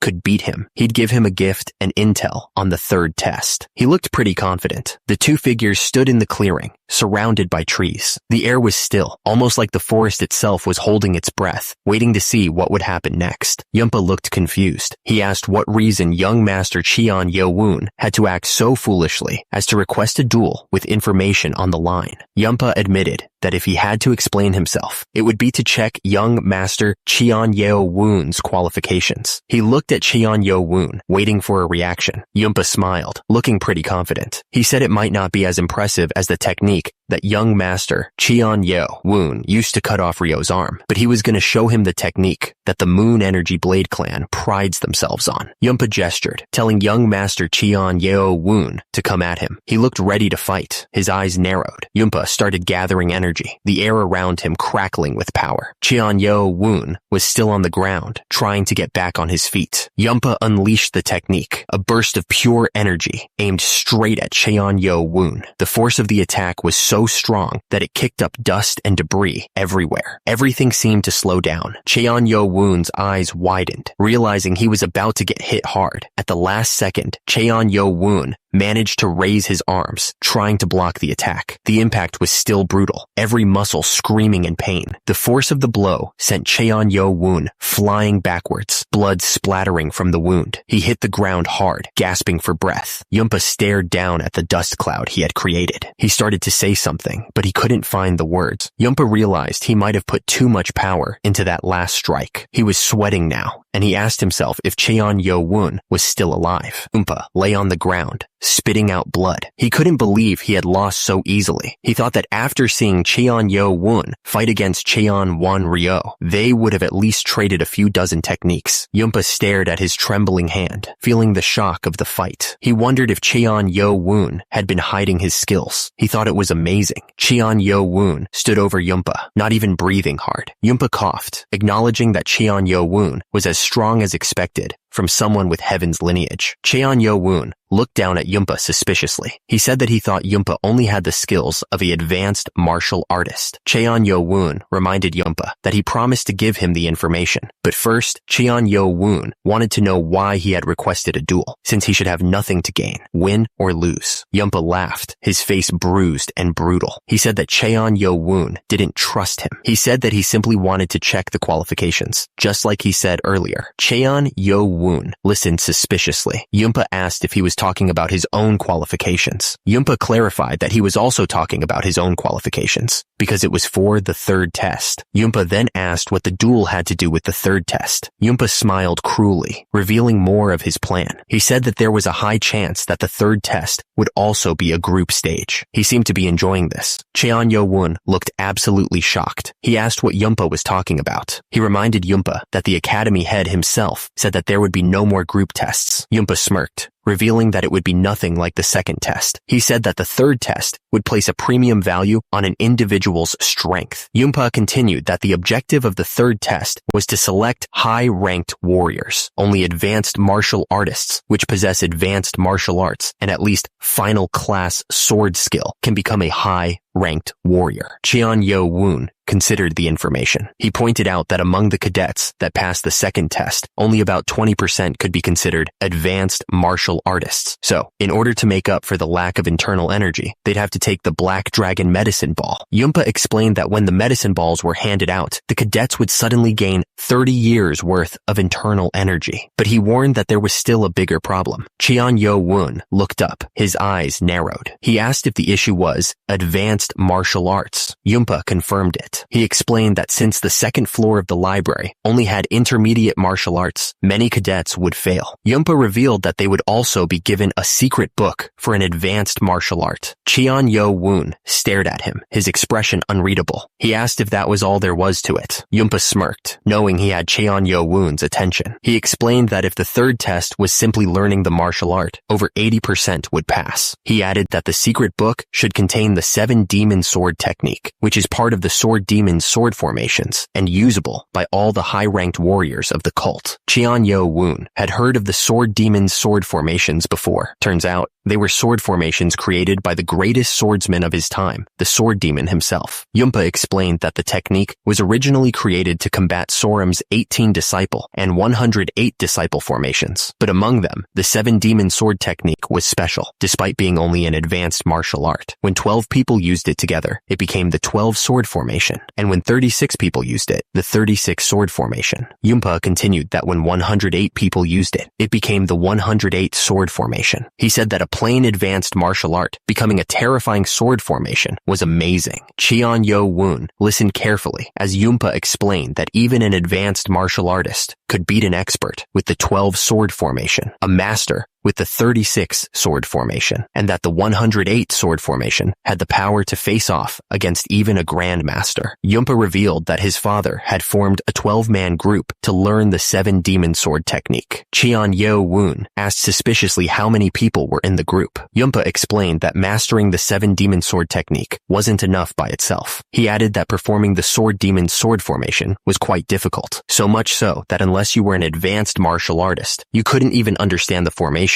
Cheon Yo Woon asked if that was why Yunpa had tried to test his skills through a duel. Yunpa admitted that was exactly the reason, explaining that he couldn't judge Cheon Yo Woon after having seen simply one technique. Yunpa said that he needed to confirm Cheon Yo Woon's skills to know if he could request him for the test. Cheon Yo Woon looked confused and repeated the word request. Yunpa realized he had forgotten to mention something important. He said that the cadets were expected to take the lead on the third test, from learning the martial arts to everything else. Yunpa added that he had heard that the group leaders were decided from the results of the second test. Cheon Yo Woon asked if that meant the group leaders would pick their group members. Yunpa confirmed that was right. He added that a cadet could refuse to join a group. Yunpa assumed that the third test was more for the 6 main clans and the young masters rather than for ordinary cadets. Yunpa clarified that from now on, the Sons of the Lord would be working under the name of Son of an Important Household and had nothing to do with royalty. Young Master Cheon Yo Woon considered the situation. So, the third test was another part of the Battle of the Heirs. It would mean immediate disqualification if he couldn't gather men and master the 7 demon sword technique and the sword formation. But the rules of the test became clearer. As mentioned, the cadets could refuse to join a group, but did the normal cadets really have any choice but to rely on the group leaders in order to pass the test? Yunpa gestured, explaining that gathering members and mastering the sword formation was just the beginning. He added that it was obvious to desire a leader with both skills and leadership to pass the test. Yunpa grinned, saying that he told young master Cheon Yo Woon that he'd give him a gift, and that gift was him. Cheon Yo Woon stared back coldly, thinking that no one had asked for him. Yunpa shrugged, dismissing any possibility that young master wouldn't be chosen as a group leader. He insisted that he was positive that young master Cheon Yo Woon would be selected. He added that someone as skilled as him would be better than a half-assed cadet for the young master to pass the test. Young Master Cheon Yo Woon listened closely, but he couldn't shake the feeling that something wasn't right. He thought to himself that Yunpa had enough skill to be a group leader himself, so why pick him? He decided he'd have to use that to figure out what was going on. He asked Yunpa why he picked him when there were other Vice Lord candidates and group leaders who had passed the second test. Yunpa explained that he didn't want to sour the young master's mood, but he had already made an offer to the young masters of the Dark Clan and Sword Clan. He admitted that he was rejected because they already had all their seats filled. Young Master asked if he was Yumpa's backup plan. Yumpa replied that he was, and that they shared the path of the blade. Young Master stared back, asking if that was so. Yumpa clarified that he wasn't asking to be accepted as a subordinate. He was simply asking for Young Master to use him in order to pass the third test. He begged Young Master to please accept him. Young Master Cheon Yo Woon stared back at Yumpa, a slight smile creeping across his face. He seemed to be enjoying Yumpa's desperation. Yumpa thanked the Young Master, but then immediately refused his request. He asked what he meant by that. Young Master Cheon Yo Woon looked down at Yumpa and repeated that he refused. There was no room for argument. The wind blew through the trees above, carrying the scent of distant rain. The forest seemed to hold its breath, waiting. Young Master Cheon Yo Woon called out to Nano to start a facial analysis. He knew it wasn't perfect, but it was the right move to activate it when he thought something was off about Yumpa. He saw the analysis results. Nano reported that there was a small change in Yumpa's facial muscles, indicating a 45% chance he was lying. But as he continued to speak, Nano revealed that the chance had gone up to 62%. Young Master Cheon Yo Woon was not fooled. He knew that Yumpa was hiding something. He thought to himself that he was only playing it safe, since it was still just a chance that Yumpa was lying. Meanwhile, Yumpa was talking to another man. The man said that they were walking the path of the blade. He added that they even shared the path of the blade, whatever that meant. Young Master Cheon Yo Woon realized that Yumpa was pursuing the blade, yet he only went to the Dark and Sword Clan candidates. He thought that Yumpa must think he's a fool for cleverly omitting the Blade Clan. Yumpa and the man were laughing like crazy. Yumpa couldn't believe that Young Master Cheon Yo Woon had refused after listening to the information on the third test. The man thought that Young Master Cheon Yo Woon was such an interesting fellow. He added that Young Master Cheon Yo Woon got what he wanted and dipped. He knew that Young Master Cheon Yo Woon wouldn't fall for such an obvious trap. The man questioned Yumpa's next move, asking if he was going to crawl back and beg Young Master Cheon Yo Woon to take him in. He didn't think the Young Master was stupid enough to fall for that. The man continued, explaining that the plan was to join Young Master Cheon Yo Woon's group and then disqualify him by leaving the group on the day of the test. He thought it would have been funny if it went as planned, but it'd be a waste for the Young Master to get disqualified over something so small. He added that if the Young Master wasn't a rival in the Battle of the Airs, he would do whatever he could to recruit him. Yumpa, now kneeling, begged the man to give him another chance, insisting that he still had other plans. The man dismissed Yumpa, saying that was fine, and he didn't have to do this anymore. He told Yumpa to find a group to join before it was too late, or maybe he'd even become a group leader. Yumpa was confused, asking what about something, but he didn't get to finish his sentence. The man cut him off, saying that there were already a few guys besides Yumpa that he needed to sort out. Yumpa was on the ground, still trying to figure out what had just happened. He was completely outmatched. The man stared down at Yumpa with a cruel smile, telling him he had no use for someone that was useless. He told him to get lost. Yumpa was sweating bullets, realizing his situation was getting worse. He was completely terrified. The man watched Young Master Cheon Yo Woon walk away, thinking about how he had defeated Yumpa in one blow. He remembered his skills from a few days ago weren't at that level. The man crossed his arms, admitting that it was definitely confusing, but he guessed only time would tell if it was luck or skill. He was definitely the man was thinking about the prodigies, wondering if the rumors were actually true.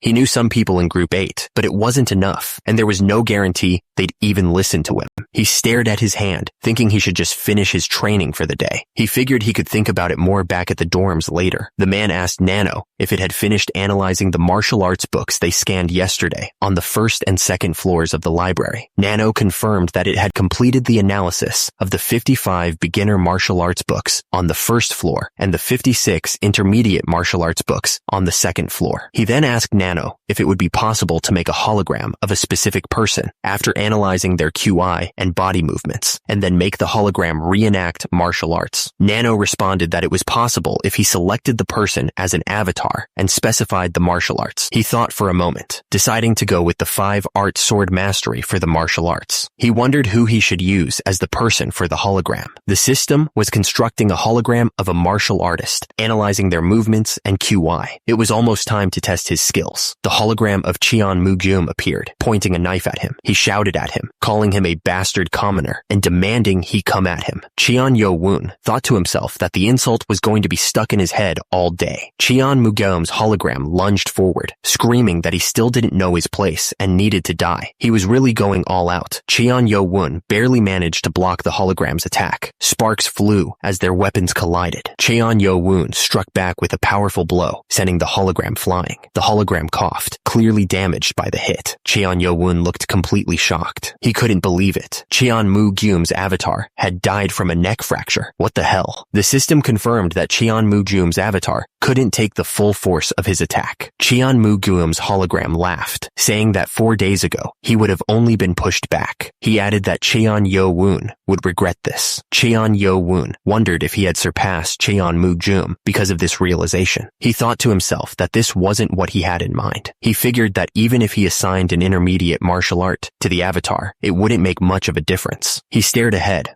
lost in thought. He was trying to figure out his next move, thinking about how to improve his training. Cheon Yo-woon ordered the system to create 5 Cheon Moo-gyum avatars. Actually, he changed his mind and told it to make 10, giving each of them a different intermediate martial art. The system began creating avatars for the simulation, surrounding Cheon Yo-woon with glowing blue figures. Each avatar was assigned a different intermediate martial art: heaven-splitting flying sword, spinning kick, emotionless sword, triple killing sword, and more. Cheon Yo-woon wondered if he had gotten ahead of himself, thinking 10 avatars might be too many. But Cheon Moo-gyum's avatars immediately started trash-talking him, calling him a cocky commoner, and asking if he was trying to provoke them. They added that he was just a bastard. Cheon Yo-woon wondered if he should readjust the number of avatars, but quickly changed his mind. He told the system there was no need, and to just start it. He was going to kill them all. The avatars charged at him, weapons drawn. Cheon Yo-woon realized he was about to be attacked from all sides at once. He braced himself, knowing this was going to be tough. Cheon Yo-woon managed to block the first wave of attacks, deflecting blades and kicks. But as he prepared for the next attack, he looked surprised. Something unexpected was coming. Cheon Yo-woon came down hard, his kick aimed right at the avatar's head. The force of the blow sent the avatar crashing to the ground, the impact shaking the entire training room. The system announced it was temporarily suspending augmented reality. Cheon Yo-woon fell hard, the sudden shift throwing him off balance. Cheon Yo-woon groaned, feeling the pain from the fall. He realized he'd forgotten just how small the training room was, without the augmented reality making it seem bigger. Cheon Yo-woon looked up, his eyes widening at the sight of the cracked ceiling. The room was a mess, a clear sign of the battle that had just taken place. Another man stumbled into the room, holding his head in pain. He asked what the hell had happened to the ceiling, clearly not happy about the damage. The instructor scolded Cheon Yo-woon, reminding him that he had been warned. He declared that Cheon Yo-woon was banned from the individual training facility from now on. Cheon Yo-woon could only apologize, feeling a little embarrassed. The instructor turned and started walking, gesturing for Cheon Yo-woon to follow. Cheon Yo-woon followed quietly, wondering where he was being led. They walked for a few minutes, arriving at another building. The system noted that the building appeared to be about half the size of the individual training facility, but the width of the door was much larger, which was weird. The instructor gestured towards the entrance and told Cheon Yo-woon that he would be training here from now on. Cheon Yo-woon looked shocked, not expecting to be moved to a different location. The instructor smirked, explaining that Cheon Yo-woon would just end up breaking the walls again if he continued using the individual training facility. He seemed amused by the destruction Cheon Yo-woon had caused. Cheon Yo-woon looked around in disbelief, wondering where he was. It was much larger and nicer than the individual training facility. He realized it was a training area that was normally only given to those who reached the expert level and passed the 4th test. He was shocked by this sudden change. The instructor explained that since Cheon Yo-woon had caused another incident, this space was made available a little earlier with the academy head's approval. Cheon Yo-woon asked how the instructor knew that he had reached the level of an expert. The instructor replied that to break the hard walls of the individual training facility, he needed at least expert level QI. The instructor assured Cheon Yo-woon that these walls were made with an even harder material, so they shouldn't break no matter how crazy he got. He told Cheon Yo-woon not to worry about it and to focus on his training. Cheon Yo-woon thanked him, relieved. Now alone, Cheon Yo-woon thought that with a training room of this size, he wouldn't have any problems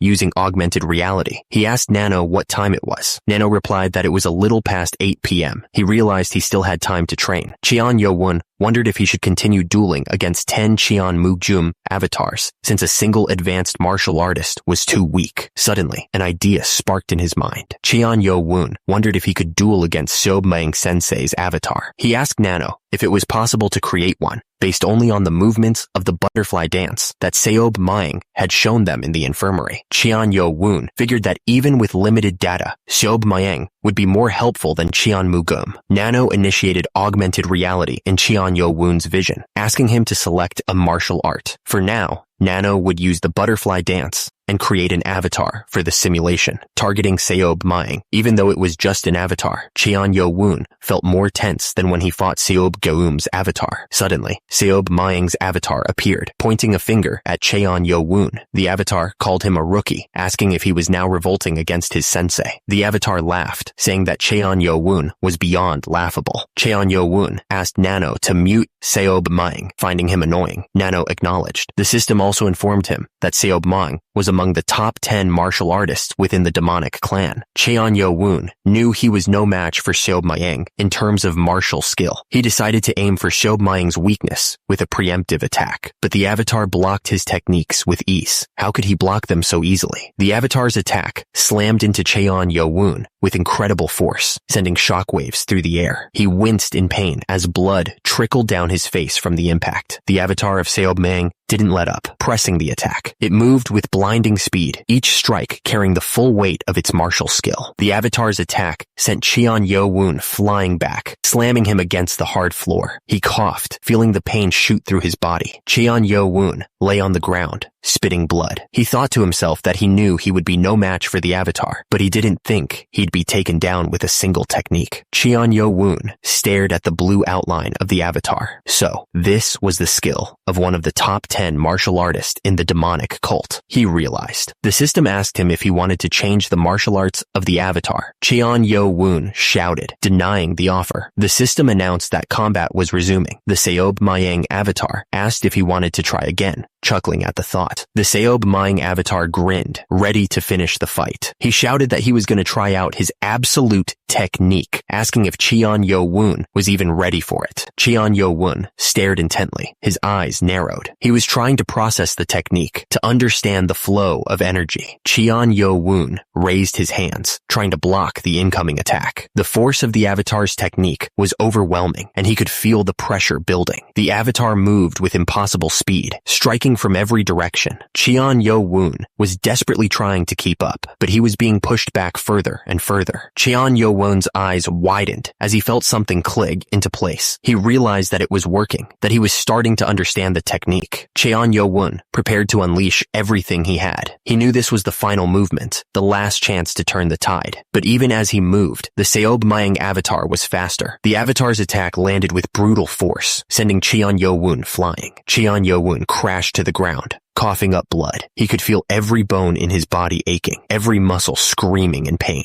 Cheon Yo-woon struggled to get back on his feet, but his body wouldn't listen. He thought that he was still no match for Sensei, even with the absolute technique. He was starting to get desperate. Then, Cheon Yo-woon saw something flicker in his vision. The system interface was lighting up, showing him something new. The system showed the Seob Maeng avatar, highlighting the damage he had managed to inflict. There were sword wounds all over the avatar, but they were shallow. Cheon Yo-woon realized that his sword technique might have surpassed Sensei's avatar, but he couldn't deal a critical blow. The massive difference in martial prowess was the problem, and he couldn't face off against a real master just by having gained the absolute technique. Cheon Yo-woon knew he had 4 years to complete the 8 arts of the demonic academy. Within those years, he would surpass Sensei, starting with his avatar. Days later, he was at the demonic academy grand martial training grounds. The air was thick with dust and the scent of sweat. Cheon Yo-woon looked frustrated. He had given it his all the previous day, yet the best he could do was fight on par with 10 Cheon Mugum avatars. He still had a long way to go. Lee Hameng, his voice booming across the training grounds, asked if they'd enjoyed their 4-day break. He then called out for Motto, his voice sharp and demanding. Lee Hameng announced that they would explain the 3rd test and distribute the Black Dragon medicine balls. He added that the test would require 12 people to perform a formation. A murmur rippled through the crowd of cadets. They looked at each other, some with concern, others with determination. Cheon Yo-woon realized that his intel was accurate. The minimum requirement for being part of the 12-person formation was advanced martial prowess. Nearby, someone placed their hand on a stack of books, the sound echoing softly in the training grounds. The next test was coming, and preparations were already underway. Lee Ha-meng explained that this was the basics for the Sword Demon Sword formation, which the main branch of the demonic cult prided itself on. He added that the secret martial arts book for the advanced martial art was the 7 Demon Sword. Lee Ha-meng told them that if they absorbed the medicine balls given out today and worked hard to learn the 7 Demon Sword, there shouldn't be any problems achieving advanced martial art prowess. The cadets listened intently, their expressions a mix of hope and determination. Cheon Yo-woon's expression grew serious as he listened. Lee Ha-meng continued, telling them that up till here, it didn't seem that difficult, but the third test would occur on exactly the 28th day from today. Lee Ha-meng stated that each group in a formation had to defeat the martial arts instructors standing in front of them right now. The instructors stood silently, their faces unreadable. The cadets started murmuring amongst themselves, clearly shocked. One of them asked if every instructor wasn't a martial arts expert. The idea of defeating them seemed impossible. Cheon Yo-woon thought to himself that he heard some of the instructors had even reached the prowess of a master. He was just thinking it sounded too easy, and that it would be much easier to just fight the other cadets. He realized everything was going as Yunpa had said it would, so all that was left was for them to announce the group leaders. Lee Ha-meng explained that the entire process would be different from the second test. He announced that they would leave everything up to the cadets, so they should do their best to gather up group members and learn the sword formation. Lee Ha-meng continued, saying that after he explained the selection process for the group leaders, they'd hand out the secret books and medicine balls before dispersing. Cheon Yo-woon was surprised and wondered if they weren't selecting by grades. Lee Ha-meng asked if they saw the name tags on the instructors in the front row. He announced that the 17 martial instructors there would be the target. The students who could take the yellow name tags from them within 7 days would be the group leaders. The cadets were completely stunned. One of them exclaimed that taking the name tag of an instructor was basically saying they'd kick them all out. They looked around at each other, realizing how screwed they were. One of the cadets was starting to understand the situation. He realized that if they couldn't take all the name tags, the number of groups would decrease, and some people were destined to fail. He also realized they wanted them to steal the instructor's name tags before they even got to the main test. The cadet was clearly worried. The other cadets started to panic. One of them said that the instructors with yellow name tags wouldn't use their special techniques and would only use the 7 Demon Sword. Another cadet chimed in, saying that it didn't solve their problems because it didn't make a difference that an expert was only using an advanced martial art. They were screwed. A cadet realized the instructor's hidden intentions. He explained that to be able to nullify the 7 Demon Sword within a short time, they needed to have a deep understanding of its sword movements. He continued, saying that they didn't decide on this method simply to raise the difficulty, but to give the cadets a sense of crisis and make them desperate. Lee Ha-meng watched the cadets from above. He thought to himself that they were all confused and wondered if he should shake them up a bit more. He grinned, enjoying their suffering. Lee Ha-meng spoke up, asking if any cadets wanted to challenge them right now, even though they had 7 days. He was clearly trying to provoke them. Lee Ha-meng looked down at the cadets and thought that he expected at least one of them to volunteer. He wondered if he expected too much, because if they had insides and skills, it would be a great chance to gain recognition. But of course, it would have the opposite effect if they lost. Lee Ha-meng sighed and said that he guessed none of them had that much insides. He paused, raising his hand as if to say something important. Lee Ha-meng's face stretched into a grin, and he exclaimed, clearly about to announce something that would shake things up. Lee Ha-meng announced that the leader of Group 1 was Kinyeon Mu Leon, the Dark Clan's Vice Lord candidate. He then added that the leader of Group 8 was Cheon Yo-woon. Lee Ha-meng continued, pointing out that the one who defeated the Poison Clan's Vice Lord candidate, Cheon Jong-sum, and became Group 12's leader was Cadet 18, Baek Gi. Lee Ha-meng's eyes widened slightly. He was thinking that 2 guys he didn't expect had volunteered. He thought that it was how exciting. The guy with the ponytail just stared ahead, waiting to see what would happen next. The air was thick with tension, and everyone was on edge. One of the guys muttered that Cheon Jong-sum wasn't the leader of Group 12 anymore. He added that the new leader looked pretty fierce from where he was standing. Lee Ha-meng laughed, saying he liked the fire in their eyes. He then asked the instructors which of them wanted to step up and entertain the cadet. A group of guys started walking forward, their eyes locked on the cadets. They moved like a pack, ready to pounce. Lee Hameng scowled, pointing out that the guys were the instructors for groups 1, 8, and 12. He added that he'd already told them not to get attached to their cadets. Senior martial instructor Ho Jin Chang spoke up, curious about the situation. Meanwhile, instructor Lee Hameng stared up at him. The cadets stood in formation, their swords gleaming in the dim light. They knew that whatever came next would test them to their limits. Lim Pyong, the supervisor for Group 8, chimed in. He said there was no need for him to volunteer if Ho Jin Chang was taking charge. The instructors warned Cheon Yo Woon that he'd have to look after himself from now on. They added that no matter who he picked, none of them would go easy on him.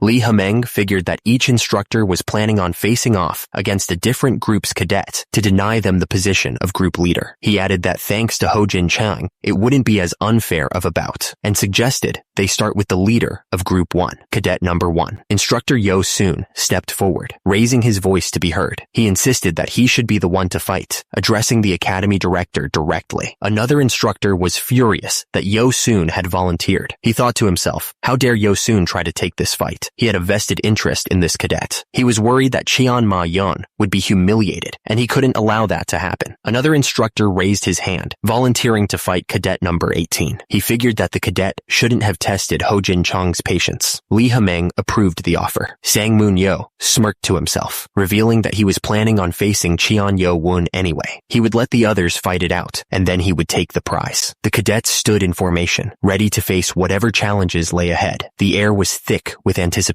as the instructors finalized their plans. The cadets watched, ready for the fight to begin. Cheon Yo Woon focused all his attention on the upcoming battle, telling the nano to record everything. Lee Hameng's face was twisted in excitement as he yelled, "Begin!" The instructor didn't waste any time. He immediately unleashed the flowing cloud palm. The instructor smirked, confident in his attack. He thought to himself that it was the flowing cloud palm, one of the 3 best techniques of the main branch, even stronger than Lan's striking dragon wave. He was surprised that he had to use the 7 demon sword on a junior like Cheon Yo Woon. He then unleashed the 5th sword of the 7 demon sword, but he was shocked that the sword movements felt so familiar. The instructor continued his assault, but Cheon Yo Woon blocked every move. The air crackled with energy as the two fought. The instructor couldn't believe it. Cheon Yo Woon wasn't even shaken up despite his attacks being blocked. The instructor could tell from the flowing movement of his palm technique that Cheon Yo Woon was highly skilled, with expert martial prowess. In terms of martial technique, he had reached the level of a clan elder. He'd have to stop treating him as a mere cadet. Even though the flowing dark cloud palm was a higher level martial art, Cheon Yo Woon was blocking his attacks like it was nothing. The instructor was shocked. How could an advanced martial art block his attacks so easily? Cheon Yo Woon couldn't believe it. The techniques might be different, but the sword movements that made up this technique were exactly the same as the ones in the effective sword techniques left on the sapphire. The only real difference was that the 7 demon sword only had 12 sword movements, which was 1/2 of the 24 sword movements of the destructive sword techniques. There was no way to be certain, but the sword demon might be the one who left all those countless sword marks. The clash of their techniques sent sparks flying. Each strike was met with an equal and opposite force, neither giving an inch. The air around them crackled with raw power.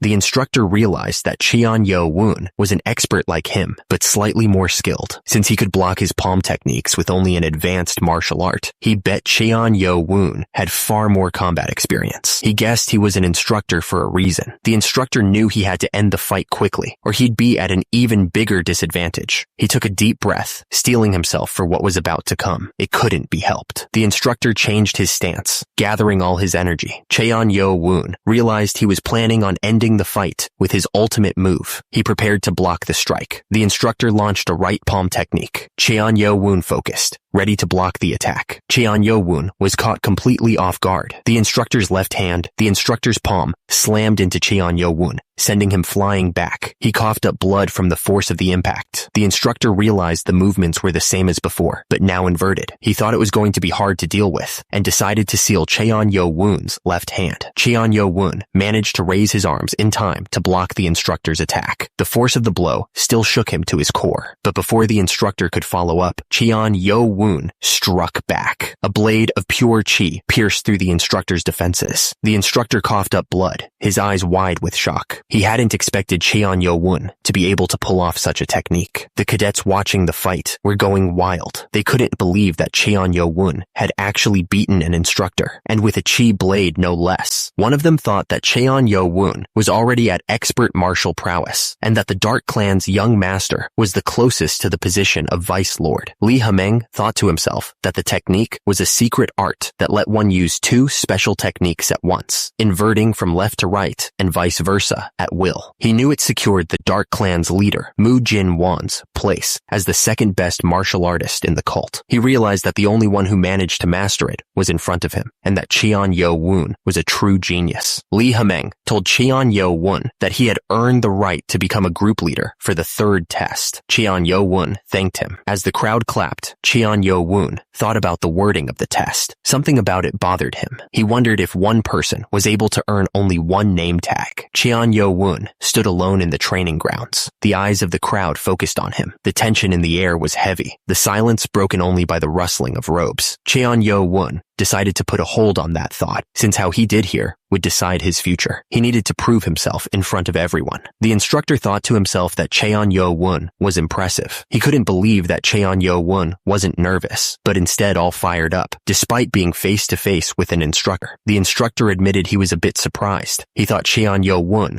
wouldn't even make it past the first test. However, the instructor thought something was still bothering him. Cheon Yo-woon focused, getting ready to use the butterfly dance. His eyes narrowed, and he steeled himself to face his opponent. The instructor smirked, a green glow surrounding his hand.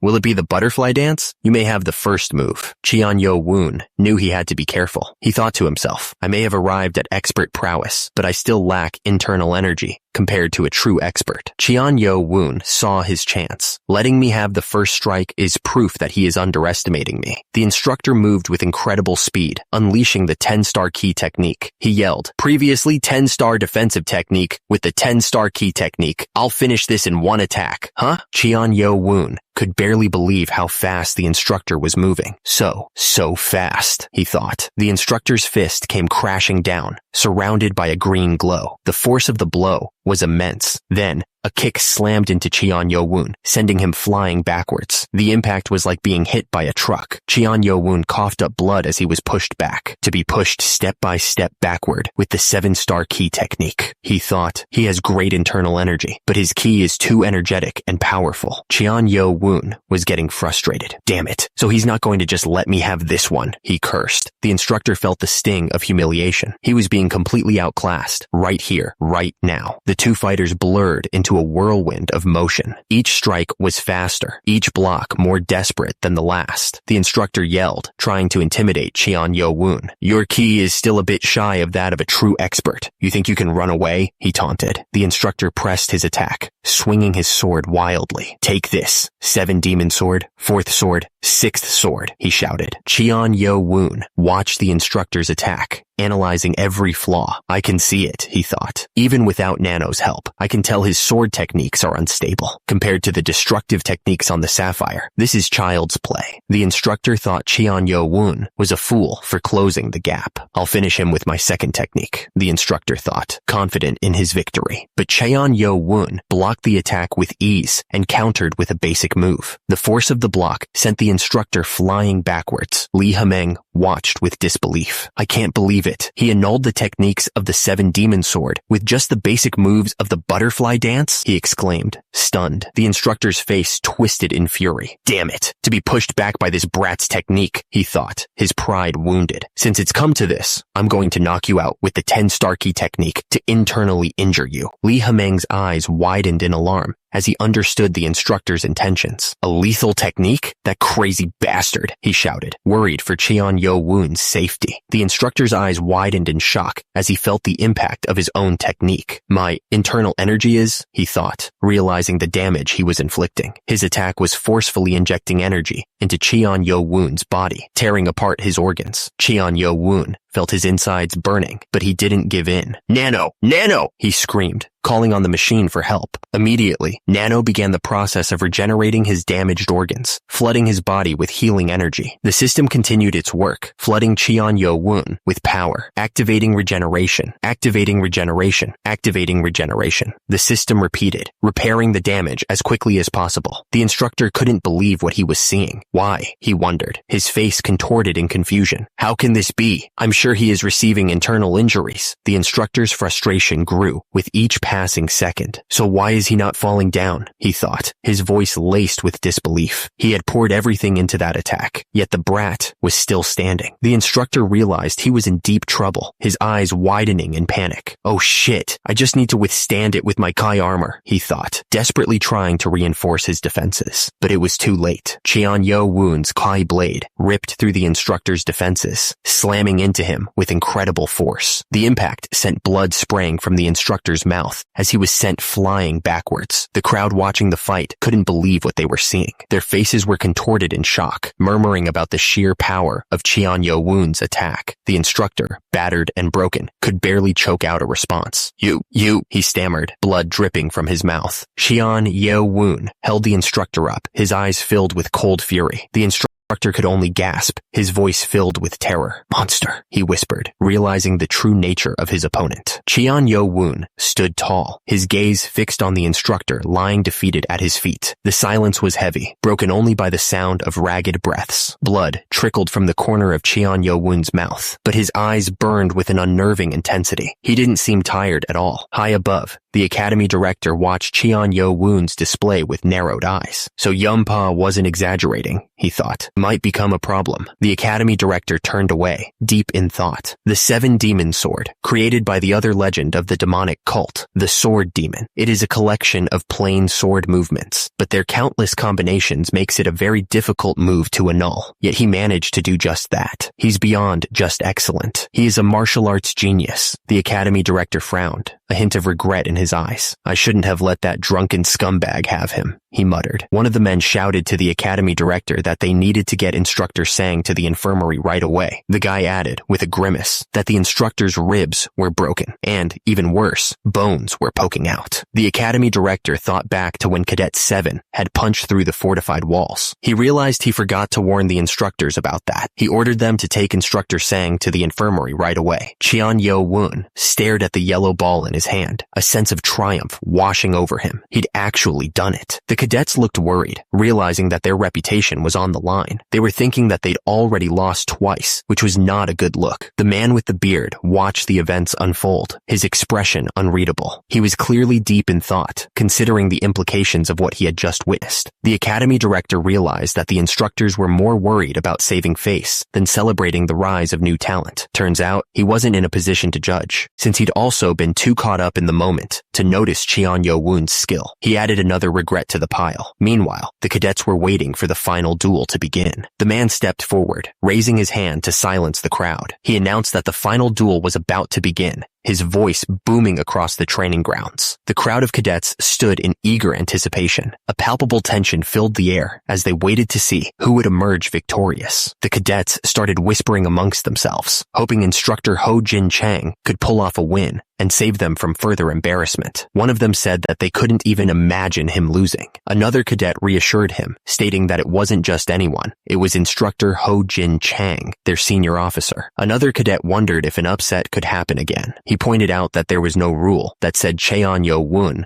couldn't win. The cadet then stepped forward and asked the instructor to grace him with his teachings, acknowledging his own shortcomings. The instructor smiled, calling him a humble cadet, and agreed to try their best together. Instructor Ho Jin Chang focused all of his energy, getting ready to strike. The power radiating from him was intense. The instructor was overwhelmed by Cheon-Yo-woon's presence. He thought to himself, is this the same person that was smiling just a moment ago? Cheon-Yo-woon charged forward, ready to unleash his full power. He screamed that he would not leave behind any regrets. Cheon Yo-woon's kick landed with incredible force, sending the instructor flying through the air. Cheon Yo-woon smirked, thinking about how he was gaining more training avatars from the fight. He was getting stronger with every move. Cheon Yo-woon was fascinated by Cheon Mu-yeon's ability to perform different techniques with both hands. He knew it was only a fraction of his skills, but he hoped it would be enough for Nano to analyze. If he ever had to face Cheon Mu-yeon again, it would definitely come in handy. The attacker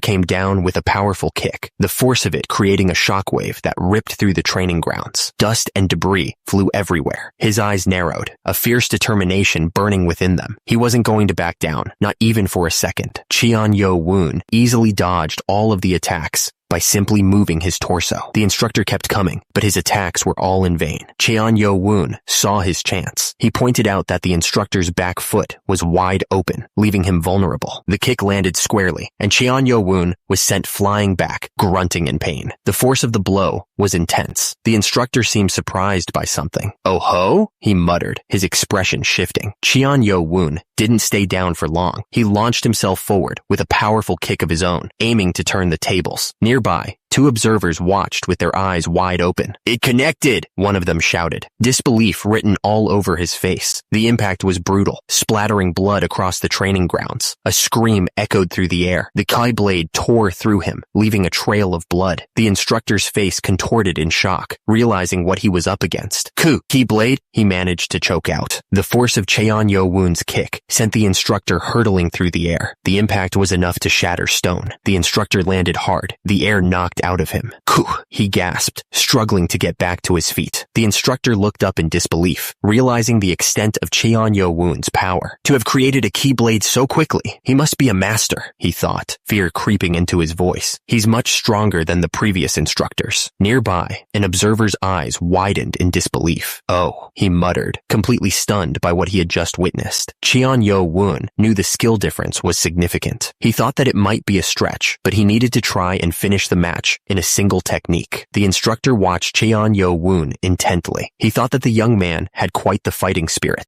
Cheon Yo-woon unleashed a flurry of attacks on the instructor. The air crackled with energy as their techniques collided. Even with an injured foot, Cheon Yo-woon wasn't backing down. The instructor was impressed, thinking that he was quite the young man. Cheon Yo-woon moved with blinding speed. The instructor's eyes widened in surprise as he realized it was a feint. The instructor was sent hurtling downward, defeated by the unexpected attack. Cheon Yo-woon watched him fall, the faintest hint of surprise on his face. The instructor's eyes widened, and he thought to himself, so this kid has also achieved expert prowess. He couldn't believe it. The instructor launched a desperate attack, but it was too late. Looking up, Cheon Yo-woon saw the attack coming, and the instructor realized, an afterimage, I fell for it. Cheon Yo-woon watched the instructor fall, his expression unreadable. He thought to himself, you weren't too bad. It's a shame. The blow landed with devastating force, a final display of Cheon Yo-woon's power. The impact reverberated through the training grounds. The instructor was sent spiraling downward, energy crackling around him as he fell. The force of the blow had clearly taken its toll. He plummeted from a great height, the ground rushing up to meet him. The distance drove home just how badly he'd been beaten. The instructor slammed into the ground with a sickening thud, dust and debris exploding around him. The impact sent tremors through the training grounds. Coughing up blood, the instructor lay defeated on the ground. He thought to himself, he lost, to go down after just a few techniques. It really is no easy task to face an instructor. Cadet 1 and Cadet 7 were just monsters. It's my loss. He gasped, adding, if he hadn't gone easy on me and had used a Kai blade, it would have pierced my heart. Cheon Yo-woon watched the fallen instructor, his expression unreadable. He just thought that the instructor was unlucky. Cheon Yo-woon thought to himself that the instructor might have stood a chance if he hadn't faced a master. He also figured the other instructors were probably glad he lost.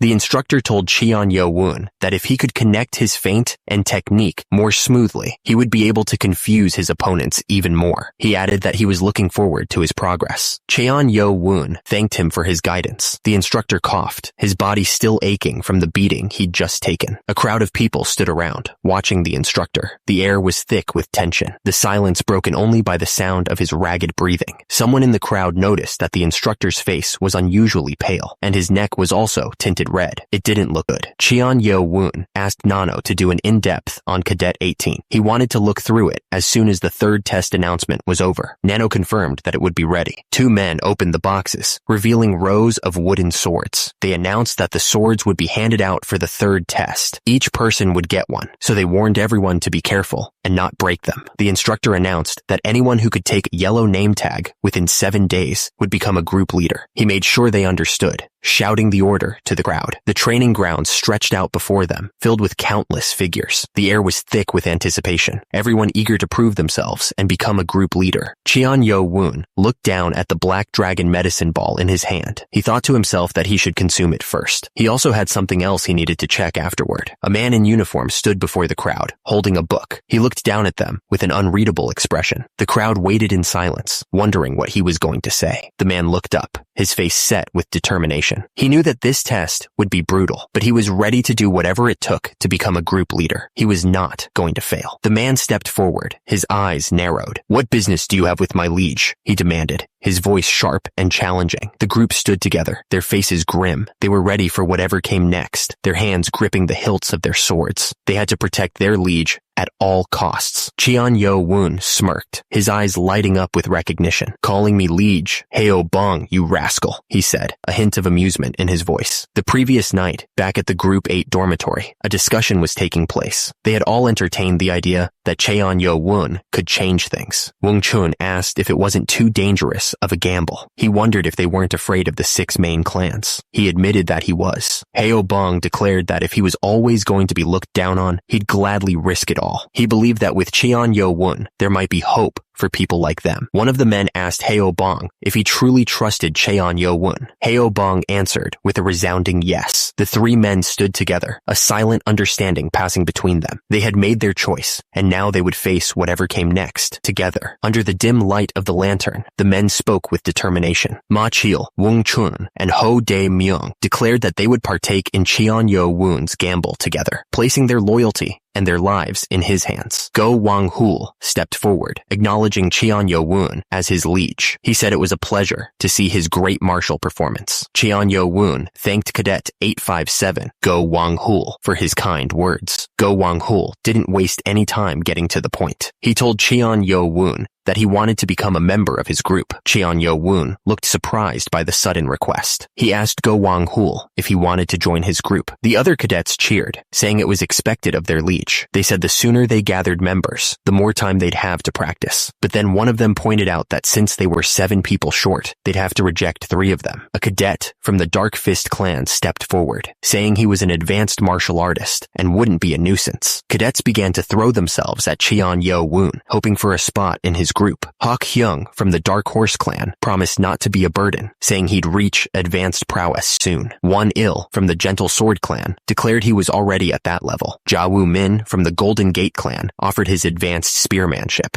despite lacking internal energy. A voice in the crowd expressed the frustration that everyone else was feeling. The cadet complained that 5 out of 16 people were from elite clans. He cursed, realizing only 2 spots were left, and that he hated those guys from elite clans. Cheon Yo-woon held up his hand, silencing the crowd. He thanked them for wanting to join his group, but made it clear that he wasn't simply looking for people to pass the third test. The other cadets looked at each other, confused by his words. He looked up at the sky. His eyes narrowed. He knew that when he left the demonic academy, he'd be stepping onto a harsh path, one laid out by the main branch. Cheon Yo-woon stared at them. Cheon Yo-woon sighed, wondering what he should do. He didn't want to get caught up in the battle of the heirs. He assured the cadets that he didn't care if they were from an elite clan or a small one, as long as they wished to join forces with him. Cheon Yo-woon clenched his fist, his expression determined. He declared that he was going to change the 6 foundations of the main branch. The cadets whispered amongst themselves, wondering if Cheon Yo-woon had lost his mind. One of them thought that Cheon Yo-woon might be a vice lord candidate, but wondered if he had any means to back it up. Another cadet realized that Cheon Yo-woon's declaration was basically a declaration of war, and that they'd have to wait for a different group leader. Cheon Yo-woon extended his hand, his voice sincere. He asked them to be his comrade for the journey and become a new foundation for the heavenly demonic cult. He made it clear that that was what he, Cheon-Yo-woon, desired from his group members. One of the cadets apologized to Cheon-Yo-woon, explaining that he simply wanted a leader to pass the third test with. He said it was a shame, as he wanted to be a part of Cheon-Yo-woon's group, but it wasn't fated to be. The cadets looked around at each other, clearly unsure of what to do next. One of them finally spoke up, offering a simple, "I'm sorry." The cadet with the headband looked worried, realizing the gravity of the situation. "This is bad," he muttered. "Maybe we should have told them after accepting them." The system displayed the identities of the new recruits. Go Wang-hul from the elite Dark Fist Clan, Cadet 857, Ja-woo Min from the mid-sized Golden Gate Clan, Cadet 77, and Oh-jong from the Treasure Sword Clan, Cadet 999. Go. Wang-hul stepped forward, addressing Cheon-Yo-woon directly. "Young Master Cheon, I've watched the other Vice Lord candidates as well, and something about you is different from them. The journey you've described is so dangerous that it could lead you and all your comrades to the grave." Go Wang-hul looked down, his expression conflicted. "To be frank," he admitted, "I want to give up on it as well." The first man admitted that he wasn't surprised by the other's hesitation, given his privileged background and the option to support a more promising candidate. But the second man declared that, as a martial artist, hearing Cheon-Yo-woon's ambition had only strengthened his resolve. He dropped to his knees, the sound echoing slightly in the open space. The gesture was absolute, a clear sign of surrender and devotion. With a loud voice, Go Wang-hul swore his loyalty to young master Cheon-Yo-woon, making it clear to everyone present that he had chosen his side. Go Wang-hul continued, stating that while he may still be lacking, he would never kneel to anyone except Cheon-Yo-woon. He then asked that Cheon-Yo-woon use him, Go Wang-hul, as his first sword, one of the demonic god's future 6 swords. The other men followed suit, kneeling in unison. Their heads were bowed, a silent pledge of loyalty to their new leader. The first man, Ja-woo Min of the Golden Gate Clan, declared his allegiance to Cheon-Yo-woon with a loud voice. Next, Oh-jong of the Treasure Sword Clan followed suit, swearing his loyalty to the young master. Cheon-Yo-woon looked at the men, a slight smile forming on his face. He seemed calm, but there was a hint of something else in his eyes, as if he was already planning their future. Cheon-Yo-woon addressed the group, simply saying thank you. The word hung in the air, a promise of things to come. One of the cadets spoke up, declaring that he didn't care about the title of Liege's sword. He proclaimed himself to be Cheon-Yo-woon's first subordinate, laughing at his own boldness. At the entrance of the Demonic Academy's individual training facility, Cheon-Yo-woon gave his orders. He wanted them to absorb the medicine ball and memorize the entire text of the 7 demon sword. One of the cadets asked, "The text?" Cheon-Yo-woon explained that starting tomorrow morning, they would train together. He added that he would personally check everyone's movements and techniques. The cadets were already impressed. They thought that sticking with Cheon-Yo-woon as their liege was the right choice, since he was taking such good care of them. One of them thought about how he would just beat the techniques into them until they learned, just like his sensei did. Cheon-Yo-woon ordered everyone to go to their individual training rooms. He instructed them to regroup around 10 o'clock at night after they'd consumed the medicine balls. The cadets responded with a loud, "Yes, liege!" As Cheon-Yo-woon walked away, one of the cadets followed him, asking if there was something he wanted to say. The cadet said he might be worrying about nothing, but he thought that from now on, Cheon-Yo-woon should always have him or another subordinate accompany him at all times. One of the cadets voiced his concerns. He was troubled by the instructions they had received about taking the yellow name tags from the instructors. The cadet continued, now thinking about the academy director's words. He realized that the real objective might not be to defeat the instructors, but for the cadets to take name tags from each other. The cadet advised Cheon-Yo-woon to be cautious, since his group had significantly fewer men than Cadet 1 from the Dark Clan. Cheon-Yo-woon appreciated the advice, but the cadet insisted that it was only natural, since he had sworn to serve him as his liege. The cadet then offered to use the training room next to Cheon-Yo-woon's, so he could be close by, but Cheon-Yo-woon revealed that he wasn't even headed there. Cheon-Yo-woon explained that he was now using the training rooms over there. The cadet was shocked, asking if that place wasn't only permitted for cadets that had reached expert prowess. He then exclaimed how amazing Cheon-Yo-woon was, and vowed to try his best to reach expert prowess as soon as possible, so that he could use the same training facility as his liege. Cheon-Yo-woon just responded with a, "all right." The hallway was completely empty, The doors leading to various training rooms closed and silent. The place felt deserted, as if everyone had already left to complete their tasks. Cheon-Yo-woon focused, and a bright blue energy started to flow from his hand. It swirled around his fingers, like a tangible force ready to be unleashed. Cheon-Yo-woon stared at the energy in his hand, marveling at the power he now possessed. He thought to himself that this was what it meant to be a true expert, having surpassed 60 years of ki. He wondered if he could now imbue a blade with this power and create a proper ki weapon. Cheon-Yo-woon thanked Nano, acknowledging that all this was thanks to Nano, helping him absorb the energy. Nano responded that it was because of him, which made Cheon-Yo-woon wonder if there was no such thing as humility in the future. Nano simply stated that it existed, which made Cheon-Yo-woon respond with a, "Is that so?" Cheon-Yo-woon said alright, and then asked Nano to show him the video of Baekgi's fight from earlier. Nano confirmed, explaining that in order to replay the video, augmented reality would be enabled in his vision. Cheon-Yo-woon coughed, then told Nano to pause the video. He needed a closer look. He then asked Nano to zoom in on Baekgi. Nano zoomed in on the target, following Cheon-Yo-woon's instructions. Cheon-Yo-woon then asked Nano to zoom in even closer on Baekgi's face and neck. Nano zoomed in further, revealing Baekgi's face was ghastly pale and his eyes were bloodshot. Cheon-Yo-woon noticed the red spots on Baekgi's neck, which made him narrow his eyes. Cheon-Yo-woon stared intently. His eyes narrowed. He was sure of what he was seeing, and he was about to say it. Outside, the building stood silent under the vast sky. Nothing seemed amiss, but inside, a dark truth was about to be revealed. The two figures traded blows with blinding speed, each strike carrying enough force to shatter bone. The clash of their fists echoed through the training grounds. Hong Du-wee watched with narrowed eyes. He realized that his opponent had already surpassed the skill of a normal cadet. He thought to himself, I can't defeat him by just copying the 7 demon sword. He's a true expert. Hong Du-wee was skeptical that someone could analyze the 7 demon sword in such a short time, but he had to admit the cadet was a genius. Hong Du-wee realized who he was facing. Cheon Yu-chan, the Blade Clan's Vice Lord candidate. He's a genius, rivaling the other two, Hong Du-wee thought to himself. Hong Du-wee stepped back, saying, dueling anymore will be pointless. We can stop here. The cadet looked shocked, wondering what this meant. Hong Du-wee then handed over his name tag. I'll give you my name tag, Hong Du-wee said. Go gather your group members. I expect great results from you. Cheon Yu-chan bowed slightly and replied, thank you very much. He held up the name tag, a twisted smile spreading across his face. Heh,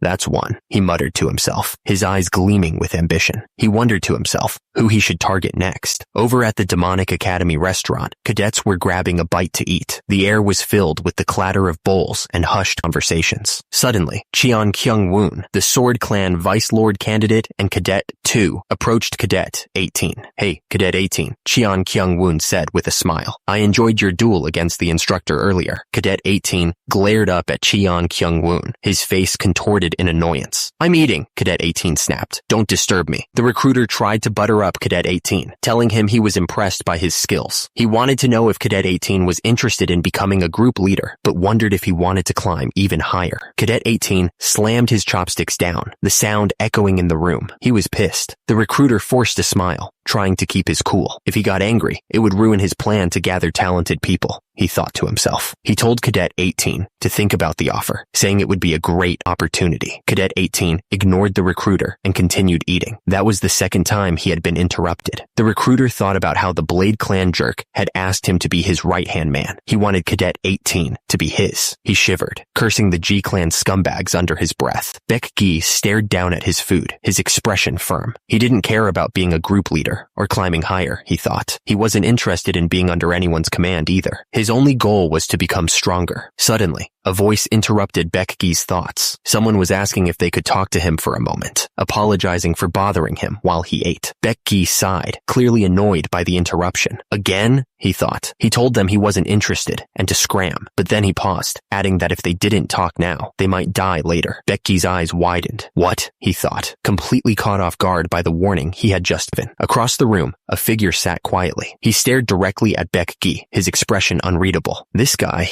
is, he thought. His eyes narrowed. Cheon Jong-sum looked absolutely furious. He sneered, telling Baek Gi that even though he wasn't from the main clans, his arrogance was worse than the other two guys from before. He couldn't believe Baek Gi actually thought he could recruit someone like him. Baek Gi looked surprised by the outburst. He calmly tried to explain that there was a misunderstanding. Cheon Jong-sum slammed his hands on the table, glaring down at Baek Gi. A misunderstanding? He asked, his voice dripping with sarcasm. He reminded Baek Gi that he had threatened him, so there was no way he was buying that. Baek Gi's expression turned serious. He told Cheon Jong-sum that he didn't mean the threat like that. He paused, then dropped a bomb. It appeared that Cheon Jong-sum had been poisoned. Cheon Jong-sum looked completely shocked. Poisoned? He exclaimed. He demanded to know what nonsense that was. Baek Gi pointed out that he had observed Cheon Jong-sum during the duel earlier. He noted that Cheon Jong-sum's face was as white as a sheet, and there were red spots on his neck. Cheon Jong-sum looked completely taken aback. Poisoned, he thought, his mind racing. He couldn't believe it, especially since he had been keeping a close eye on Cheon Jong-sum ever since being assigned to Group 12. Baek Gi stared at Cheon Jong-sum, his eyes narrowing. Besides that, why was he even telling him this? Even if he had been poisoned, it shouldn't be Cheon Jong-sum's concern. A bead of sweat trickled down Cheon Jong-sum's face. The red spots on his neck were becoming more noticeable, a clear sign that something was definitely wrong.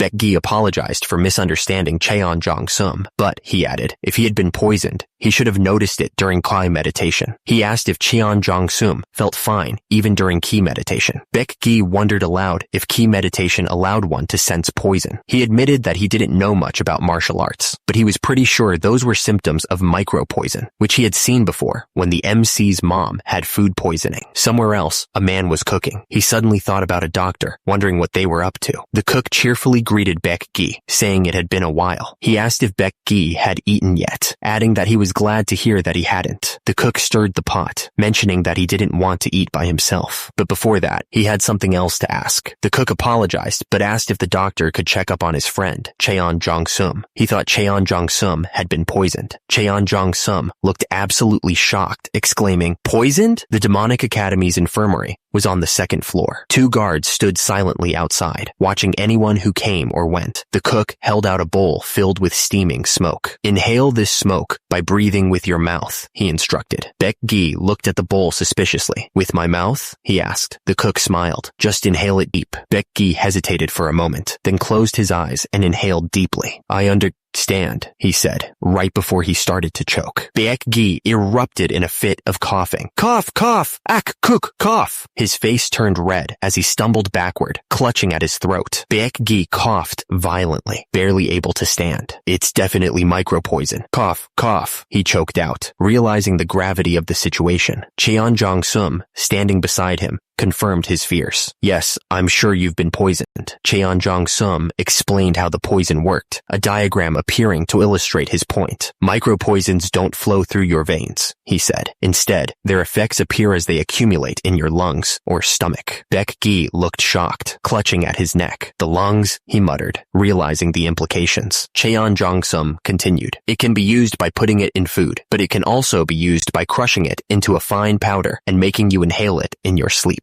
Cheon Jong-sum's eyes narrowed. "In small doses, it's hard to notice that you've inhaled it while sleeping," he said. "Are you perhaps sharing a dorm with a poison user?" The Demonic Academy dorms stood silent under the night sky. It was the first night for Group 12, and danger already lurked in the shadows. The guys around Cheon Yo-won were furious. "Get a hold of yourself. Young master, you jerk. How dare you, when you're only from the Gentle Kick clan? Do you think you'll be safe after attacking Cheon Jong-sum of the Poison clan?" Cheon Yo-won looked down at them, not impressed at all. "Does it matter who I am or who he is? At the Demonic Academy, strength is everything. Now that I've won, I'll be in charge of Group 12. Cheon Jong-sum watched from above, a sinister smile spreading across his face. "You're so full of yourself. Enjoy your victory for now. The claws of the Poison clan are like poison liquor. They grow stronger over time." Baek Gi's eyes widened, understanding dawning on his face. So this is what he meant back then. Cheon Jong-sum, that scumbag. One of the men spoke with concern. I'm glad we discovered it so soon. If you take an antidote for 7 days, you'll be as good as new. Isn't it pretty serious if red spots are appearing on his neck? The man leaned in, explaining the poison's effects with a serious expression. Right, you said you got hit on the chest during your duel, right? So the symptoms became pronounced for a moment because your lungs were stimulated. If the symptoms were present all the time, not even a godly doctor could save them. The man tilted his head, a hint of suspicion in his eyes. But how do you know so much about this poison? Cheon Yo-woon's face darkened, a shadow passing over his eyes. My mother passed away from being poisoned with micropoison, and I was poisoned by it for a while as well. He paused, his voice softening. I'm sorry, I haven't shown you my gratitude yet. You've saved my life. Thank you very much. Cheon Yo-woon looked away, a determined glint in his eyes. I just didn't want anyone to die from such a cowardly poison. The man's eyes widened in shock, his face paling. Something about Cheon Yo-woon's words had triggered a realization. Also, what? Baek-gi grinned, his eyes gleaming with a dangerous light. I've been looking for the source of that poison, he muttered, a dark excitement building within him. What? Is this intense bloodthirst? Cheon Yo-woon suggested. Why don't you rest in the infirmary for today? Baek-gi looked at him, surprised by the sudden concern. Pardon? Cheon Yo-woon warned. If you return to the dorms, they'll just poison you again. Baek-gi listened intently, considering the warning. Cheon Yo-woon pressed. You weren't planning on taking your revenge right now, were you? You even have a foot injury. Baek-gi hesitated, looking down.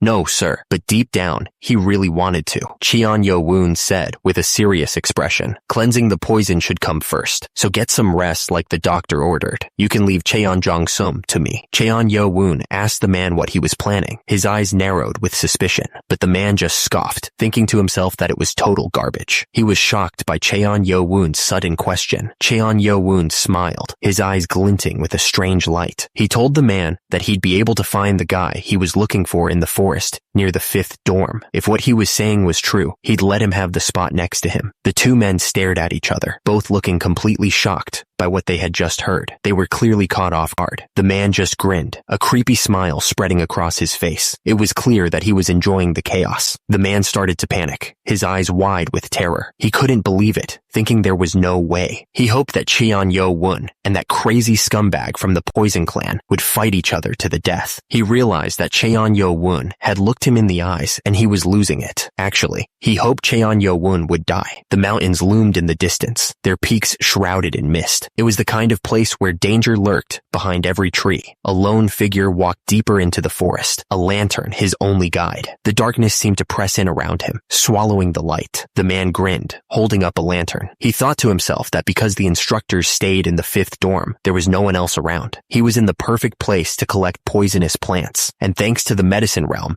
he now had the internal energy of a near expert. The man's smile widened, his eyes gleaming with malice. He thought to himself that without even using something like micropoisons, he'd be able to make that cocky Baek-gi kneel in front of him. He was going to kill him with his own hands before the micropoison made him croak. But then, a voice interrupted him, asking what had him so happy. The man spun around, his eyes wide with alarm. He demanded to know who was there, his voice laced with fear. The voice didn't sound like a martial arts instructor, which made him nervous, but the lantern was too weak to see who it was, so he squinted, trying to make out the figure in the dark. Suddenly, Cheon Jong-sum stepped out of the shadows, his voice dripping with anger. He demanded to know if the man was feeling good after messing with micropoisons. He then called him a bastard, asking what he was doing there. Cheon Jong-sum's eyes widened as he realized he'd just mentioned micropoisons. He wondered if he'd been overheard, but then he remembered the red spots on Baek-gi's neck, and his expression turned to disbelief. He stammered, asking how the man had figured it out. Cheon Jong-sum's face twisted in pure terror. He knew he was in deep trouble. A twisted smile spread across Cheon Jong-sum's face, and he began to laugh like a maniac. He was screwed, and he knew it. Cheon Jong-sum smirked, his expression oozing with false innocence. Heh, right, that's how you figured it out, he said, acting impressed. Now that you mention it, suddenly Cheon Jong-sum's face was a mess of blood and pain. Before he could even finish his sentence, he was sent flying backwards. He crashed into the ground, leaving a trail of blood and shattered wood. An Jong-sum and Cheon Yo-woon lay on the ground, surrounded by a pool of blood. The fight had taken a nasty turn, and neither of them looked like they were getting up anytime soon. Cheon Yo-woon's face was a mask of pure rage. He was not going to hold back. Spinning through the air, Cheon Yo-woon unleashed a flurry of attacks. The force of each blow echoed through the forest. Under the silent gaze of the moon, the battle raged on. Cheon Jong-sum's fingers twitched, barely able to move. Cheon Jong-sum's eye flickered open, staring up at his attacker. Cheon Yo-woon was relentless, his movements a blur of deadly force. Cheon Jong-sum went flying backwards, crashing through the trees. Cheon Yo-woon lay on the ground, blood trickling from his mouth. Cheon Yo-woon's face was a mess of blood and sweat. He coughed, trying to clear his lungs. A pool of blood spread across the ground. The sound of someone choking filled the air. Cheon Jong-sum lay on the ground, unable to move. He could barely breathe. Cheon Yo-woon looked absolutely shocked. He wondered. Yu walked closer, taunting his opponent to not be such a little baby. He was just getting warmed up after all. Yu's face was covered in blood as he realized his opponent was actually trying to kill him. He thought it was impossible, since that would break the Demonic Academy's rules. He tried to convince himself that the other guy was just bluffing. Yu realized his body wouldn't move. He cursed, wondering what the other guy had done. He knew his opponent had crossed a line. Yu's hands trembled as he begged for mercy. He was completely helpless. Yu's eyes darted around in panic as he tried to force his body to move. Sweat poured down his face as he struggled against whatever was holding him back. Yu stared down at his helpless opponent, consumed by rage. He cursed at his own weakness, shouting. Yu's face twisted with fury as he remembered the insults. He roared, struggling to move. The opponent unleashed a flurry of attacks, screaming about his Hazar technique. He taunted Yu, calling him a lonely bastard and urging him to drop his guard. Yu's eyes widened in disbelief. He was completely caught off guard. Yu stared at his hands in disbelief, realizing he was completely restrained. His mind raced as he thought. Yu's attack landed with a sickening thud, and the opponent screamed in agony. The force of the blow sent blood flying everywhere. The opponent coughed, blood splattering from his mouth. He realized Yu wasn't messing around. He cursed, thinking he needed to end this fight. Yu stared at his outstretched hand, his expression unreadable. What was he going to do next? Yu didn't hesitate. He struck again, sending the opponent flying through the air. The force of the impact echoed through the forest. The opponent crashed to the ground, defeated. He couldn't believe how quickly things had turned against him. Yu coughed, struggling to breathe as the poison took hold. He could feel it burning through his veins, a searing pain that threatened to overwhelm him. Yu grinned, a twisted smile spreading across his face. He thought it worked. His 4th level poison detection let him keep pieces of poison inside him. Yu realized he couldn't worry about the clan's rules when he was about to die anyway. He was ready to do whatever it took to survive. Suddenly, the system warned him that a powerful acidic poison was attacking his face and hand. It immediately activated emergency defense mode, neutralizing the poison and restoring his damaged skin. The wounds on Yu's face began to close as the poison was neutralized. His skin started to heal, the red spots fading as the system worked to repair the damage.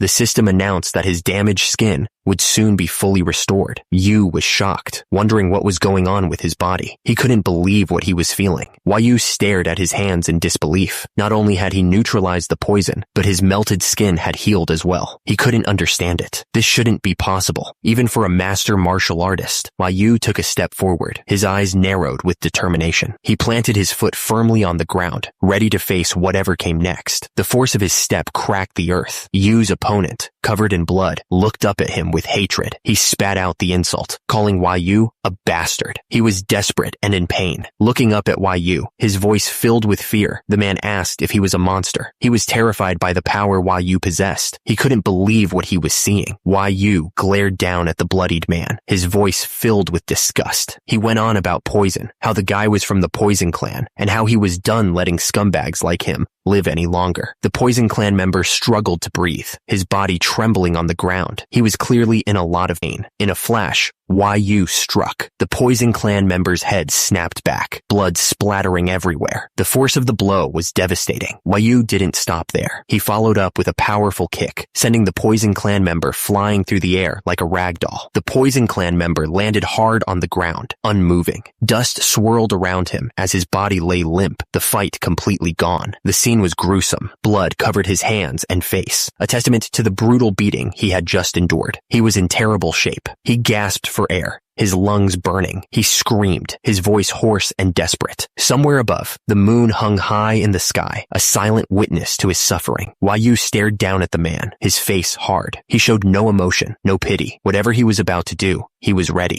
The Poison Clan member groveled, tears streaming down his face. He begged, his voice cracking. He continued to beg, his voice weak and fading. He whimpered, his body trembling. He was running out of time. The Poison Clan member begged, barely able to speak. He pleaded, gasping for air, begging for just one more chance. Yu stared down at the man, his expression unreadable. He asked if the man wanted to live. The Poison Clan member looked up, his face covered in blood. Yu's question hung in the air. Did he want to be spared? Yu's face twisted with rage. He reminded the man that his mother had died in agony, and that he had the nerve to ask for mercy. He was absolutely furious. Sum knew he was done for. He was so screwed. He realized that Cheon Yeo-woon would never forgive him. He was inside the dorm. Cheon Jong-sum tried to scream for help, but his voice was almost gone. He was desperate to be saved. Cheon Yeo-woon looked down at him. He asked if Cheon Jong-sum thought he could scream for help, since the dorm for the instructors was nearby. He called him a freaking retard. Cheon Yeo-woon raised his foot. He asked if this was the hand that Cheon Jong-sum used to spray poison on his face. He was furious. Cheon Jong-sum could barely speak. The system analyzed his lip movement and determined that he was likely trying to say, "No, not this hand." The foot came down hard, crushing Cheon Jong-sum's hand. The bone snapped under the pressure, and he screamed in agony. Cheon Yeo-woon stared down at him, panting. He said he wasn't going to kill him today. He didn't want to get kicked out of the demonic academy for killing a piece of trash like Cheon Jong-sum. Cheon Jong-sum thought he was going to be spared. Cheon Yeo-woon's expression hardened. He told Cheon Jong-sum that instead, he was going to torture him so badly that he would beg for death. He asked if he should start with his bones. Cheon Jong-sum's face was a mess of blood and bruises. Tears streamed down his face as he stared up, broken and defeated. Cheon Jong-sum coughed, barely able to breathe. He wondered how he had ended up like this. He couldn't remember. Then Baekji's name flashed in his mind. Cheon Jong-sum lay on the ground, a brutal mess. He wondered why he had used something like micro-poison on Baekji. He cursed the goddamn micro-poison. Cheon Jong-sum's mind flashed back. He remembered learning about micro-poisons years ago at the Poison Clan's main house apothecary. He recalled asking how long it would take for the poison to work. He looked up from his book, curious. The woman smiled, handing him a cup. She said it would take less than a year, which sounded dandy. The woman, partially hidden behind a veil, asked if they wouldn't notice it if they lacked knowledge of internal energy. She seemed confident. Lady Baek explained that anyone without internal energy would never detect the poison. She then asked what the micro-poison was for, her eyes gleaming with curiosity. Lady Baek wondered aloud where it would be used, a sinister smile playing on her lips. She seemed to relish the thought of the poison's effects. Lady Baek stood by the window, the light casting strange shadows across her veiled face. She seemed lost in thought, perhaps already imagining the chaos to come. A close-up showed Lady Baek's face, a sly smile spreading across her lips. She looked like she was enjoying a private joke. Less than a year later, the news spread like wildfire. Lady Hweba, the Lord's seventh wife, had died. The demonic cult was abuzz with whispers and rumors. Cheon Jong-sum recalled that his mother had been elated by the news of Lady Hwa's passing. She had hated that woman's very existence, he remembered. However, that happiness didn't last long, Cheon Jong-sum thought. They soon found out that Lady Hwa's death was caused by micro-poisoning. His father was furious, but they managed to avoid his anger because the demonic doctor claimed that micro-poison was only used by the Poison Clan. But the cook, who used to prepare her food, killed himself, and the real culprit was never found. Cheon Jong-sum remembered. The only thing they discovered was that the cook had been in contact with the lady in the veil, but no one could figure out who she was. Because of this incident, Cheon Jong-sum's grandfather, the head of the Poison Clan and one of the 6 council elders, lost his position in the council. His father also cut all ties with his wives from the 6 main clans. It wasn't true, Cheon Jong-sum heard someone say. His mother didn't use it. The older woman asked if her child had seen her hand the poison to her. She explained that confessing would be the same as admitting to the murder. She told her child, Sumi, that this secret had to go with them to their graves, or else he would face his father's anger. The child, Cheon Jong-sum, just stared, shocked by his mother's words. He could only manage to say mother. Years later, Cheon Jong-sum's mother passed away, consumed by guilt. He had wanted to tell everyone the truth, but he couldn't break the promise he made to her. That's when Cheon Jong-sum swore to take revenge. He vowed to become the Lord, the most powerful figure in the heavenly demonic cult, and punish the real culprit and their entire clan for what they did to his mother. And because that woman was the source of all his pain, Cheon Jong-sum vowed to kill her offspring, Cheon Yeo-woon, with his bare hands. Tears streamed down Cheon Jong-sum's face, mixing with the blood. He whispered an apology to his mother, consumed by regret. Cheon Jong-sum's body glowed with power, but doubt filled his mind. No matter how hard he trained, he didn't think he could beat this monster. Cheon Yeo-woon looked down at Cheon Jong-sum. He figured that if Cheon Jong-sum remained in the demonic academy, he'd use his poison against the other cadets sooner or later. Since he couldn't kill him, he'd just destroy his dantian. Cheon Jong-sum struggled against the paralysis, but he couldn't move. Cheon Yeo-woon was surprised. He wondered if Cheon Jong-sum had something to say and considered releasing the mute chai pressure point. Cheon Jong-sum gasped for air, his body paralyzed. He was completely helpless. Cheon Jong-sum gasped for air, barely conscious. At that moment, the nano began its analysis, trying to make sense of the situation. Cheon Yeo-woon revealed a shocking truth. It wasn't the Poison Clan that killed his mother. The words hung in the air, heavy with implication. Cheon Jong-sum, still on the ground, looked up in disbelief. He asked what Cheon Yeo-woon was saying. Cheon Yeo-woon declared that one of the ladies from the other 5 clans was the true culprit. Desperate, Cheon Jong-sum begged Cheon Yeo-woon to spare his dantian. He started to say his mother was. Cheon Jong-sum cursed inwardly. He realized that if he revealed everything, he'd be exposing his own mother's role in providing the micro-poison. He couldn't let that happen. Cheon Yeo-woon was suspicious. He ordered the nano to run a facial analysis on Cheon Jong-sum. He wondered if the real killer was hiding among the other 5 clans. The nano reported back. There was almost no tell in Cheon Jong-sum's face. The probability of him lying was less than 5%. Cheon Yeo-woon was confused. Was it really the Poison Clan? Cheon Yeo-woon's mind raced. Had he just vented his anger on an innocent man? Was Lady Baek really unrelated to his mother's death? Suddenly, the nano gave a different reading. There was a change in Cheon Jong-sum's pupils and facial muscles. The probability of him lying was now 75%. Cheon Yeo-woon realized that he was right. Cheon Jong-sum started to panic. He stuttered, trying to deny that he was lying, but it was too late. Cheon Jong-sum screamed at him to shut up. Blue energy erupted from his body, a desperate attempt to stop the inevitable. The world turned into a blur of pain. All he could do was scream, his face covered in blood.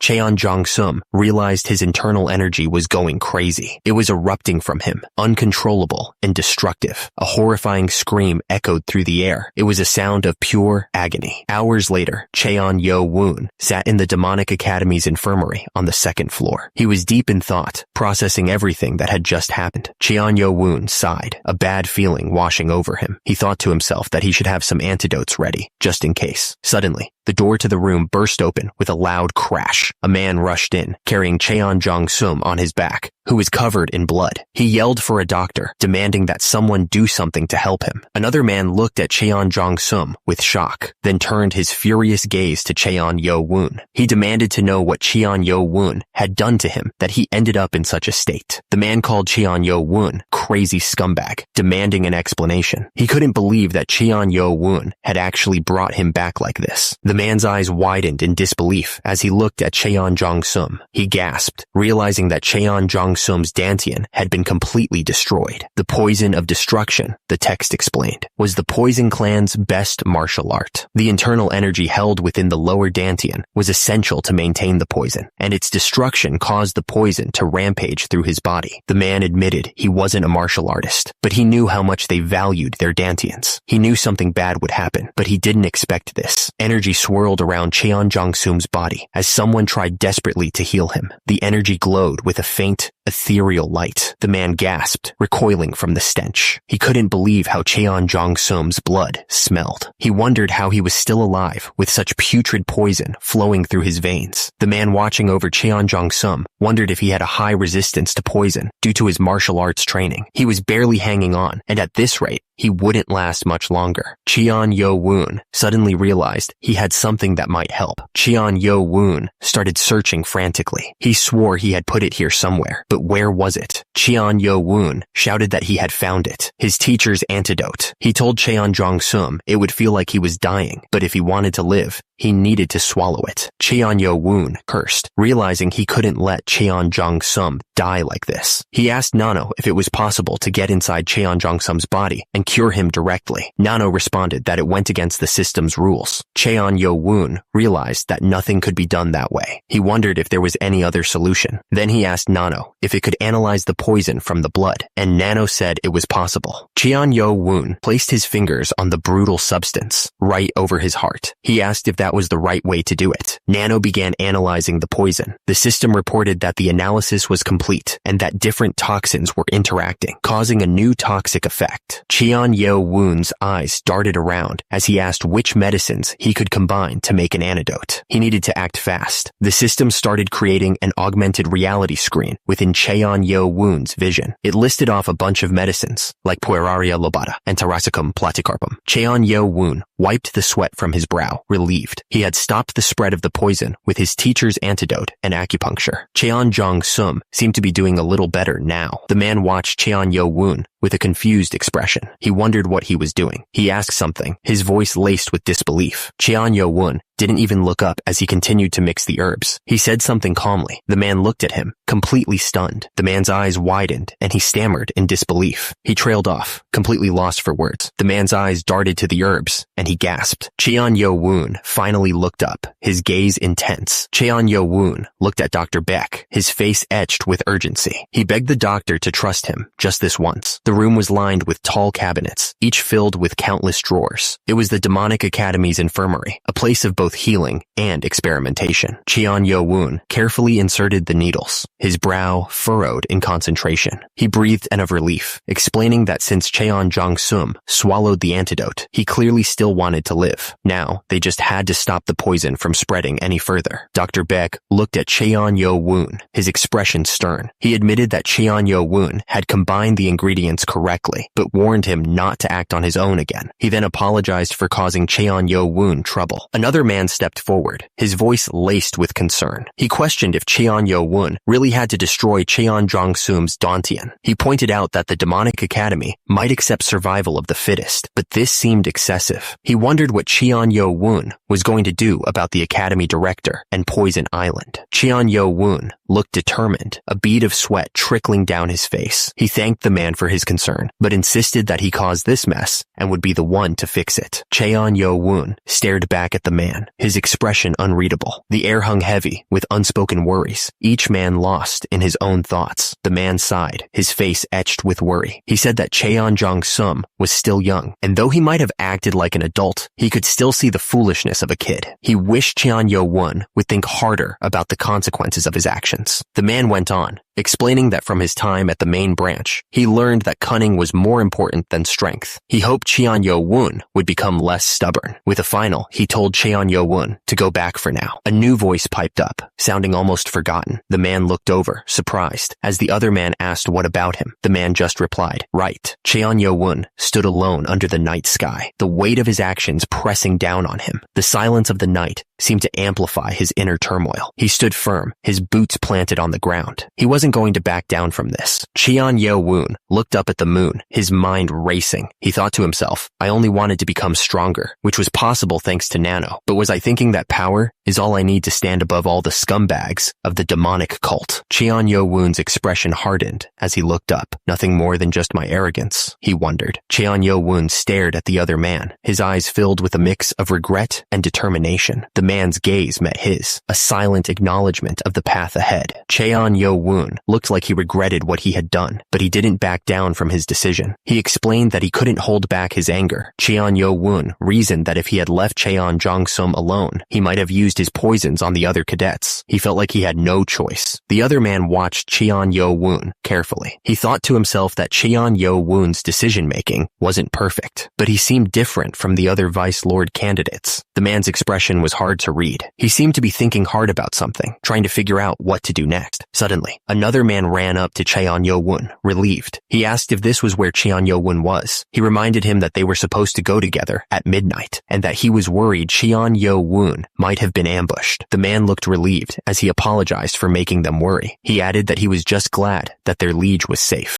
The man watched Cheon Yo-woon, thinking that he had actually managed to find people who were truly loyal to him. The man's face fell as he thought about how alone he was. He didn't have anyone he could count on, not even back at the dorm. With it, the man turned to Cheon Yo-woon and said he'd be going now. The man quickly brushed aside the fact that he was about to say something earlier, claiming it wasn't important. He then suggested to Cheon Yo-woon that they head to their new dorm. Cheon Yo-woon started to speak, acknowledging the situation. He seemed to be thinking about everything that just happened. The others listened intently as Cheon Yo-woon explained what had happened. It was clear they were all trying to understand the implications of his actions. One of the men spoke up, explaining that while he understood Cheon Yo-woon's reasons, they needed to become stronger. He reminded them that there was supposed to be no outside interference for 4 years, but the Poison Clan was one of the central powers of the demonic cult. Another man agreed, saying that since they didn't know how the Poison Clan might come after them, Cheon Yo-woon should be cautious and focus on becoming stronger. Cheon Yo-woon listened, realizing they were right. They needed to be prepared, since they had now officially become enemies of the Poison Clan. A different man spoke up, expressing his worry about how the director would deal with the incident. He hoped that nothing bad would come of it. Cheon Yo-woon sat alone, deep in thought. He knew that the rules didn't exactly say he couldn't destroy another student's dantian, but he also knew that the dantian was everything to a martial artist. He realized he'd messed up, giving in to his anger and not thinking things through. The next day dawned, but the weight of what had happened still hung heavy in the air. The demonic academy stood silent, waiting for what was to come. Standing outside the director's office on the 3rd floor of the demonic academy, Cheon Yo-woon realized his worries had come true. He could feel the tension in the air. A voice called out, announcing that Cadet 7 had arrived. The voice requested permission to enter the director's office. Cheon Yo-woon stepped forward, bowing respectfully. He announced formally. Lee Ha-meng sat at his desk, deep in thought, a pen held tightly in his hand. He looked like he was trying to figure out the best way to handle a very bad problem. The room was silent, the air thick with tension.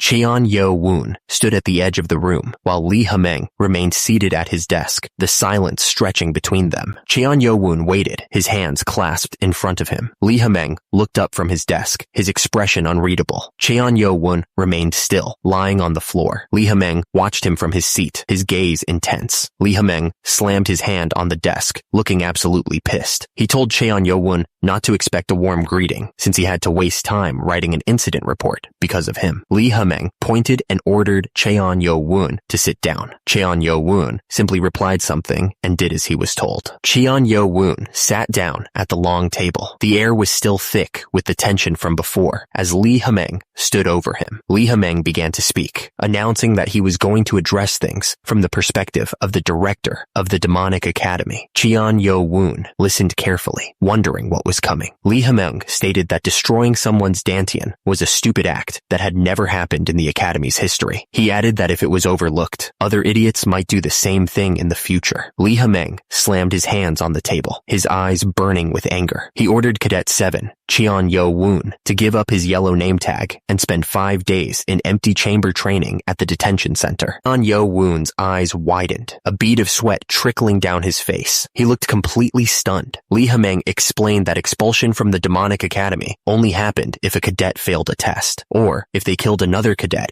outside an official test or duel. Cheon Yo-woon slumped back in his chair, and of relief escaping his lips. He had dodged the worst-case scenario, it seemed. Lee Ha-meng clicked his tongue, warning Cheon Yo-woon not to get too happy just yet. There were still consequences to face. Cheon Yo-woon realized that forfeiting the name tag meant he'd lose his position as a group leader. Being locked up in the detention center for 5 days would leave him only 1 day to get a yellow name tag again. The director wondered if there would even be an instruction instructor left with a name tag by then. According to the rules, the instructor should be locked up for 7 days, but that would rob him of all chances. This was a small opportunity he was giving Cheon-Yo-woon. The director paused, the silence hanging heavy in the air. It was time. Suddenly, a powerful blue aura erupted around the director. The energy crackled in the air, making the hairs on the back of Cheon-Yo-woon's neck stand up. Cheon-Yo-woon stared in disbelief, sweat beading on his forehead. He couldn't even fathom the director's power with his abilities. The director looked down at Cheon-Yo-woon, his eyes filled with disappointment. He suggested they discuss Cheon-Yo-woon's foolishness, not as the director, but as a senior in the demonic cult. Lee Ha-meng blocked all sound from the outside with his powerful aura. He didn't want what he was about to say to be leaked to anyone. Lee Ha-meng looked at Cheon-Yo-woon with anger. He told Cheon-Yo-woon that he had great hopes for him, but he did something that not even a scumbag would do, and he was extremely disappointed. Cheon-Yo-woon apologized, but Lee Ha-meng didn't buy it for a second. He asked if that was really the best Cheon-Yo-woon could do, causing a mess but not cleaning it up. Lee Ha-meng knew everything. He said that Cheon-Yo-woon thought that Cheon Jong-sum had a connection to his mother's killer because of the micro-poison, so he destroyed his Dantian as revenge. But then he was worried he might die, so he brought him to the infirmary because he didn't want to be expelled. Lee Ha-meng was furious. He screamed that if Cheon-Yo-woon was going to do it, he should do it properly. He called him an idiot and asked why he kept someone that might take revenge alive. The director's words hit hard. He warned that being sloppy with the aftermath only results in death, and what Cheon-Yo-woon just did was put a target on his own back. To survive, he needed to become more cunning. The director continued, telling Cheon-Yo-woon not to just think one move ahead, but at least 3 or 4. Cheon-Yo-woon understood. Cheon-Yo-woon thought back to Dr. Beck's similar advice, but it only felt like he was scolding him. The director, on the other hand, was explaining how he was rash and lacking. Lee Ha-meng leaned forward, his expression intense. He asked Cheon-Yo-woon for what reason he had joined the demonic academy. Cheon-Yo-woon looked up, his eyes filled with determination. He declared that it was to become stronger than anyone else. The director stared intently, questioning if anger and revenge were the only things pushing Cheon-Yo-woon to become stronger. He reminded him that first of all, he was a Vice Lord candidate. He waited for an answer. His eyes narrowed. The director continued, questioning if Cheon-Yo-woon really planned on letting anger and revenge decide everything until he reached his goal. Cheon-Yo-woon looked stunned, realizing the weight of the director's words. He started to think about his future. The director warned that Cheon-Yo-woon's current emotions weren't just going to burn down a single tree, but the whole damn forest. He added that, in the end, he'd also be nothing more than just ashes. Cheon-Yo-woon quietly said that he thought he understood. The director exploded, demanding to know what Cheon-Yo-woon meant by, "you think." He yelled that he'd be lucky if he and the people around him didn't meet a tragic end from his recklessness. The room was silent. The director addressed him as Cadet 7, then corrected himself, calling him Cheon-Yo-woon. He said that if he truly desired to make it through there and become the future of the cult, he needed to listen. He paused, waiting for a response. The director's words hung in the air, a challenge and a warning all in one. He stressed that to succeed, Cheon-Yo-woon needed to be both passionate and rational. Otherwise, he'd be crushed before he could even get his revenge. Cheon-Yo-woon realized the director was right. He had only been thinking about revenge, about wiping out the 6 clans that led to his mother's death. But what would happen after that? Cheon-Yo-woon understood that revenge should only be a stop on his journey, not the final destination. What he was lacking was rationality, a clear path forward. The room was silent, the air thick with unspoken tension. Cheon-Yo-woon stood face to face with Lee Ha-meng, the weight of his past actions heavy on his shoulders. Lee Ha-meng knew that Cheon-Yo-woon wasn't too stupid to be reasoned with. If he understood his shortcomings and improved himself, the greatest monster in the history of the heavenly demonic cult might be born. Lee Ha-meng smirked, convinced that his guidance would be the foundation for Cheon-Yo-woon's success. He scoffed at the idea of anyone else influencing the young man, especially some useless drunk. The room felt heavy with unspoken words. Cheon-Yo-woon sat quietly at the table while Lee Ha-meng loomed over him, his presence filling the space. Cheon-Yo-woon placed his hand flat on the table, a silent gesture of acceptance. He was ready to face the consequences of his actions and to learn from the director's guidance. Cheon-Yo-woon bowed slightly, expressing expressing his gratitude to Lee Hameng. He said that he would take the director's advice to heart, ready to face whatever came next. Lee Hameng immediately ordered the guards to take Cheon-yo-woon to the detention center. The guards responded with a quick, "Yes, sir," and moved to escort him away. Cheon-yo-woon asked the director for a moment before being taken away, but Lee Hameng refused without hesitation. Cheon-yo-woon asked if he could at least explain things to his group, but the director shut him down immediately. Lee Hameng told him that his punishment would be announced for everyone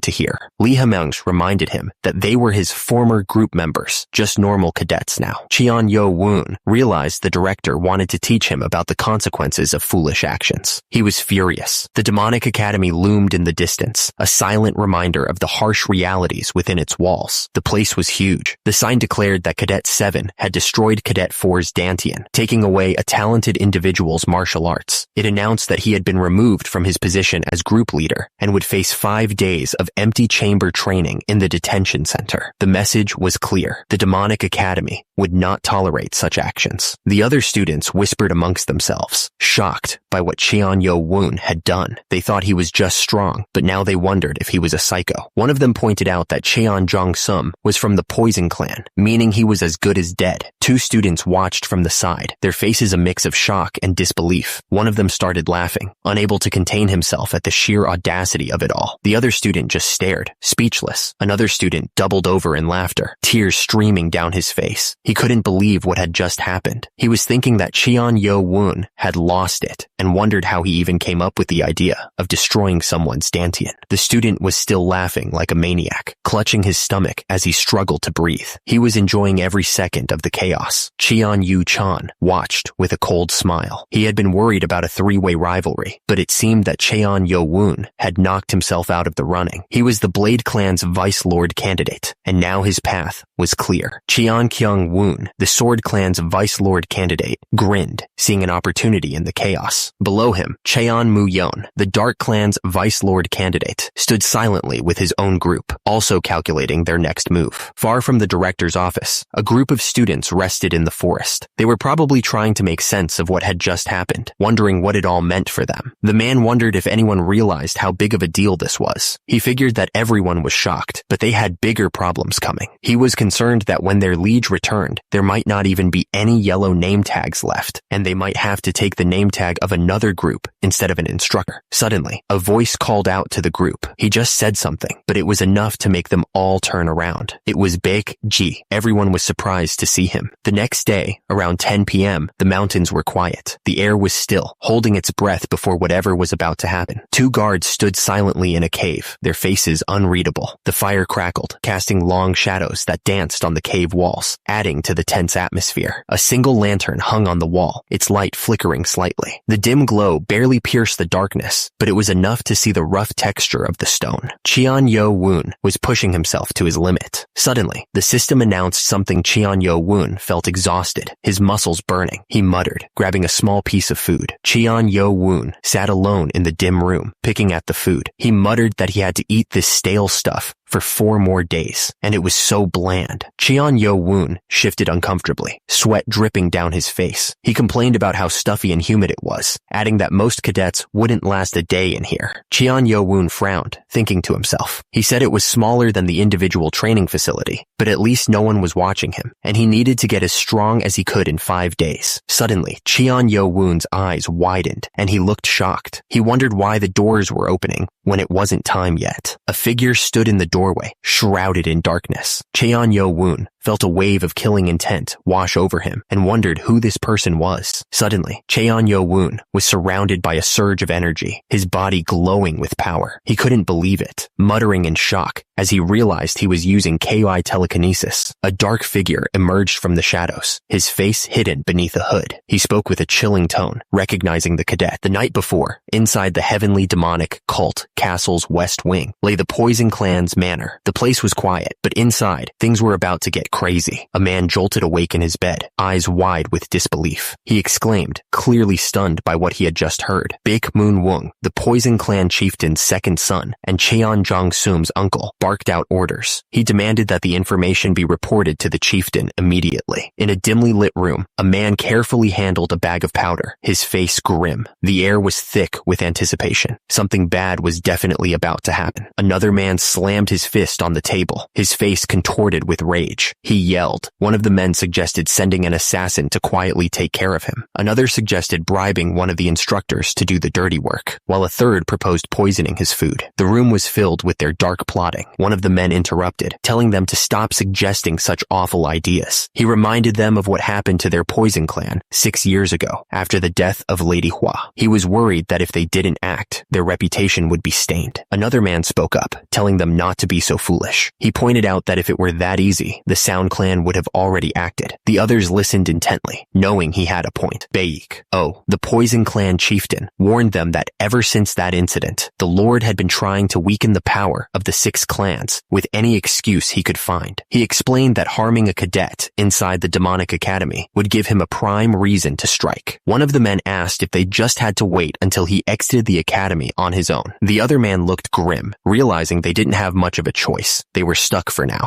The claw-like feet tapped impatiently on the floor, as if eager for action. It seemed like this was the only way forward, but there were still doubts. Baek, the Poison Clan chieftain, made up his mind. He announced that he would personally go meet with the Left Guardian, ready to set his plan in motion. Cheon Yo Woon floated in the air, his body radiating power. Facing him was the hooded figure, their presence heavy with intent. The air crackled with energy as they prepared to fight. The hooded figure's power was immense. Even with his 10-star ki, Cheon Yo Woon felt like he couldn't resist at all. He realized that the hooded figure's skills were far beyond anything he could have imagined. Cheon Yo Woon could feel the killing intent radiating from the hooded figure, fueled by pure hostility. He didn't know why someone this skilled had come to the detention center, but he knew they were definitely not on his side. Cheon Yo Woon knew he had to do something, anything. If he didn't, he was as good as dead. His muscles strained against the unseen force, every fiber screaming in protest. The hooded figure's eyes widened in disbelief. What? He hadn't expected this level of resistance from someone so young. The hooded figure studied Cheon Yo Woon, trying to understand his power. The hooded figure realized that the kid was resisting with sheer physical strength, not internal energy. Was it possible for someone to have such powerful external energy? The hooded figure's expression hardened. It couldn't be helped. Cheon Yo Woon gritted his teeth, feeling his body pushed to its absolute limit. The hooded figure unleashed a wave of energy, aiming to crush Cheon Yo Woon. Cheon Yo Woon gasped, feeling the force slam into him. The hooded figure's attack was overwhelming, radiating intense energy. The system detected the hostile force and went into emergency defense mode. Cheon Yo Woon heard Nano's frantic warning to stop. Cheon Yo Woon knew he had to be careful. He told Nano to stay on standby, deciding it was best not to retaliate so rashly, or he'd end up injured. He figured the hooded figure must have a reason for coming all this way. The hooded figure noticed that Cheon Yo Woon hadn't tried to retaliate against his Kai technique. He commented that the kid was a quick thinker. Baek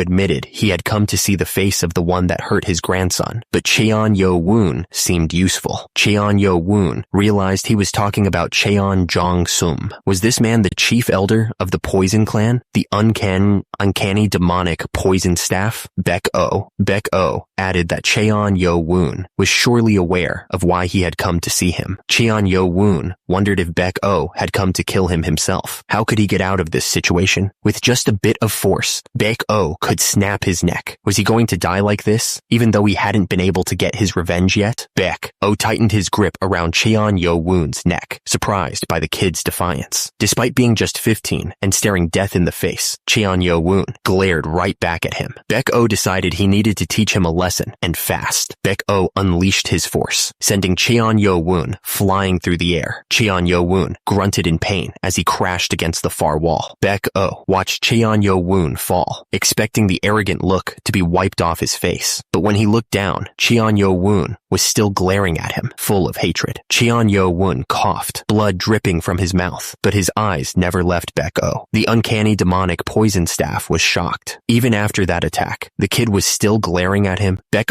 realized Cheon Yo Yo-woon would be a problem if he let him live. He knew the depth of Cheon Yo-woon's hatred after what he did to Jong-sum. Baek-oh tilted his head and wondered if Cheon Yo-woon was seriously considering breaking the cult's rules and trying to kill him. He scoffed. The nerve of this kid, threatening an old soul like him. Baek-oh spoke with a chilling calmness, asking who would ever find out if he killed Cheon Yo-woon and dissolved his body in acid. He added that he might be able to get rid of all the proof. Cheon Yo-woon, bleeding from his mouth, realized that if he disappeared from the demonic academy, the Poison Clan would immediately be suspected. Baek-oh thought about Cheon Yo-woon's martial skills and how he was thinking far beyond his age. He also noted his persistence in not cowering in fear, even in a life or death situation. Baek-oh wondered what would happen if he were to grow even stronger. Baek-oh admitted that if it weren't for the demonic academy, he would end Cheon Yo-woon right then and there. He said that Cheon Yo-woon was quite smart, but the fact that he hurt his grandson meant he was still lacking. Baek-oh acknowledged that even he couldn't kill Cheon Yo-woon there, but he promised that the moment Cheon Yo-woon left the demonic academy, he would face pain beyond his wildest imagination. He swore to crush every single bone in his body, skin him alive, and feed his flesh to wild animals. Cheon Yo-woon's eyes burned with rage. He promised to destroy his enemy's Dantian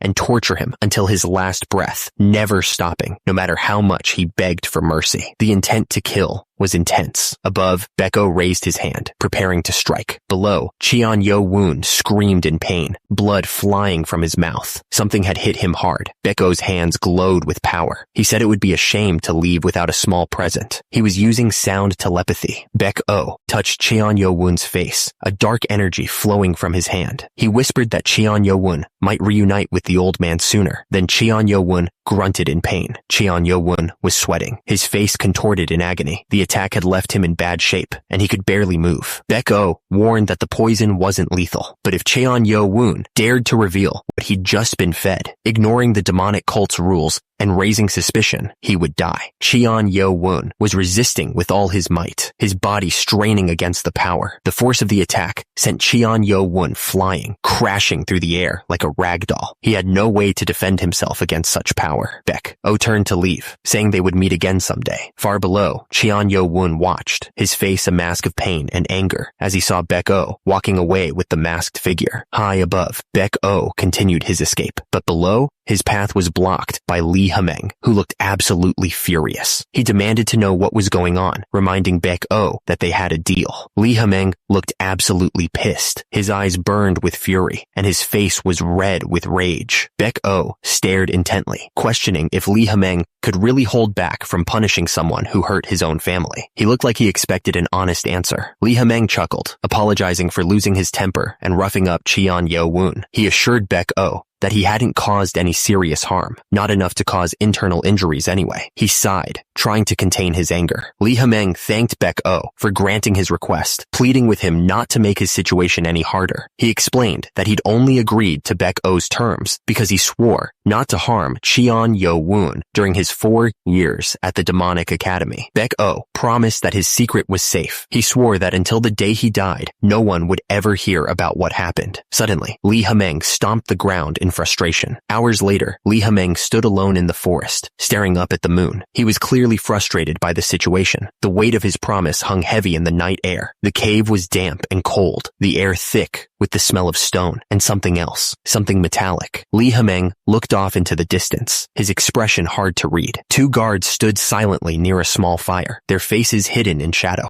Lee Ha-meng's face was grim as he spoke. His eyes narrowed. He warned that Cheon Yo-woon only had 4 years to receive protection from the outside. Cheon Yo-woon was on his knees, head bowed. The words hung in the air like a death sentence. After that, it was all on him to survive. Cheon Yo-woon coughed, blood dripping from his mouth. He ordered Nano to expel the poison from his body immediately. Nano analyzed the substance. The system reported that the poison dissipated energy, but neutralizing it could stimulate the energy in his Dantian like a medicine ball. Cheon Yo-woon was surprised by the information. Cheon Yo-woon realized that the attacker wanted to weaken his internal energy. That way, they could kill him when he failed the 3rd test and got kicked out of the demonic academy. He thought it was a shame that things didn't go according to plan, since he had Nano. Cheon Yo-woon ordered Nano to expel only the poison. The system confirmed the order, stating that the poison would be extracted and expelled from his body. Yo-woon noticed the poison stank. The system reported that the remaining substance was reacting positively with the energy circulating through the 14 meridian points in his body, stimulating the dantian. He realized it had an effect similar to the reversion medicine ball. Yo-woon figured he'd try meditating using the 1,000 martial breathing technique. If he was right, this whole ordeal would turn out to be a huge blessing in disguise. He hoped it would accelerate his metabolism. The cave was damp and dark, water droplets falling from the ceiling. The air hung heavy with a strange energy. Yo-woon continued meditating, focusing on his breathing. He could feel the energy swirling inside him, building slowly. His eyes were closed, his face calm. He was completely focused on the energy flowing through his body. Yo-woon couldn't believe it. His internal energy had just jumped from 60 years worth to 90 years. He realized that the uncanny demonic poison staff hadn't given him a small present, but an enormous one. Yo-woon wiped the sweat from his brow, thinking about how bold the poison clan had been. He couldn't believe they'd actually try something like that. He knew he would have been in serious trouble if he didn't have Nano. Yo-woon knew this was all a result of his own misjudgment. He had gotten lucky this time, but he swore to himself that he would never be so short-sighted again. Yo-woon tossed aside his ruined shirt, clearly annoyed. He couldn't wear that thing anymore, not after what had happened. Suddenly, Yo-woon paused, tilting his head. What was that? There was a faint, cold breeze coming from somewhere.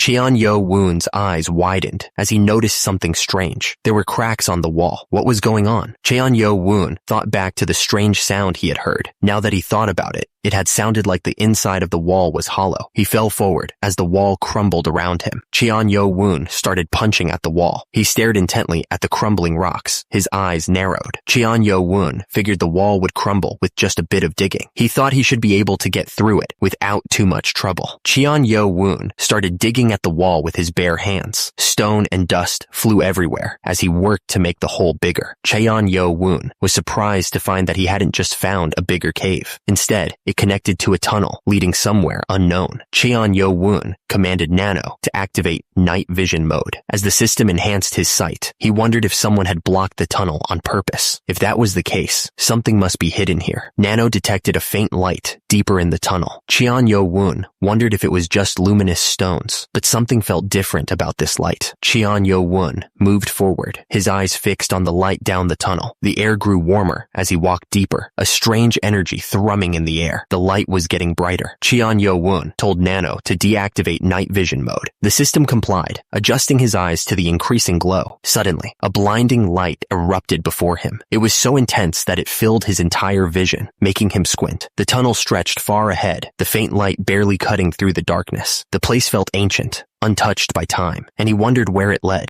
Yo-woon took in the new surroundings, his eyes widening. He muttered, wondering what this place was. He took off, his footsteps echoing in the tunnel. The place was bigger than he thought, and he wanted to see what was at the end. Yo-woon stared up, his voice filled with disbelief. He couldn't believe such a place was hidden inside the detention center. Yo-woon walked towards what looked like an exit, now blocked with rocks. He figured that was probably the exit, but seeing how it's been blocked off, this place must no longer be in use. Yo-woon spotted something odd on the floor. He wondered what the mark could be. Yo-woon looked closer, his eyes widening. The mark seemed like something heavy, like a monolith, had been dragged across the floor. He couldn't believe it. Yo-woon spoke to Nano, asking it to activate augmented reality. He needed a 3D model of the sapphire monolith from the first floor of the precious library. The system started recreating a 3D model of the scanned sapphire monolith from the first floor of the library. Lines of code flashed as the image materialized. Yo-woon asked Nano to check the marks on the floor. He wanted to know if they could be from the monolith.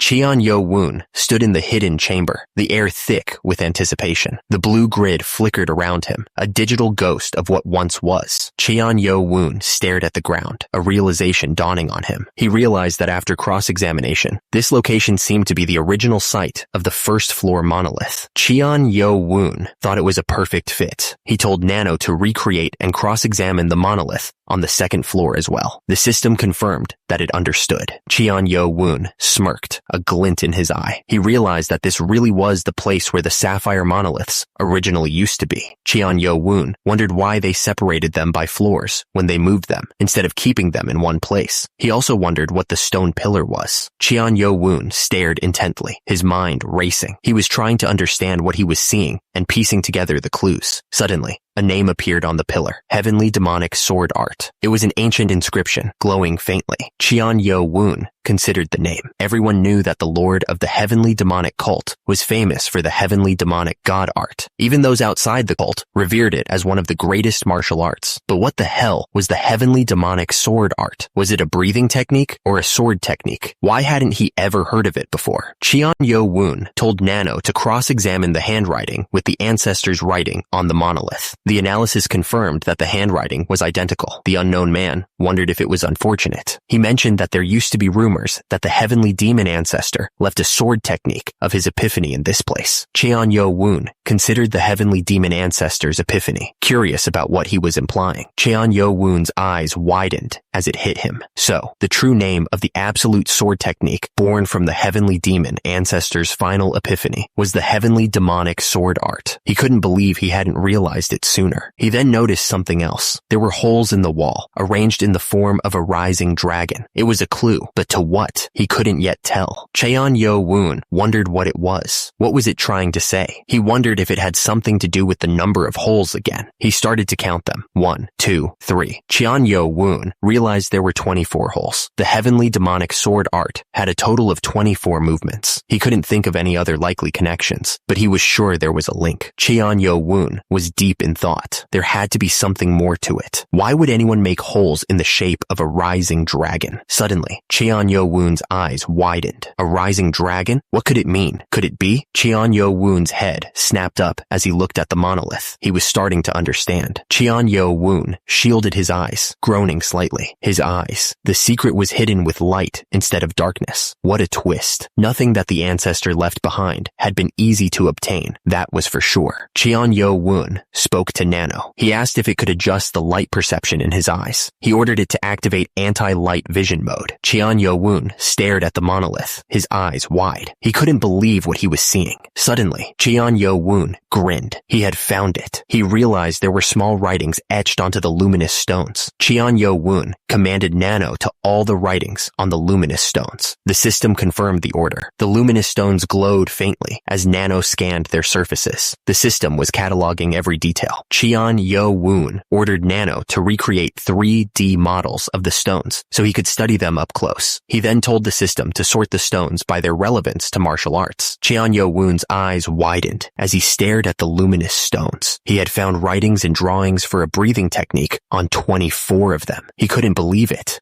Realized that the holes on the stone pillar had a purpose. He told Nano to get rid of all the stones except for the 24 that mattered. Nano confirmed that it understood the order. The system began to reconfigure the chamber. Cheon Yo-woon examined the text and realized it described a breathing technique. But something was weird. It mentioned flowing internal energy through specific blood pressure points while moving in a certain way. The movements were identical to the sword technique from the sapphire monolith. He wondered what it could be. Cheon Yo-woon was shocked. He couldn't believe that he was supposed to perform the breathing technique using the exact same movements from the heavenly demonic sword arts techniques. Normal breathing techniques had you control your ki while sitting up with your legs crossed or while laying down so it was easier to breathe. Cheon Yo-woon thought it was odd. He figured he just had to try it out. Cheon Yo-woon ordered Nano to feed him the information on the stones, starting from the head of the dragon and going all the way to the tail. Nano confirmed that it understood and began inserting the information directly into his brain. He closed his eyes and began to breathe, carefully controlling his ki according to the breathing technique. He focused on every detail, not wanting to mess it up. A powerful energy rapidly flowed through his 14 meridians. The system started analyzing and compiling data on the energy flow. Elsewhere, others were training hard. They moved with precision and speed, each strike carrying immense power. The training had been going on for hours, and some were starting to feel the strain. One of the men yawned, trying to fight off the fatigue. Cheon Yo Woon moved with incredible speed, performing the breathing technique. Blue energy swirled around him as he continued his practice. Cheon Yo Woon paused, panting slightly. He asked something. The system informed him that he had been in motion for 2 hours. Cheon Yo Woon reacted in shock. Cheon Yo Woon was surprised. He had been moving for 2 hours, yet instead of feeling tired, he felt refreshed. It felt like his ki flowed faster the more he repeated his movements. The system confirmed that the circulation of his energy had indeed become faster. Cheon Yo Woon thought for a moment. Cheon Yo Woon continued the movements, his body surrounded by a vibrant blue aura. The energy pulsed around him, a visible sign of the technique's effects. The blue energy intensified, swirling faster around Cheon Yo Woon. He felt a surge of power with each repetition of the movements. Cheon Yo Woon's eyes widened. His ki was flowing faster than ever before. He realized he could release his ki much more freely, a level beyond the 1,000 martial arts swing technique. Cheon Yo Woon looked up at the pillar, a sense of awe washing over him. He finally understood what a true, absolute breathing technique felt like. The harmonization of sword movement and breathing was what made it a sword art. Cheon Yo Woon dropped to the ground, bowing deeply. He offered his respect to his ancestor, feeling unworthy in the face of such godly power. Days later, the situation had changed drastically. The system reported the current status. Cheon Yu Chan from the Blade Clan had 4 name tags. Cheon Kyung Woon from the Sword Clan had 2, and Sama Chak from the Nihility Clan also had 2. The system also warned that 7 other cadets each held 1 name tag, leaving only 11 group leaders in total. One of the men looked absolutely stunned. He couldn't believe that the only remaining name tag belonged to instructor Ho Jin Chang. The other man agreed, saying his worst worries were coming true. The man frowned, realizing that 3 people had gathered over half the name tags. He was worried that no one could challenge them because they were just too strong.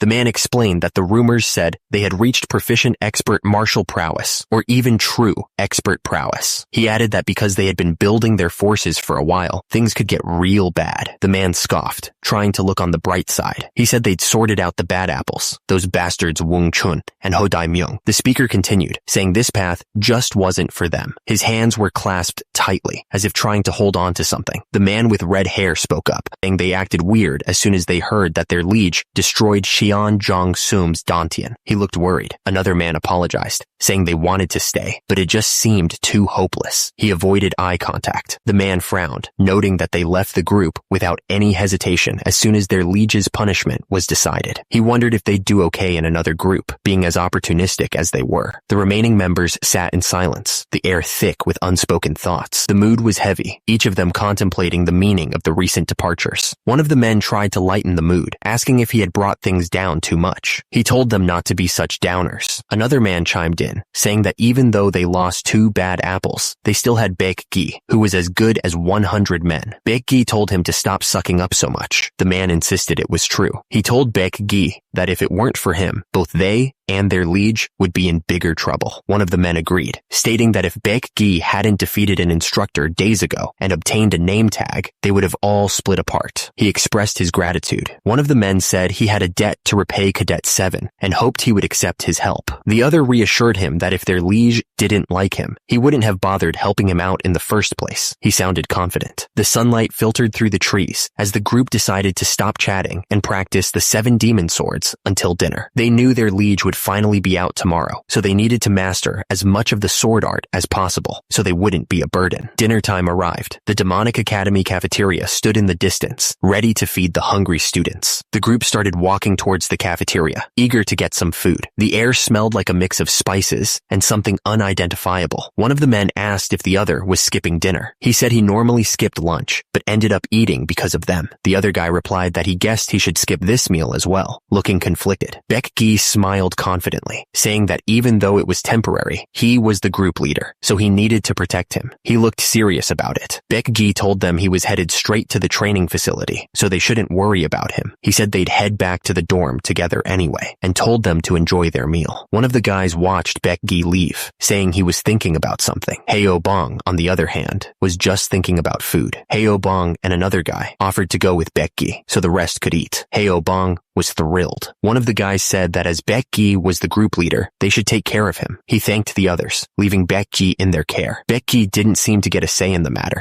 Baek-gi and Haeobong took off running towards the training facility. They were determined to get stronger, no matter what. One of the guys asked if he wasn't having dinner with them. He pointed out that missing a meal wasn't going to kill anyone. They had come because he was the temporary group leader, and they couldn't have him getting beat up somewhere. They were worried about him. Cadet 7 told them that they were such worrywarts, and that he wouldn't even be able to have a meal in peace once he was out. He added that he was so hungry. He was clearly annoyed by their constant hovering. They arrived in front of the individual training facility. The place was quiet, but the air was thick with anticipation. Cadet 7 told them that they didn't have to follow him anymore, since he was using the expert training facility. He added that they were almost there, so, well, you never know. He seemed to be trying to hint that they should leave. One of the guys looked at Cadet 7, confused by his words. He asked what was wrong, sensing that something was off. The guy with the long hair stared up in disbelief, his eyes wide. The guy with the cap next to him looked just as surprised, wondering what the hell was going on.